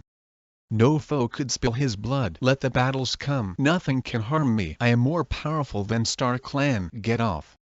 Foxpaw indignantly woke him. You digging your claws into my back. Lionpaw rolled away and stumbled out of his nest. Sorry. His mind was fuzzy with sleep, but the dream still haunted him. He staggered out of the den, feeling sick. I was glad she was dead. Horrified, he padded into the clearing. I loved her once. The morning sun streamed onto his pelt, but he shivered. Fear spread like ice through his bones. He licked at his chest, relieved to find it didn't taste of blood and his fur was and stained red. Good morning, sleepyhead. Hollowpaw was carrying Moss to the elder's den. Lionpaw didn't reply. He kept washing. He felt his dream had tainted him. Did he really want to become more powerful than StarClan if it meant spilling so much blood? Cloudtail was putting Cinderpaw through her paces below Highledge. Jump, duck, and roll, he ordered. She practiced the battle move, landing perfectly on all four paws. How did your leg feel? Cloudtail prompted. Cinderpaw purred. Like all my other legs. She trotted around her mentor with her tail in the air. Absolutely fine. Millie was coughing in the nursery, her kits mewling while Daisy tried to soothe them. It all right, my sweets. Try feeding again. Sandstorm began rattling the branches of the apprentice's den. Wake up, Foxpaw, you dormouse. The thorn barrier shivered as Graystripe pounded into camp. Cloudtail looked up. Any sign of Wine Clan? No. Graystripe answered. The borders are freshly marked, but no cat crossed them. Dustpelt and Whitewing followed him in and padded to the fresh kill pile. Whitewing picked through the prey left from last night. Has the hunting patrol left? Not yet, Sandstorm called. We heading out shortly. She rattled the apprentice's den once more. Once I can get Foxpaw out of his nest. He thinks he allowed to miss all his WARRIORS, POWEROFTHREE. ECLIPSE duties while Squirrel flight sick. She looked at Lionpaw. Do you want to come hunting? Lionpaw paused in his washing. Yes. Perhaps a run in the woods would clear his mind. He could pretend he was like any other apprentice for a short time, at least. Leafpaw slid out of her den. Japaw padded after her, yawning. We need more marigold, she mewed. Squirrel flight wound is healing nicely, but I want to be ready for any late infections. We can risk taking anything for granted. She glanced nervously up at the sun, rising over the trees at the rim of the hollow. I'll fetch some this morning, Japaw offered. He stretched, his tail quivering with the effort. They're a patch beside the shore. It'll be the last of the season, I expect. Leafpool sighed. Then I'll get as much as I can. Grit sprinkled down from Highledge. Firestar was sitting outside his cave, washing. His orange pelt turned to fire as the morning light caught it. He gave each ear a quick rub, then gazed down at the camp. Let all cats old enough to catch their own prey gather together. he called. Sandstorm looked up, surprised. Lionpaw straightened. What about the hunt? The warriors then shivered as Brackenfur and Birchfall padded out. Poppyfrost and Barinos followed, their eyes bleary with sleep. Foxpaw stumbled dozzily from the apprentice's den. About time, too. Sandstorm chided. I was about to come in and drag you out by your tail. Icepaw trotted out after her brother. Sorry, she apologized. I kept him awake last night. We were trying to stay up till you got back from the gathering. Sandstorm glanced at Firestar. You'll hear about it soon enough. Lionpaw padded beneath high ledge as the clan gathered. Dustpail shook sleep from his whiskers, while Thornclaw sat beside him and picked moss from his pelt. Squirrelflight had padded to the edge of the clearing. From the stern looks Leafpool was flashing at her. She was meant to be in her nest. Hollowpaw slid in beside Lionpaw. What do you think he going to tell them? She whispered. Lionpaw guessed she was talking about the gathering. How would Firestar break the news of Blackstar revelation to his clan? Jaypaw weaved his way among his clanmates and sat down beside Lionpaw. I hope you slept better than me. Lionpaw stared at his paws, feeling hot, as Heatherpaw motionless body flashed behind his eyes. The gathering was not what we expected. Firestar Mew jolted him out of the hateful vision. ShadowClan didn't come. Mews of shock erupted through the clan. Brightheart pricked her ears. What was wrong with them? Is there sickness in ShadowClan? Cloudtail called. Firestar ignored the questions and pressed on. Blackstar came with the loner, Soul, and told us that ShadowClan are turning their backs on StarClan. Mousewhisker looked puzzled. What do you mean? Firestar stared down at the young warrior. ShadowClan no longer believe that StarClan hold all the answers. They have lost faith in their warrior ancestors and will not be attending any more gatherings. He raised his voice over the murmurs of alarm speeding through the clan. The loner soul appears to be encouraging this belief. But I hope StarClan will have a greater influence over ShadowClan in the end. I believe they will speak through Little Cloud and to Blackstar himself. StarClan have never let us down before. Perhaps they let Blackstar stray for a reason. But I sure they will bring him back to the clans. All will be well. Remember how the sun disappeared? But then it came back again, as warm as ever. This darkness will pass too. I sure. As the clan stared up at their leader, Lionpaw remembered Soul words. The light will return, just like the sun came back, but it will be your light, and yours to control. His blood-soaked dream lingered in his mind. Was he ready for such power? Did he even deserve it? See Hapter. He does and believe what he's saying. Jaypaw lifted his muzzle toward Firestar. He not sure at all that this darkness will pass. He felt Lionpaw tense beside him, uncertainty prickling beneath his brother pelt. Hollowpaw tail whisked the ground. Can we get rid of Soul? Dustpail called. Blackstar has to make his own choices, Firestar answered. Even if it affects all the clans?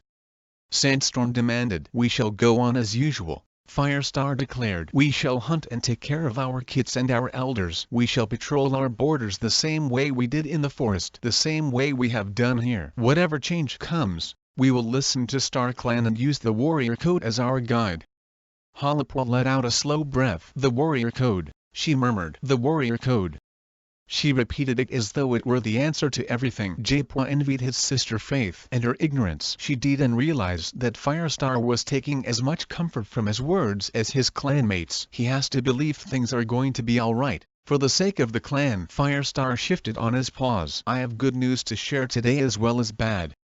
Jaypaw looked up, surprised. What good news? ThunderClan is still strong. We have proved ourselves in battle, and we know that StarClan still watch over us. His tail brushed the ledge. There are 3 new warriors to be named. Jaypaw flinched as excitement blazed from Lionpaw and Hollowpaw. It was like sitting between 2 suns. Lionpaw, Hollowpaw, and Cinderpaw. Pebbles cracked as Firestar bounded down the rocks and into the clearing, where the clan were already making space for the naming ceremony. Brackenfur darted over to Hollowpaw and smoothed her fur with his tail. Well done, he purred. Ashfur weaved past Lionpaw. You'll be a fine warrior. I'll make you proud of me, Lionpaw promised. Squirrelflight was shining with happiness. Leafpool sat beside her, a purr rumbling in her throat. She must be pleased for Cinderpaw, thought Jaypaw. Cloudtail weaved around his apprentice. I told you it would and be long before you joined your denmates, Cinderpaw. Jaipua closed his eyes. It was a long time since he imagined he could be a warrior, but the dream had never left him. He let jealousy surge and ebb away. Then pride blossomed inside him. His littermates would be warriors. "Congratulations!" he purred. Halapua rubbed her muzzle against his cheek. "Thank you."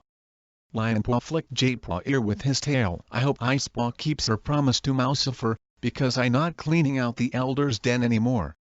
Ash for Tail twitched. "If your clanmate's bedding needs changing, then you'll change it." Brambleclaw padded toward them. "Does Lionpaw think that Firestar making him leader already?" he purred. "I was just joking." Lionpaw protested. "Of course." Brambleclaw circled his kits and stopped beside Jaipaw. "I'm proud of you all." Hazeltail and Barinos came bouncing toward them. "Well done." Hazeltail mewed. "I suppose we can make room for you in the warrior's den," Barinos teased. "I glad I'm not in there anymore," Mousifer called. "It'll be noisier than a nest full of starlings." The old warrior was sitting outside the nursery while Toadcat and Rosakit skittered around her. Warmth glowed from her pelt as Millie squeezed out of her den behind her. Jaipaw smelled the fresh scent of a kid dangling from the queen jaws. She dropped her kid between Mousifer's paws. "Will you watch this one while I fetch the other two?" Millie mew was husky, as if her throat was sore. Jaipaw reminded himself to fetch the last of the honey for her after the ceremony. "I thought they might want to see their first naming ceremony," Millie added. "I'll make sure Rosakit and Toadcat don't trample him," Mousifer rasped. "Hey!" Toadcat objected. "We not that clumsy. Anyone would think we were always." He fell silent as Firestar addressed the clan from the middle of the clearing. "I, Firestar, leader of ThunderClan, call upon my warrior ancestors to look down on these 3 apprentices." Lionpaw clawed at the ground as Firestar went on. "They have trained hard to understand the ways of your noble code, and I commend them to you as warriors in their turn." Halapua was already padding into the clearing, and Lionpaw hurried after her. Cinderpaw followed, her paw steps even and strong. "Halapua, Lionpaw, and Cinderpaw, do you promise to uphold the warrior code and to protect and defend this clan, even at the cost of your lives?" "I do," Halapua breathed, quivering. Lionpaw stiffened with determination. "I do. I do." Cinderpaw sounded as relieved and excited as a cat that had just caught its first prey. Jaipaw held his breath. They were closer than ever to their destiny. "Then by the power of StarClan I give you your warrior names." Firestar fur brushed Halapua. "Halapua, from this moment you shall be known as Hololief." He stepped back. "StarClan honors your thoughtfulness and loyalty." Lionpaw padded forward. "Lionpaw, you shall be known as Lionblaze." "StarClan honors your courage and skill in battle." "And Cinderpaw." Firestar paused as Cinderpaw approached him, trembling with excitement. "You shall be known as Cinderheart in honor of those warriors who have gone before." Jaipaw detected sadness beneath his mew. Was he remembering Cinderpelt? If only he knew that her spirit stood before him, shining beneath Cinderheart pelt. "StarClan honors your bravery and your determination. You are a warrior at last." Lionblaze, Hololief, Cinderheart. The clan raised their voices defiantly as they welcomed the new warriors. Despite the vanishing sun and Black Star devastating decision, ThunderClan would go on. Jaipaw cheered with them, proud of his littermates and of Cinderheart, who had fought so hard to become a warrior. Cinderpelt's destiny had been fulfilled. "But what about our destiny?" Jaipaw shivered. Defiance against the vanishing sun was not enough. He knew better than his clanmates what its disappearance had meant. The time of the clans was coming to an end, and he, Lionblaze, and Hololief were the only ones who could save them.